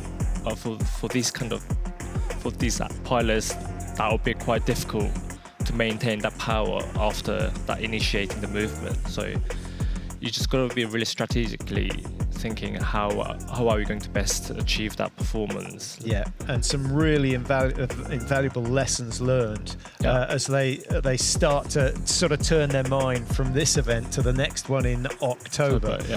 There will be lots of trials going on between now and then. Here's our main man, Samuel Matoro. Great performance by him. Here he is. Let's see. Samuel, can you hear us? Scusate, abbassate perché non sento. Can you delay the celebrations just for a minute so we can have a chat to Samuel? Sure. What a fantastic performance. We're interested to know, at the start, it took a little bit of time to get off the line. What was going on there?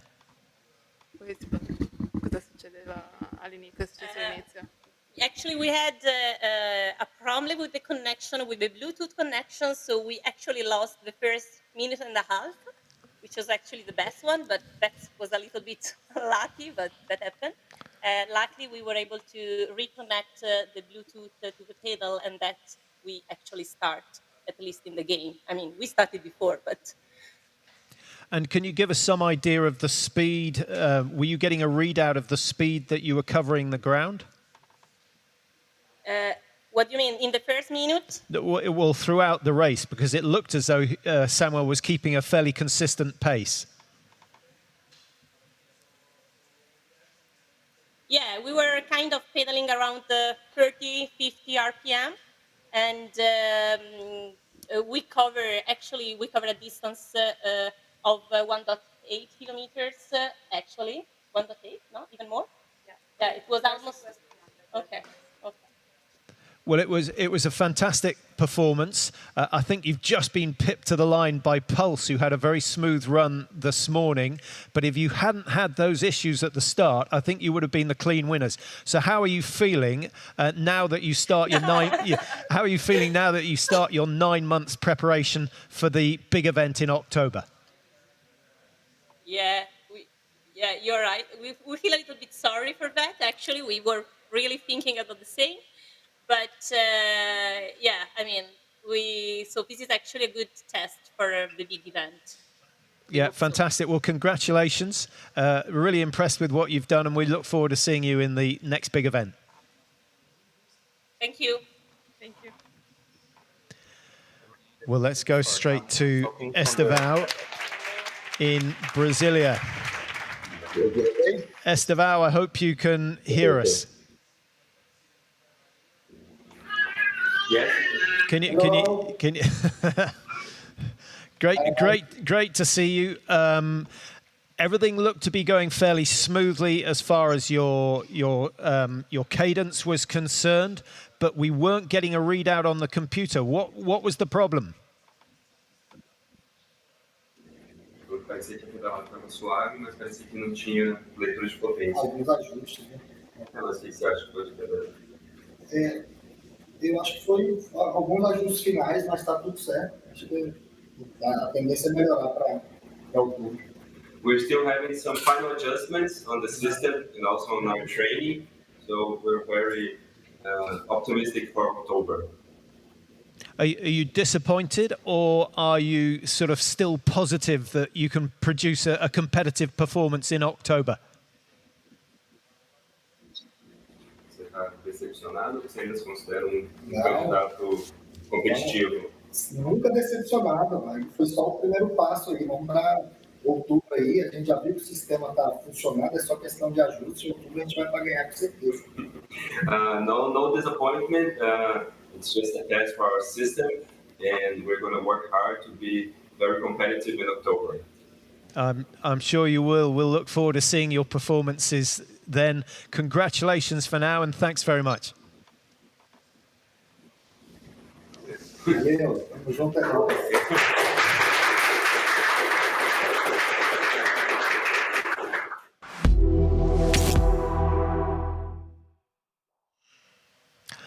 Nice pictures, and great to see that Estevao is still positive after what could be termed as a disaster run because he didn't get off the line. Yeah, I know. But I think they're very positive. They've seen where the errors are. Is 9 months enough to make the changes? Yeah, I think so. I mean, they already know where the problems are coming from. So yeah, in October, I think they will be one of the very competitive team. Well, let's have a look at the results from that last run, the FES event.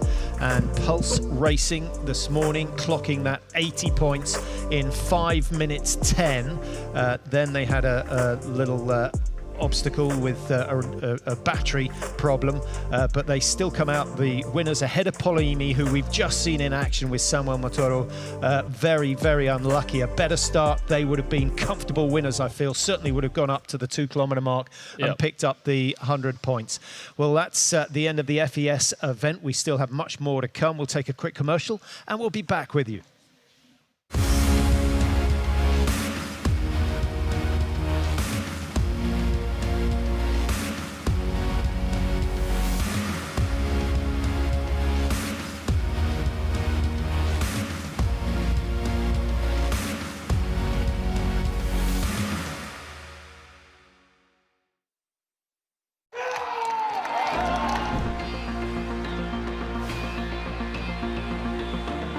I think what CYBATHLON demonstrates is there are no boundaries.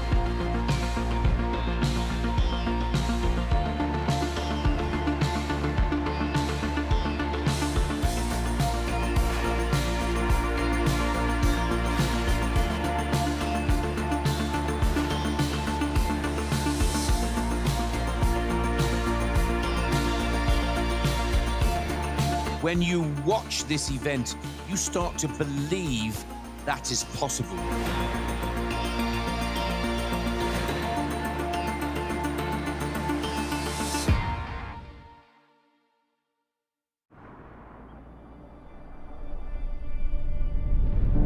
Mein Name ist Michel Fornasier und für mich hat die Zukunft längst begonnen. Mir ist es wichtig, dass Technik der Menschheit dient, sie unterstützt, ihnen Hand bietet und den Alltag so erleichtert. Fortschritt ist Lebensqualität, welche man mit gutem Gewissen auch nutzen darf. In dieser Hinsicht ist EKZ für mich ein verlässlicher Partner, denn sie bieten Lösungen, die mich begeistern. Willkommen zu Hause, Michel. EKZ bietet ökologische und zukunftsfähige Lösungen für Ihr Zuhause.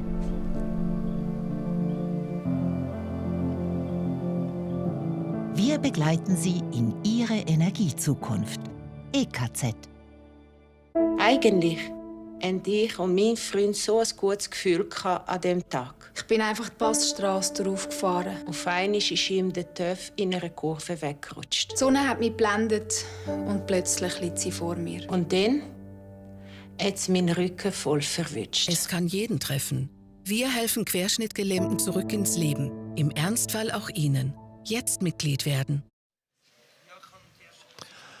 Welcome back. Adrian has rejoined me here and we are waiting for the second heat of the second group of the arm prosthesis race. And this has probably been one of the most competitive events in the challenge events so far. Really looking forward to this. We saw an incredible performance by Bion IT Labs this morning. Philip Balushka was sensational. Christophe Houchet, couple of issues, but I think there's room for improvement on his second run. And a maximum 40 points for Bion IT, making it well, the two teams that went this morning can do nothing about it. Christophe Houchet, if he has a remarkable turnaround, could possibly take the win. So we're looking forward to this next heat. Adrian, it was near perfect from Bion IT. Can they possibly do something similar again? Well, it was a perfect run, so I think what's going to be exciting is to see how far he's going to push it this time, because he can just go faster. So I think we're going to see a really exciting attempt and some risks. Well, he promised us he would take a few risks and he would try and cut a few corners, so we'll see how they get on. I hope Christophe Fouché has a good run. He looked really disappointed with the way things went earlier on, but you do have to remember that his prosthesis goes over the elbow, the wrist and the hand, so 3 sets of joints really, compared to the 2 that the other teams have had to contend with. And he goes straight past the DIY section this time. Now, this has been a problem. I'm slightly surprised he's gone straight to the laundry, because this clothes peg has been an absolute nightmare. It smashed on him this morning because the grip was just a little bit too firm. And you can see he has to use the friction from that finger. Now, yesterday he had problems, but I think have they stuck another little bit of silicone on the prosthesis itself? Yes, so he's got a little silicone tip on the thumb and on the forefinger, but he's actually going to go for a lateral grip here to try to grab it between the side of the hand and the thumb. And that's okay. He can try again now. It hasn't fallen on the ground. The rest of the team just checking their watches. You can see that a minute has gone, and that means that the second team are underway. And this is Bion IT, who was so good this morning. We saw that silicone we talked about in his interview. You can see the friction he has. You still have to get the thread to bite initially, but once it's in, that was quicker than any other team we've seen so far. On to the second part of the DIY, which is the hammer. Now, most of the teams have been using the hammer on its side because you get a bigger surface area with which to hit the nail. It just has to come out the bottom of that block.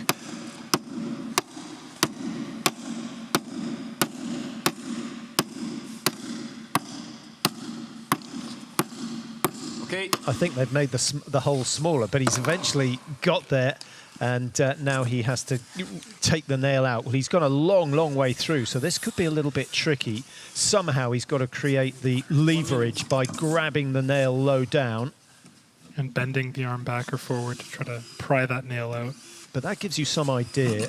Anyone who's tried to do this will know just how much pressure you have to put on the handles of the pliers to be able to get any sort of nail out, but it's a long way in there. I'm not sure he won't have put it in too far. He needs to be very careful. He's going to try to go back and readjust his grip.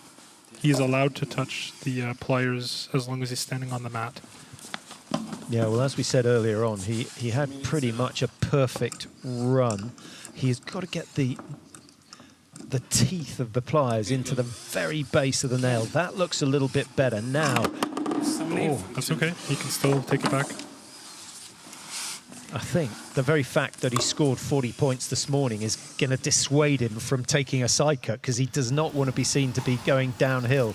Meanwhile, Christophe is in the laundry. This is looking a little bit better than this morning. He had a few issues this morning, and the zip has to go right to the top. The judges, absolute sticklers for detail. Down it comes, and then he's got to put it back on the hanger and do the zip up again, which is one of the major problems. Now, Adrian, just give us some idea of how we spoke about the 3 joints, particularly the elbow, so it's a sort of transhumeral device. How is he activating the hand in particular? So he has to use different co-contraction patterns in order to flex the elbow, extend the elbow, rotate the wrist hand, open and close the hand. But those messages are coming from the stump on the arm? From the stump, exactly. They're being measured by surface electrodes that can detect the contraction of the muscles, and then that's decoded by the controller into intent or motion. And so every device would have to be devised for the individual user, as opposed to just making a generic one. Yes, it's very, very tricky, and it takes quite a lot of time for people to learn how to use their prostheses, because they have to figure out how to control it, what contractions will elicit what responses. So, Balushk. He completed the DIY task. Yeah, that was a good effort, because he was struggling a little bit. But remember, he was very, very quick this morning. His total time, 5:06 for the tasks. He's still got to get through the kitchen. Christophe as well, a very good show. He's finished the first laundry task. Christophe only scoring. Oh, he lost control of the pan. That's a real shame. That was a real shame. I was just about to say he only scored 10 this morning, so he was likely to go ahead. Back to Balushk, who is a replacement pilot, and this is the technique he used this morning, and that allows him just to change the grip on the prosthesis, and that is very good. He's only got a minute or so to get inside the time that he set this morning. You can see the countdown, 52 seconds now. He's still got a couple of tasks to go. The frying pan placed. He's in a hurry. He is desperate to beat that time. Now out comes the casserole dish, supposedly. It's quite a weight. No problem with that. That's quicker than he did this morning. Now he's got 35 seconds to stack and dismantle these cups. That surely is impossible. It's going to be tough, but Philip has this competition in the clear since Christophe passed the first task. Yeah, the pressure is off, and he will know that because Christophe was the only pilot that could beat him. This is for pride more than anything else. Back-to-back perfect runs. I think that's what Bion IT is going for right now.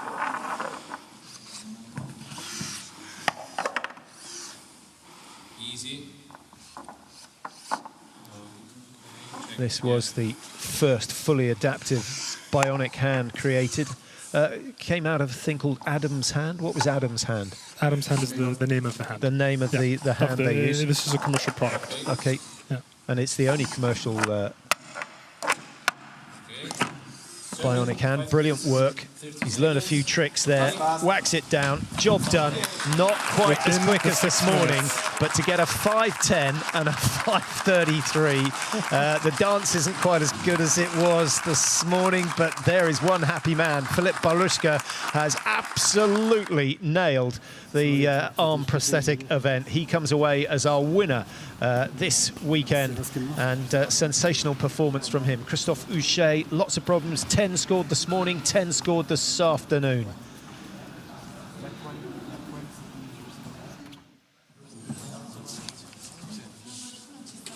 Well, hopefully we're going to get a chance to chat to the two pilots.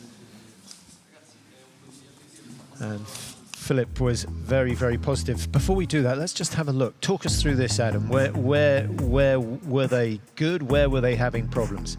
So we definitely saw a little bit of struggle here with removing the nail from Philip. It's really tricky. I mean, those pliers, it's a metal-on-metal surface, so it's actually quite slippery. To get it in the right position and pull it out is a challenging task.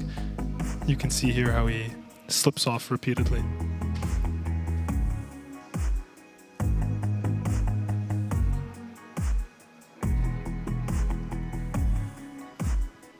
There's the laundry task that has given so many problems. Christophe, better than he was this morning. This is where it started to come upset. Just didn't have quite the right grip on the frying pan and spilt the beans, and that was the end of his possible score on that event. Philip Balushka flying through the kitchen. That is very, very impressive. The precision of movement, the grip, which we mentioned this morning. And job done. Bion IT, certainly top of the pile when it comes to the prosthetic arm. Yeah, he's got a way to go before he matches Michael Jackson, but nice to see him in such good spirits. It's a good victory dance. Victory dance. So we're going to start with Christophe. Christophe, so close, a couple of little incidents that knocked your score down. How are you feeling after that run? Firstly, I wanted to tell you thank you so much for the organization. It's a real experience to be here, and it proves that it's very different to current at home and current in live. It's not the same story. That's the first thing.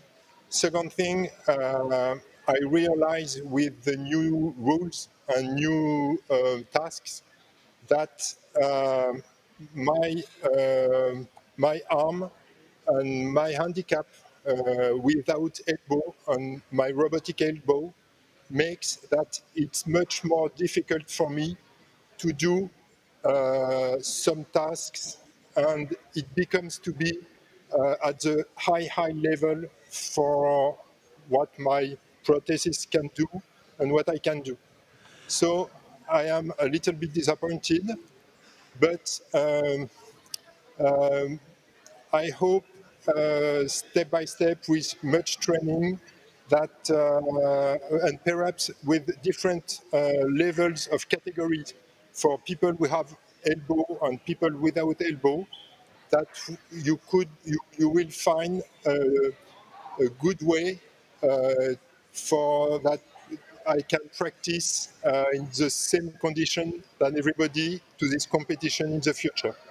And is it a case of adapting the prosthesis at all, or is it purely just practice that is going to make the difference? Tu peux me dire? Il se demande si c'est purement la pratique qui fait la différence ou si c'est d'adapter l'outil. La pratique, il y a une limite à la pratique. I want to say that I practice a lot. I'm training a lot, and that's not enough. There is one moment the handicap find his limit with the tasks, and we are at the limit.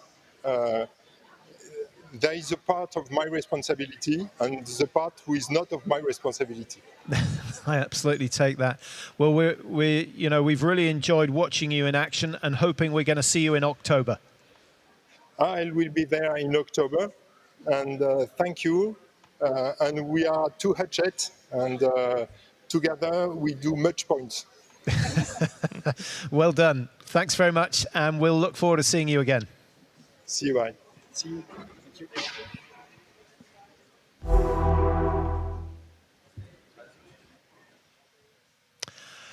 So obviously a disappointed Christoph there. Things didn't quite go to plan, but he's absolutely right, Adrian. If you're missing the elbow, the control of the prosthesis is so much harder. And Christoph raises a really good point here. In fact, many parasports have different divisions and categories for athletes with different levels of impairment. And this is done in the Paralympics. There's actually categories of competition that they have. So it's also something that we can work towards, and hopefully CYBATHLON can offer that one day as well. Yeah, and taking that into account, you get to appreciate just how good his performance is. Well, let's have a chat with the winner now, Samuel from Italy. Everything seemed to fall into place. 2 perfect runs. This morning was your fastest run, Samuel, and you must be very, very happy with the way things have gone.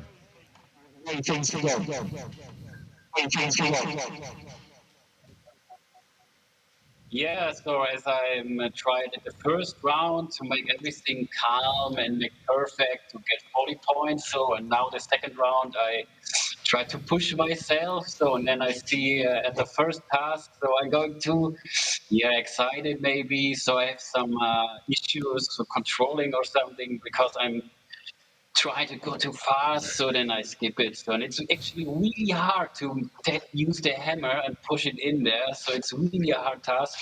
So we skip that, and then probably the 3 tasks go fine. So I think we made it, huh? Yeah, I think we are ready for October doing the CYBATHLON. I don't think I've ever seen anyone get in and out of a kitchen so fast. And I have a question. Are you going to let Salvatore compete in 2024, or are you going to want to race as well? Pardon? So for Salvatore to compete or not? We generally have some internal challenges, So the fastest one is the one who competes. So we'll keep doing this in order to motivate everyone. Yeah. Yeah, and so it's maybe me or Salvatore. And I thought your tactics were perfect today. Post a good score. It's the same in so many sports. If you get a good score first time around, you put pressure on everyone else. And then it allows you to take a few risks later on. So we're really impressed. And we're looking forward to seeing you in October. Of course. Yeah, I'm looking forward to. Well done. Thanks very much. Thanks very much. Well, that is one very happy team. The Italians from Bion IT, probably the performance of the day. Two very, very solid performances. There you see the scores. Filip Balushka, who was the replacement pilot, remember, came in at the last moment. There's lots of competition in that Bion IT team to be the pilot, but 40 points scored, very quick time of 5:06. No one in the end got close to that. Nicolas Houchet, he'll be a little bit disappointed. It would have been interesting to see Balushka and Nicolas Houchet lined up together, but a fantastic competition, and that completes the arm prosthesis race.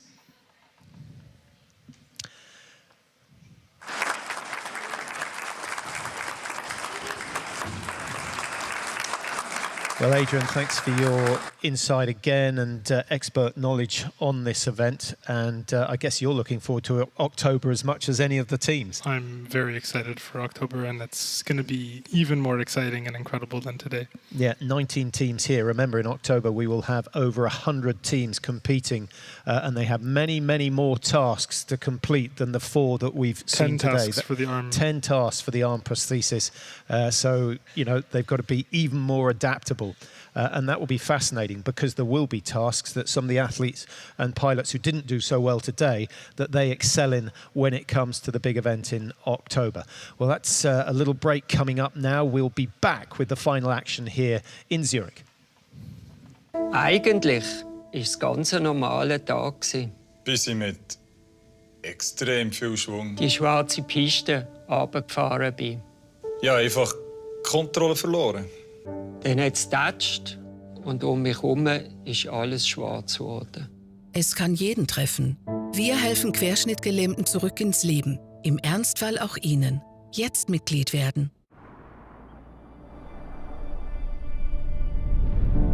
Mein Name ist Michel Fornasier und für mich hat die Zukunft längst begonnen. Mir ist es wichtig, dass Technik der Menschheit dient, sie unterstützt, ihnen Hand bietet und den Alltag so erleichtert. Fortschritt ist Lebensqualität, welche man mit gutem Gewissen auch nutzen darf. In dieser Hinsicht ist EKZ für mich ein verlässlicher Partner, denn sie bieten Lösungen, die mich begeistern. Willkommen zu Hause, Michel. EKZ bietet ökologische und zukunftsfähige Lösungen für Ihr Zuhause.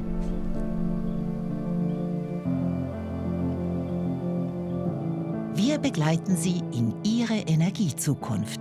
EKZ. CYBATHLON 2024, a once-in-a-lifetime experience, an international competition with and for people with disabilities and their teams.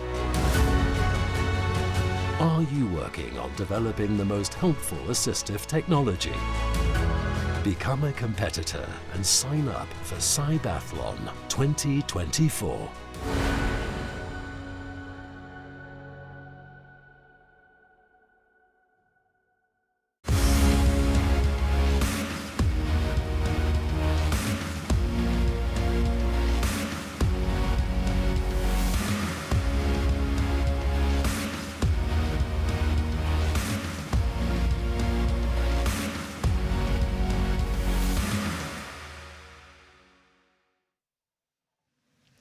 We're getting towards the back end of the day here in CYBATHLON in Zurich, and Ingrid has rejoined me for the second of the BCI events.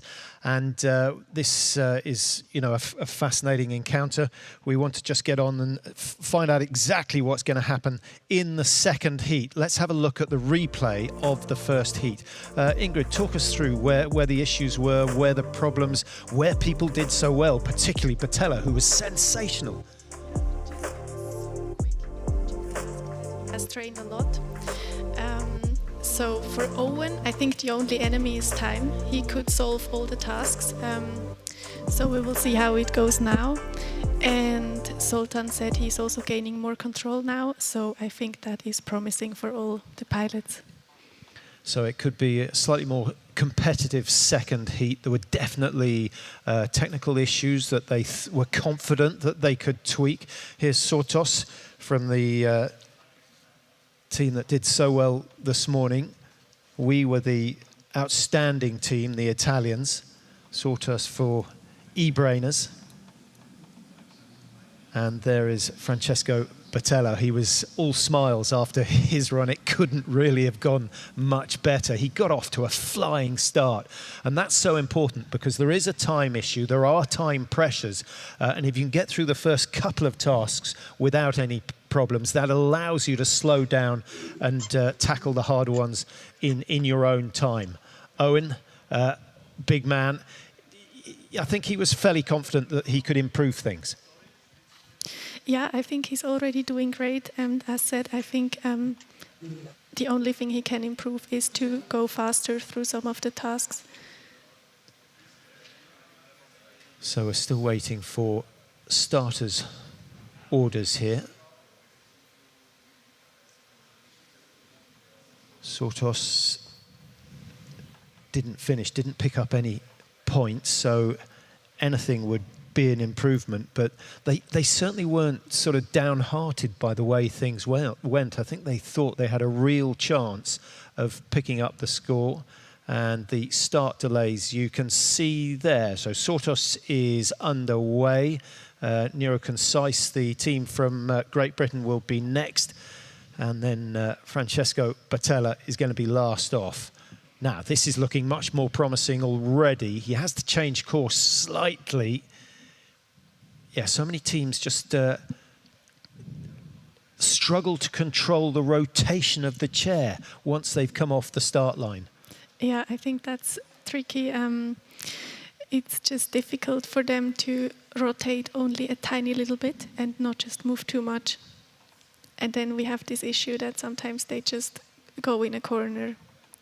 Well, if he can now rotate it all the way around to face the exit gate, which is at the other end of this virtual room, will be in business, which is exactly what he's done. It's just a case of stopping it where it is. Yeah, that's so difficult, isn't it? And Batella is just about to get underway. Now, this could be a demonstration of how it's done. Just a tiny little bit, then back to the right. Yeah, Francesco said that he really has trained his task a lot, and we could definitely see it in the first round. Well, the first attempt, he pretty much went in one line, and that collision with the furniture is, I feel, going to cause a disqualification in this particular task. So it hasn't started quite as well, but he does seem to have a bit more control over the chair than the other two teams. Yeah, so actually when they hit one of the tables, it's fine. They get a small time punishment, but they can continue. But in the second iteration of this task, there is this plant in front of the door. And if they hit that plant, that then leads to a task fail. Yes. So if they complete the first three, then they start the tasks again. So he's very close to getting out of the first room now. Owen Colum, he had almost exactly the same problem as we saw from Zoltan earlier, just turning left and then unable to stop the chair, turning too far to the left. If he can just go forward a tiny bit, now he's on line for the exit gate. Yeah, I think now if he just goes straight, he will manage to reach the door. Easier said than done. That is true.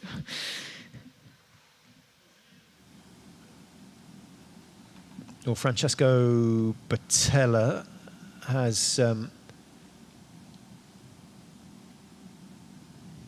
moved on to the computer screen. The idea here is to get the cursor to move down into the shaded section of the graphic, which is down the bottom at around 5 o'clock, 6 o'clock, the yellow section. Batella still leading the way. Y on 40 points. Neuroscience 30 scored earlier on. E-brainers yet to score at the moment. Down it goes into the box, and now if he can just press the button, that is another 10 points for why the Italian team. And Battella achieves that task pass. Well done. He moves on. Now you can see the plant that you were talking about. It's a particularly prickly cactus, and you don't want to be knocking into that. Now, if you can line this up and go straight out, is he going to be able to do this even better than he did first time this morning? Brilliant. That's another 10 points in the bag, 20 points gained in half that number of seconds. Now he goes, is he going to give the ice dispenser a go? I think he may do second time round, having given this one a bye on his first run. And he might, if he gets this, he'll probably regret that decision early on. Yeah, I think he's so fast in this round, in this heat. He has still some time left to give it a try with the ice machine. His team absolutely transfixed by the coverage at the moment. There are no smiles yet, but I think if he starts to get the ice into the cup, we'll see them appear. This is why he gave it a bye, just because of the issues of control. Yeah, the navigation of different devices can feel a bit different for the pilots. So what's the difference in the way that you activate it? So I think they are using similar control strategies, but how it exactly translates to the movement on the screen is slightly different for these devices. He is so close. Francesco Battella looking to outscore himself this morning. 40 points this morning. He's still got plenty of time now. This is looking good. If the ice misses the cup, the red flag goes up. Now that must be perfect. Stop. Stop. Oh. So he's decided to give it a miss, but that was so close. Yeah, I think they will get there soon. He moves on to the TV screen for the second time. He didn't have any issue here controlling the cursor. Let's go back to Zoltan from eBrainers. We're willing him to score 10 points on this one. You can see the compass-like dial on the top left-hand side of the screen. That tells you where you're aiming once you get it to move forwards. Owen Collum, second time around. He's on 30 points already. He scored 30 this morning. So if he can just get through this room before time is up, then he is going to improve his performance and might start putting a little bit of pressure on the Italian team.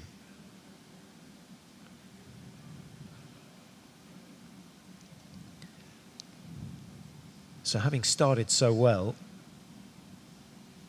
Francesco just struggling a little bit at the moment. So this is a similar task to the one he did earlier on, and he didn't make a single mistake. Yeah, I think that's also something very difficult in the BCI race. Sometimes it just goes so well, and then a few minutes later it's getting tricky. So how much difference does being in a competition, if he was doing this at home in his kitchen with no one around, would the task be that much easier? Yeah, I think it's very different to be at home or maybe in the lab. And he passed. So Owen Collum has picked up the points. He's got another minute, and if he can do this, he could move on to 50 and take the top spot in this BCI event. He's got 40 points and the clock is ticking. We'll try and keep an eye on exactly how much time he's got.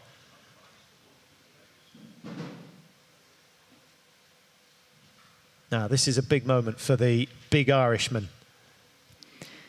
So now he's trying again the cursor task. I think that's something that he can usually finish a bit quicker than the ice machine task. So I think he's hoping to get 10 more points from that. Yeah, Owen Collum moving on to the cursor, 5:49. Oh, just missing out on time, just missing out on time. That cursor was less than a centimetre away. Well, that is desperately unlucky. Yeah, similar to the first attempt. So close. Who's won that one? Francesco? Well, that is very tight. We're waiting for confirmation, but we think that Owen Collum has taken the top spot, and the response of the team behind him would suggest that that is exactly what's happened. And it's so nice to see, you know, there's a man who was a really good sportsman. He was so competitive that he gets an absolute thrill out of competing in this event now. He'll be chuffed to bits. Great pictures. Great pictures, and a little bit unlucky for Francesco, who was the star of the day earlier on. He produced some outstanding runs, but there's your champion. Owen Collum has snatched it at the last.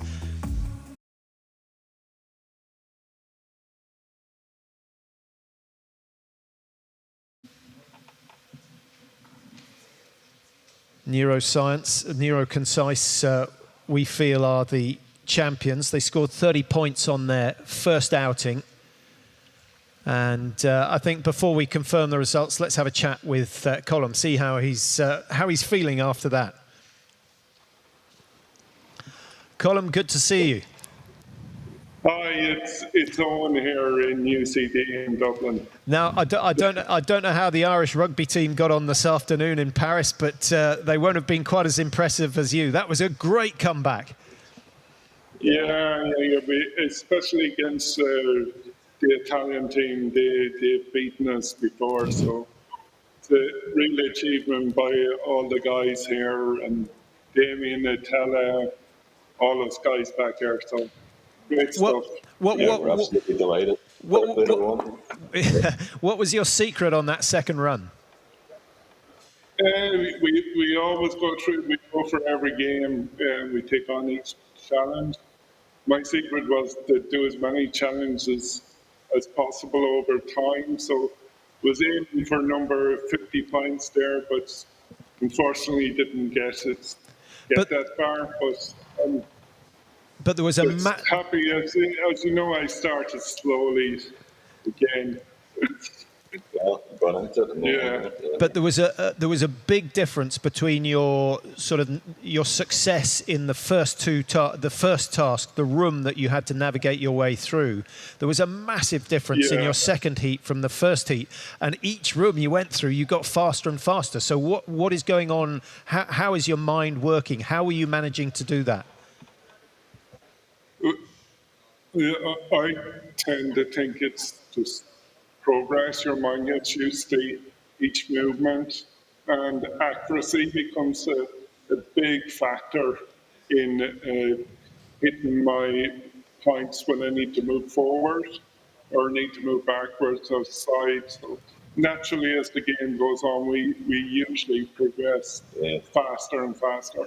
He gets into the zone. It takes a while to relax into it, so that seems to be the trend. But he has been able to achieve five out of 6 tasks in a number of training sessions. So we were confident we could get 4, and we're delighted with the time. So well done to the other teams too. It's not easy. I can see that. A massive congratulations to you and the rest of the team, and we'll look forward to seeing you in October. And I suspect you're going to be very competitive there as well. Thanks very much.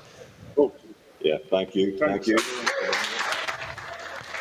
So celebrations with the Irish team, commiserations to the Italians. Francesco, so close, so close.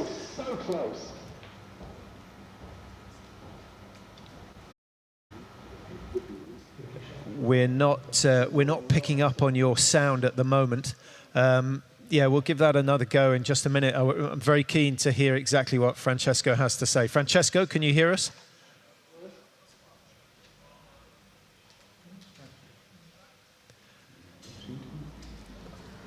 We'll try. Chortos, another great effort. Can you talk us through your second heat and the differences between your second heat and the first?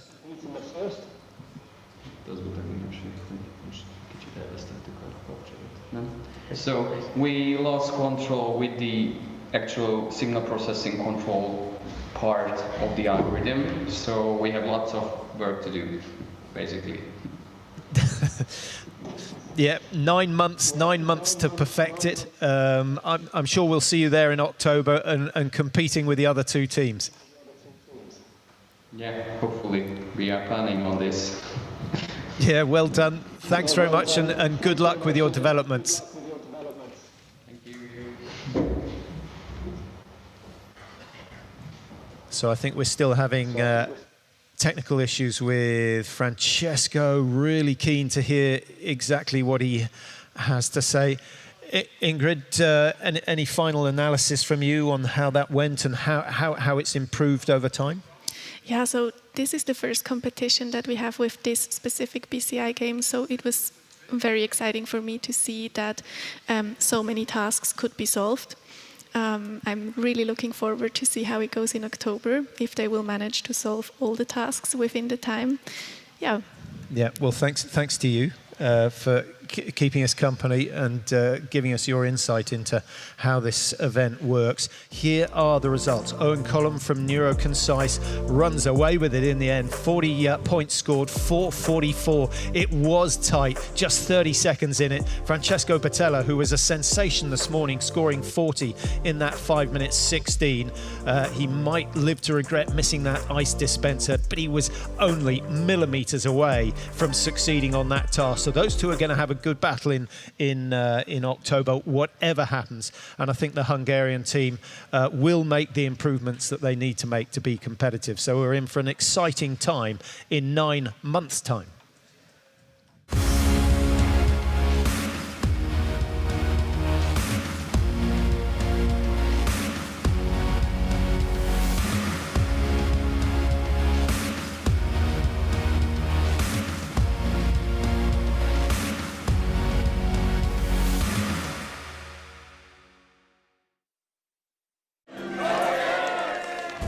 CYBATHLON 2024, a once-in-a-lifetime experience, an international competition with and for people with disabilities and their teams. Are you working on developing the most helpful assistive technology? Become a competitor and sign up for CYBATHLON 2024.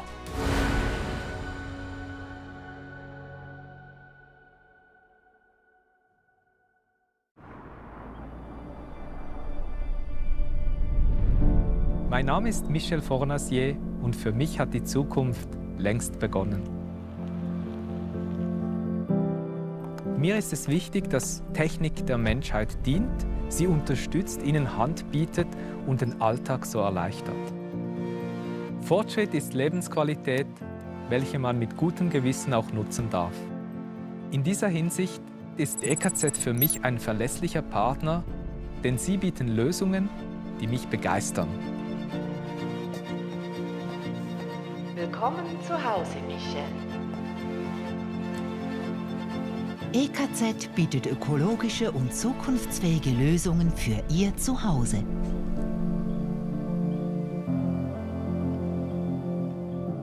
Wir begleiten Sie in Ihre Energiezukunft. EKZ. Eigentlich haben ich und mein Freund so ein gutes Gefühl an diesem Tag. Ich bin einfach die Passstrasse drauf gefahren. Auf einmal ist ihm der TÜV in einer Kurve weggerutscht. Die Sonne hat mich geblendet und plötzlich liegt sie vor mir. Und dann hat es meinen Rücken voll verwünscht. Es kann jeden treffen. Wir helfen Querschnittgelähmten zurück ins Leben. Im Ernstfall auch Ihnen. Jetzt Mitglied werden. Welcome back to Zurich for the final time. We're through to the last event, the ROB event, the robot assistance event coming up, and we're hoping that this is going to be another tight competition. Felix is with me again.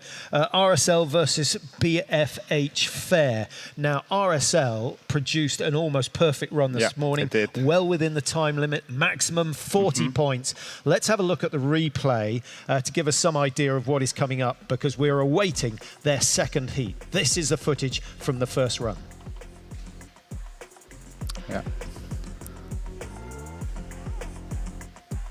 Well, the post box is the first task. They have to get the box, which is quite heavy, out of the box and place it on the table. Then they move on to the toothbrush, where they have to move the toothbrush right up to the mouth, and we have two very different teams. If you weren't with us earlier on, you can see the dog-like robot that is with Samuel Kuntz on the far side. Fritz, who didn't score any points this morning, retired very early. I hope they put it right, because yesterday his performance was sensational. So he really does have that potential to score the 40 points. Potential is there, he just needs to grasp it. And I believe since he's really at the start, he's going for it. Yeah, I think we'll get an indication on this very first task, because he didn't even manage to get the mailbox open earlier on. But yesterday, he had no problem whatsoever. Waiting for starters' orders. Fritz Eichholzer, can he recover from a very disappointing run earlier on today? Oh, go time. 6 minutes allowed. So away we go, 10 points for each of the tasks completed. It comes down to time, really, if he wants to beat RSL, because they completed everything in 6:34. Now, this is where he got stuck this morning. He couldn't get the prosthesis to grip the handle. He's done it now, and if you can, absolutely nothing against pulling it, but in doing so, he has pushed the box a little bit further in. Have they taken the points off? I think they have. Yeah. Oh, that's very disappointing. Very disappointing. Yeah. So we see that he's giving voice commands to the device in order to make sure to be ready for the next task.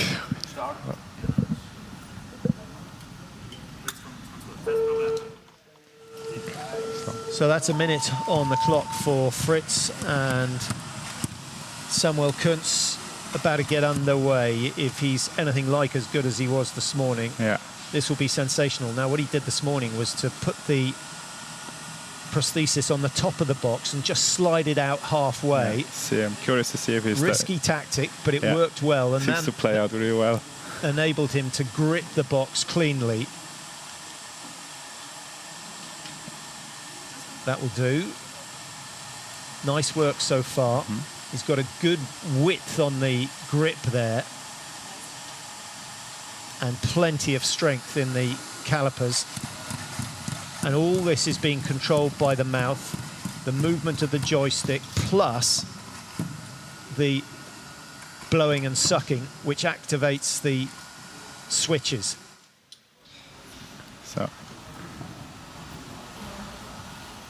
So they have to retrieve the toothbrush from the mug, place it back in. Yeah. Which apparently that's excellent.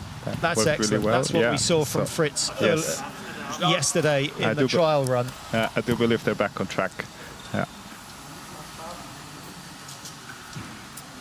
Yeah, he looked frustrated after the run this morning. He's put so much effort into the training that when a little bit of technology lets you down, it's very frustrating. This is the scarf test. He's got to get that scarf, place it over a rail.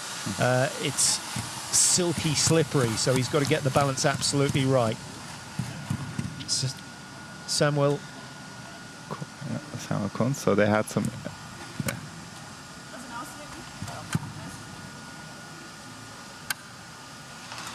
This is slightly harder because to get the toothbrush near the mouth...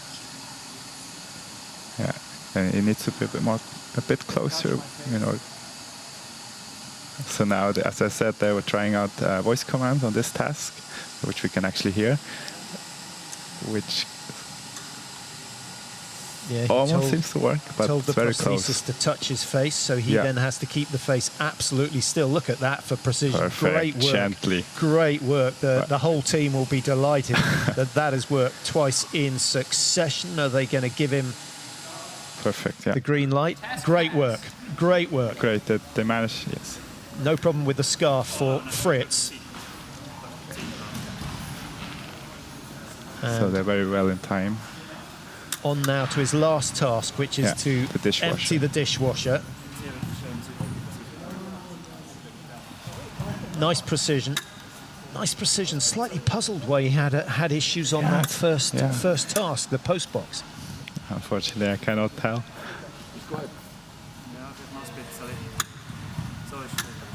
What did he say? It's stuck? It's just a tiny. He said in Swiss German. He said that he needs to be a bit more closer. Yeah. So that was from Raphael Ratz. And once he's got the door manager. so far, it should go down on its own. Yeah. Nicely done. Then he's got to pull out the bottom drawer, retrieve the plate, put it back on the top of the cupboard. We actually could see this increased range of this manipulator.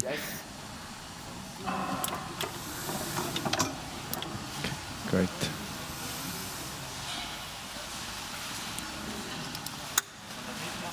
So he's got an extra joint in his arm, effectively, which gives him a massive increase in potential. Now this looks a little bit close. Has he got a decent grip on the scarf? Just a bit worried that it's going to fall out. No, he's got it safely held.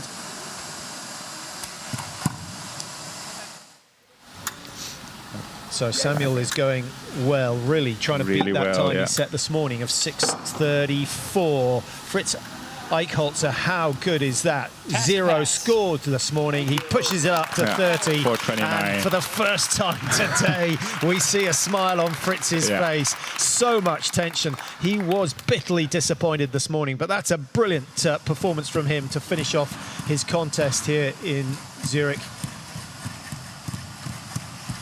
4:35 on the clock. 4:35 on the clock. Remember, it was 6:34 his time this morning.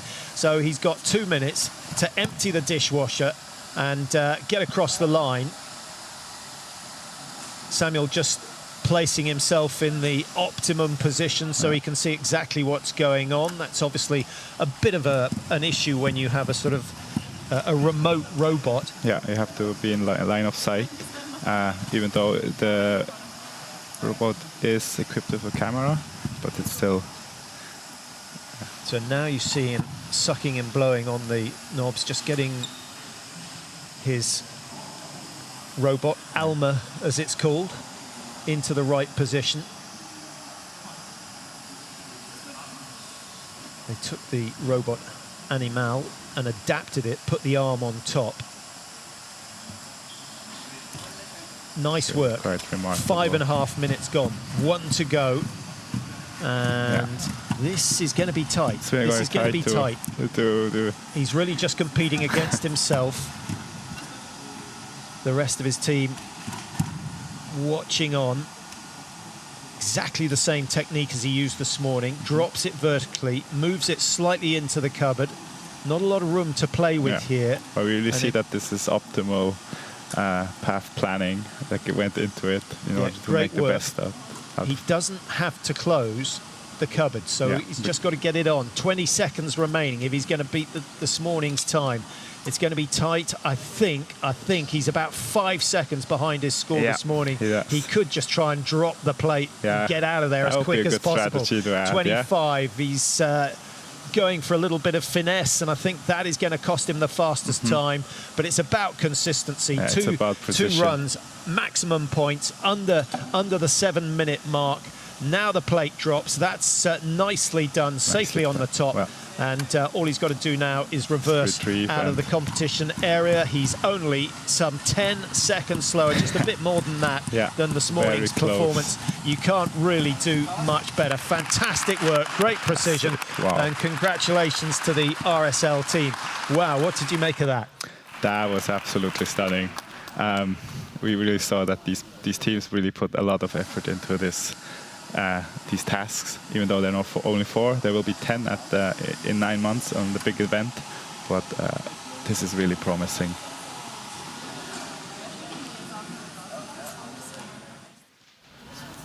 Well, I think Fritz will be equally delighted with his run, and a big contrast from this morning where nothing worked. A big failure on the first task. They had to retire early from that competition. This is the only area where he lost points. He was just a bit aggressive with the post box, and the judges were very harsh. But the toothbrush task, immaculate, great work. No issue with the scarf at all. Not at all. Really a task gently. you thought might provide problems, but I think everyone managing it okay. Yeah, it's just that was my gut feeling that this fabric will be difficult to handle for a robotic displacement. So apparently not. Which of the two chairs and systems and robots are you most impressed with? I'm actually impressed with both equally. I think both sort of concepts come with advantages and disadvantages, and so it's a head-to-head with which one will actually be better. And I believe it comes to practice and endurance, and yes. Yeah. And if you think last year was the first time they had this they made so much progress. Yes, the amount of progress made in a year is absolutely sensational, and it's exactly what CYBATHLON is about, because the competition motivates advancement. Well, here is Fritz, and Fritz, you look a much happier man than earlier on today. Yeah. Yes, I think we had some problems with the first run, and now in the second run was not bad, especially the time was as I had yesterday, but I had not some problems with the mailbox. But I think in total, I'm happy to be here and could show all the people here around that I get the same time as yesterday. Yeah, absolutely fantastic performance. You were a bit aggressive with the post box on that second run, but you picked up maximum points after that. You must be confident for October. Yeah, I hope so. Yeah, that we can. I'm really looking forward to that. Some details so that we are ready. And ready then to be in October with you again. Do you think you'll be able to beat RSL when it comes to the main event? Sorry, I didn't understand. Do you think you'll be able to beat Samuel when it comes to the big event? Yeah, I thought so, yeah. That's great. I think we will have as well some more people here in the room, and that would be then great. Yeah, we're delighted to see you do so well. Thanks for talking to us, and congratulations. We'll see you in 9 months' time. Thank you. Same to you. Bye-bye. So that was a big improvement from BFH Fair, but still couldn't quite match Samuel Kuntz of RSL, who's probably had the best day of all the pilots out there. 2 perfect runs, just a fraction slower on that second run, but really impressive. And, where does he go from here? There will be more tasks in October, so there's work to do on those. But the 4 tasks he was provided with here provided no problem whatsoever. Well, Samuel, I hope, is ready to have a quick chat to us. There he is, again looking very happy. 2 perfect runs, Samuel. You must be feeling great. I do. I really do. It was a perfect day for me today, yeah.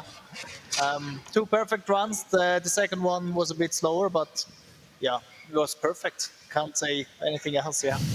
What, did you have any particular issues, or was one task much harder than the other, or were they all a breeze? Sometimes, mistakes can happen. That's the issue. Like the box can fall down from the mailbox, or the dishwasher, like in the training, the robot stopped working at the dishwasher because I bumped into something, and those errors can always happen. And I'm just glad nothing of this happened, and I had 2 perfect runs. You certainly did. We were half hoping you were going to drop the plate onto the top of the dishwasher and get out of there to beat your first run time, but 2 times under 7 minutes, maximum points, couldn't really have gone much better. And I think there are quite a few people who want to have one of those robots at home with them. Yeah, having such a robot at home, that would be great. Yeah, still a bit expensive, but I really want to have one of those robots at home myself as well too. Yeah. And do you think you'll make any adaptations to it before the event in October? Yeah, we will, of course. We will try to automate more.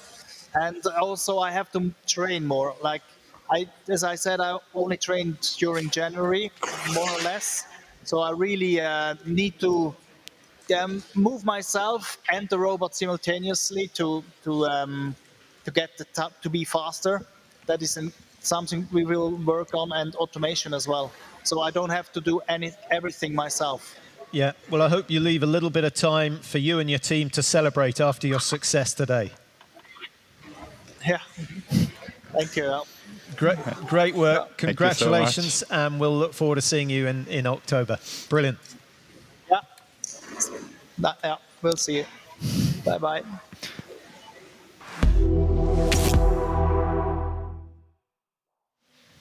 So RSL, the champions in the robotic assistance race. And Felix, that was quite out of this world. Yeah. I think everyone watching that will be impressed. Yeah. Everyone would have thought those tasks were impossible. They proved otherwise. We designed those tasks on purpose to be difficult, but we could have made them more difficult, it seems. We might have to redesign the tasks. We've got plenty of time to think up something else for them to do. Let's have a look at the results from that particular event.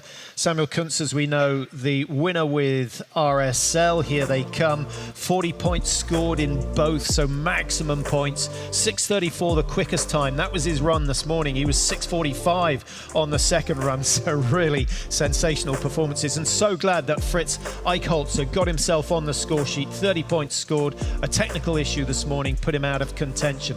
But a good time, 4:29 for Fritz. And I think he goes away a happy man. So these are the scenes in the hall. The competition is now over and all the teams will relax for a while and then turn their minds to CYBATHLON 2024, which will take place at the back end of October. And lots of improvements to be made. Yeah, where do we go from here? I mean, 10 tasks. They've got a lot of work to do in the 9 months. A lot of work, and we will put a timestamp on each task, so it will be a speed run. And based on the fact that they are more or less capable to fully execute all of these tasks, which I could see as a potential, it will be a speed run in the end. Yeah, and that's what. What are you looking forward to most? In the actual event.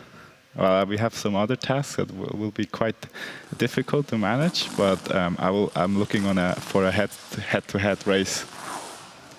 Well, here's the Italian, the Swiss team RSL taking a selfie with the robot. There is nothing. There is nothing it can't do.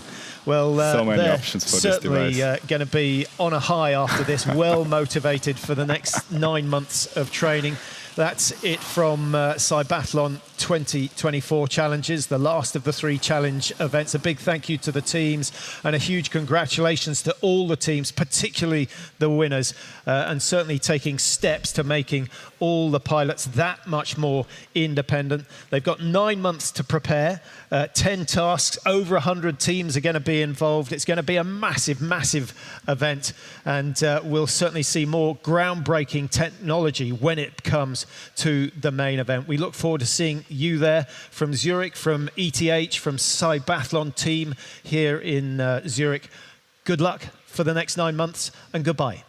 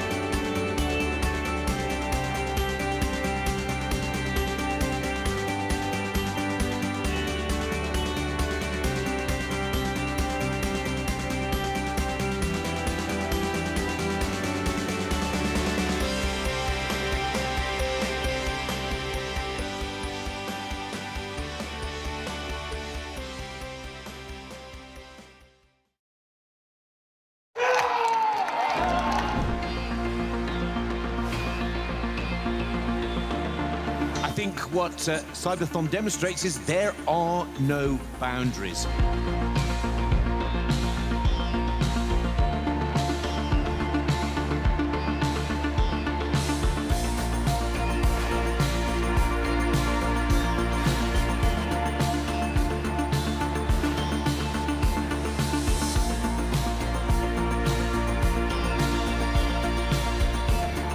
When you watch this event, you start to believe that is possible.